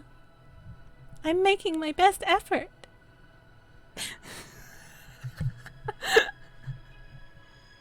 Wah. Did that hurt? No, it's alright. I guess it might have hurt before when I still had my old teeth. Yeah, but it feels nice now. A lot of things feel nice now.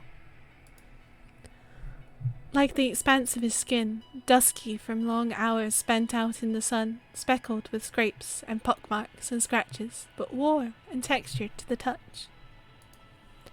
Like the gentle feel of his arms hefting me up into his lap, somehow more controlled than the strength he'd had in his original body, his hands moulding against each dip and curve of my body as he feels me from shoulder to hips to thighs.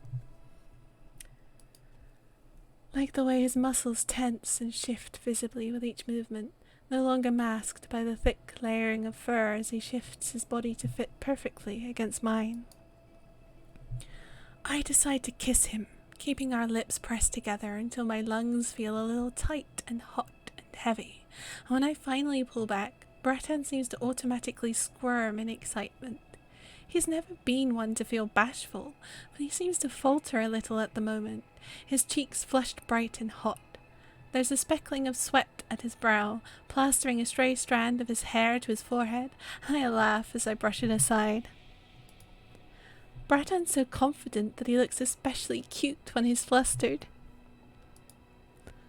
I guess it's a little weird that the first time we do anything like this, it's in these strange bodies.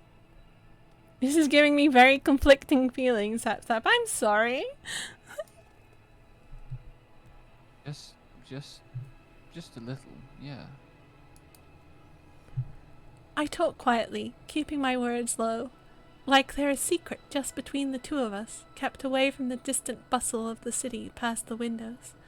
With my forehead pressed against his, a subtle heat is trapped between us, lovely and warm against our skins as they pull closer against him. Feels a little foreign at first, like everything is. But we've always adapted well.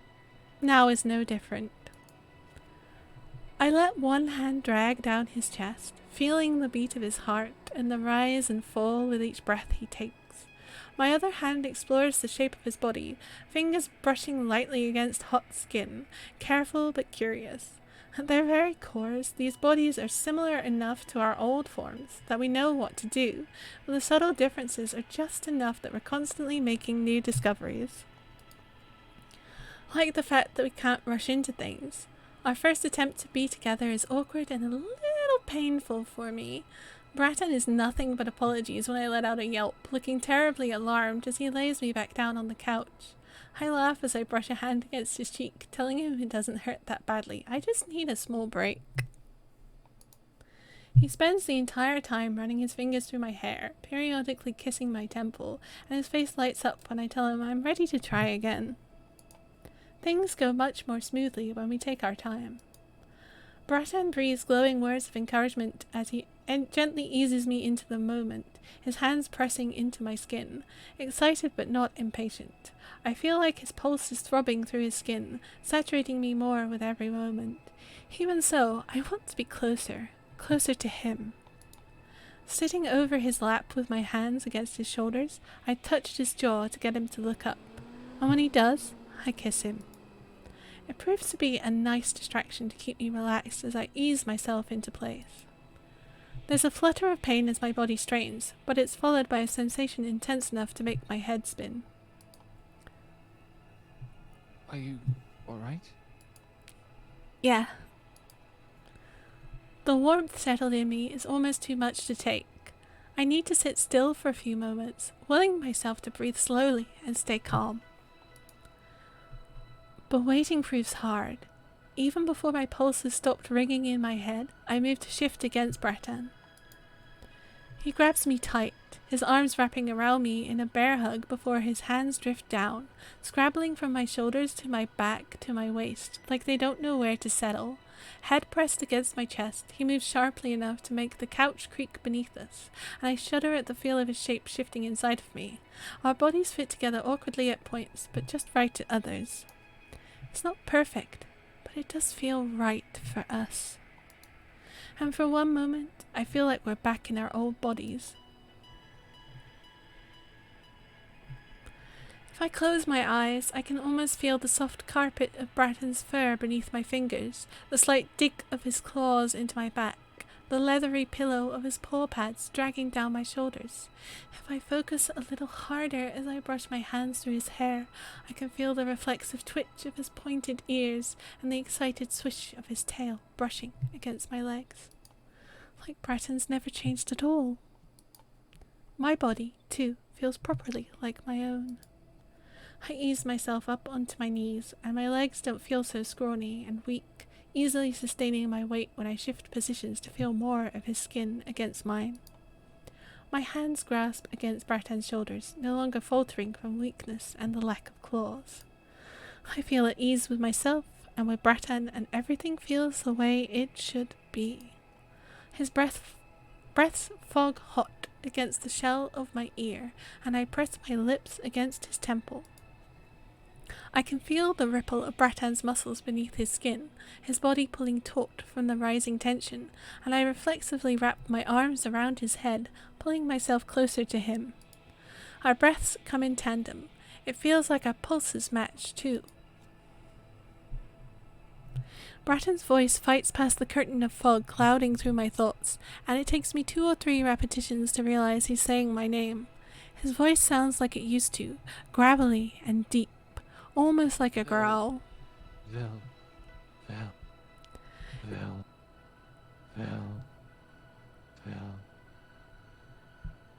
It's edged with an intense focus as he repeats my name again and again, then once more as he pulls me terribly close to his body.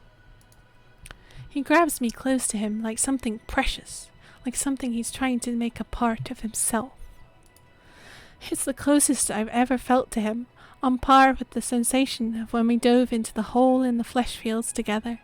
From that moment on, we'd intertwined our lives, and this feels like a confirmation of that integral bond between us. When my thoughts slowly return to coherence, the moment is over. Neither Bratton nor I have been returned to our old selves, of course. Our skin is still soft and sensitive, our bodies still a little more frail than we were used to, our breaths coming a little more shallow than they really should. With my head resting against Bratton's chest, I listen to his pulse thrum away, taking a long time to slow down. His arms are wrapped around me, his hands resting against my back, and I can tell his hands are back to being soft and clawless and tender. But the observation doesn't disturb me. It's merely that, an observation. We are the way we are now, and while both of us may long for the past, we've also accepted what we've become now. Hey, Vil. Bratton's husky whisper is just enough motivation for me to look up. His voice is back to being soft and quiet, lacking in the rasping edge that comes from a mouthful of razor-sharp teeth, still a little breathy from the way his chest rises and falls dramatically. Yeah? I'm so happy to be with you. It almost goes without saying. Bratton is honest, and his eyes are glowing with a genuine contentment. He kisses my forehead, the gesture a little sloppy. Then he repeats, I'm so happy to be with you. So much has happened to us. The abyssal hole in the flesh fields, the all-consuming moment of the eclipse, the sudden arrival to this strange city, and the realization that neither of us will ever return to the way that we were. And while none of those events were trivial or easy, they were all surmountable because we had each other. I'm sure things will continue to be hard in the future, but that's alright. We'll manage. We have so far, and we always will. I laugh as I wrap my arms around his neck. My chest feels a little tight, my breath still short, but I don't want to wait another moment. I lean in, close to him, as I answer. I'm so happy to be with you, too. And... Gosh, Eugene Salmon. Gotta say, having that read to you and reading it yourself is such a vast difference. You read it really well. Like, all joking aside, that was a genuinely impressive performance. Thank you. Patchy, patchy. Thank you. Wow. You both did an amazing fucking job. Wow. Thank you. Thank you. Thank you.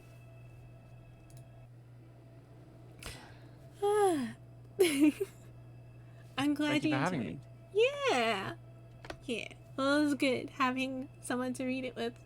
And through all that, I had the Miami glasses and mustache on. Because this whole culture is nothing if not absurd.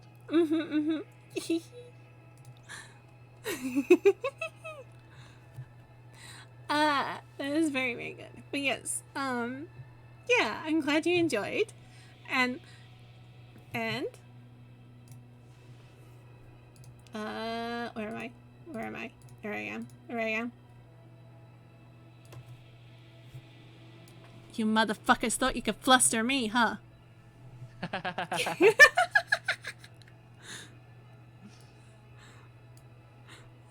Can you shout out Eat the Pen? Of course you may, Blake. Yes, please do. Please do.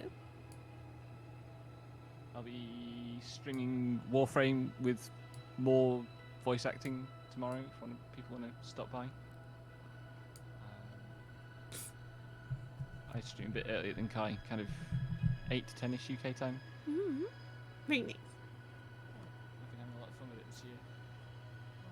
That's more like it. I'm back over Shout out 6900. Me playing Mario Kart from like a month ago. Yes. The shout out plugin that I use grabs a random clip from your clips. Yeah. If Oh you're my ever God, hosting there it Mario is. Kart tournaments, invite me. I like Mario Kart a lot. That was from the stream where I was trying to get to 69,069 points in the multiplayer rankings. Ooh. 3 hours of Mario Kart. Very nice goal. Yes. Very cool, yes. Yeah, I don't have Mario Kart, unfortunately. But if anyone out there does and is looking for a participant for collabs, Hit me up. you got a bug. Well, bug friend, good bug friend. We're open to things. Very good. Probably won't have to strain yourself doing monster voices during the Mario Kart as well. I strained myself cursing during Mario Kart. Yeah, relatable. I regret playing a game of League. Well, yeah, I mean, but why specifically this time, Sap? Thank you, Blake. Thank you, Blake. Thank you. Yes. Yeah, we gotta find someone to raid. I'm just like, ha. But yeah, this is very nice. It's not specifically this time, it's all the time. Yeah, exactly. Stop playing League.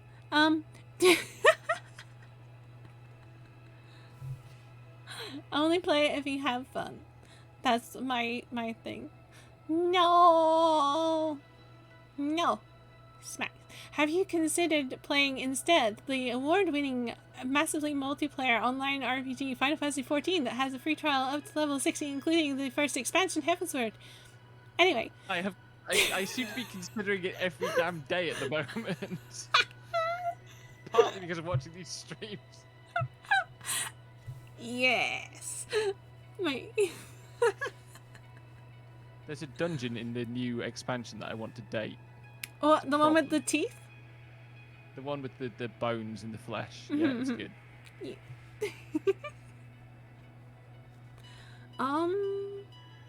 Void Ark is already a raid that has a pretty similar, although less fleshy, kind of an aesthetic. It's very interesting too. But yes, Kayla is still streaming? Ooh. Maybe. I'm gonna stop sharing on my screen so that it gets a little less confusing for you. Ah, where's the thingy? There's the thingy. There we go. Okay. Not sure how long he's going for. Still don't really. You still need to finish Stormblood? Then finish Stormblood.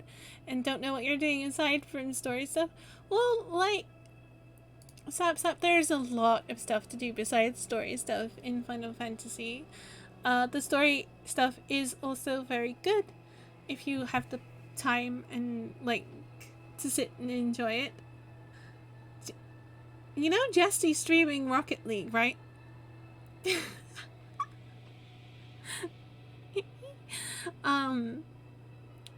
There's side quests, there's beast tribes, there's dungeons, there's raids. They aren't reading chat. Okay. Don't know how long Kalo is going for. They are doing Minecraft. Forever, probably. That is very fair.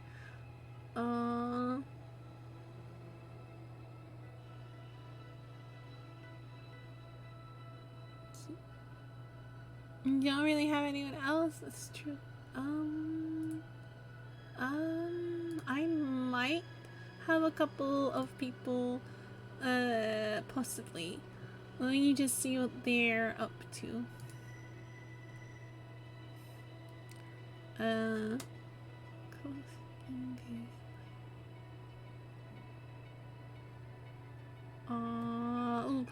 And since I'm not subscribed to their channel, they're playing World of Warcraft, which is a different thing. Maybe.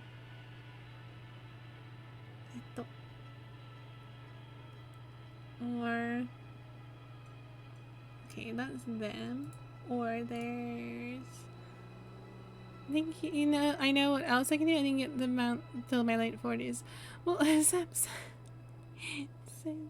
I know, but if you ever like want me to sit and help you like do stuff, I am down for that. I will stream it also. You know what? There's a person playing Sonic Lost World. Let me see. And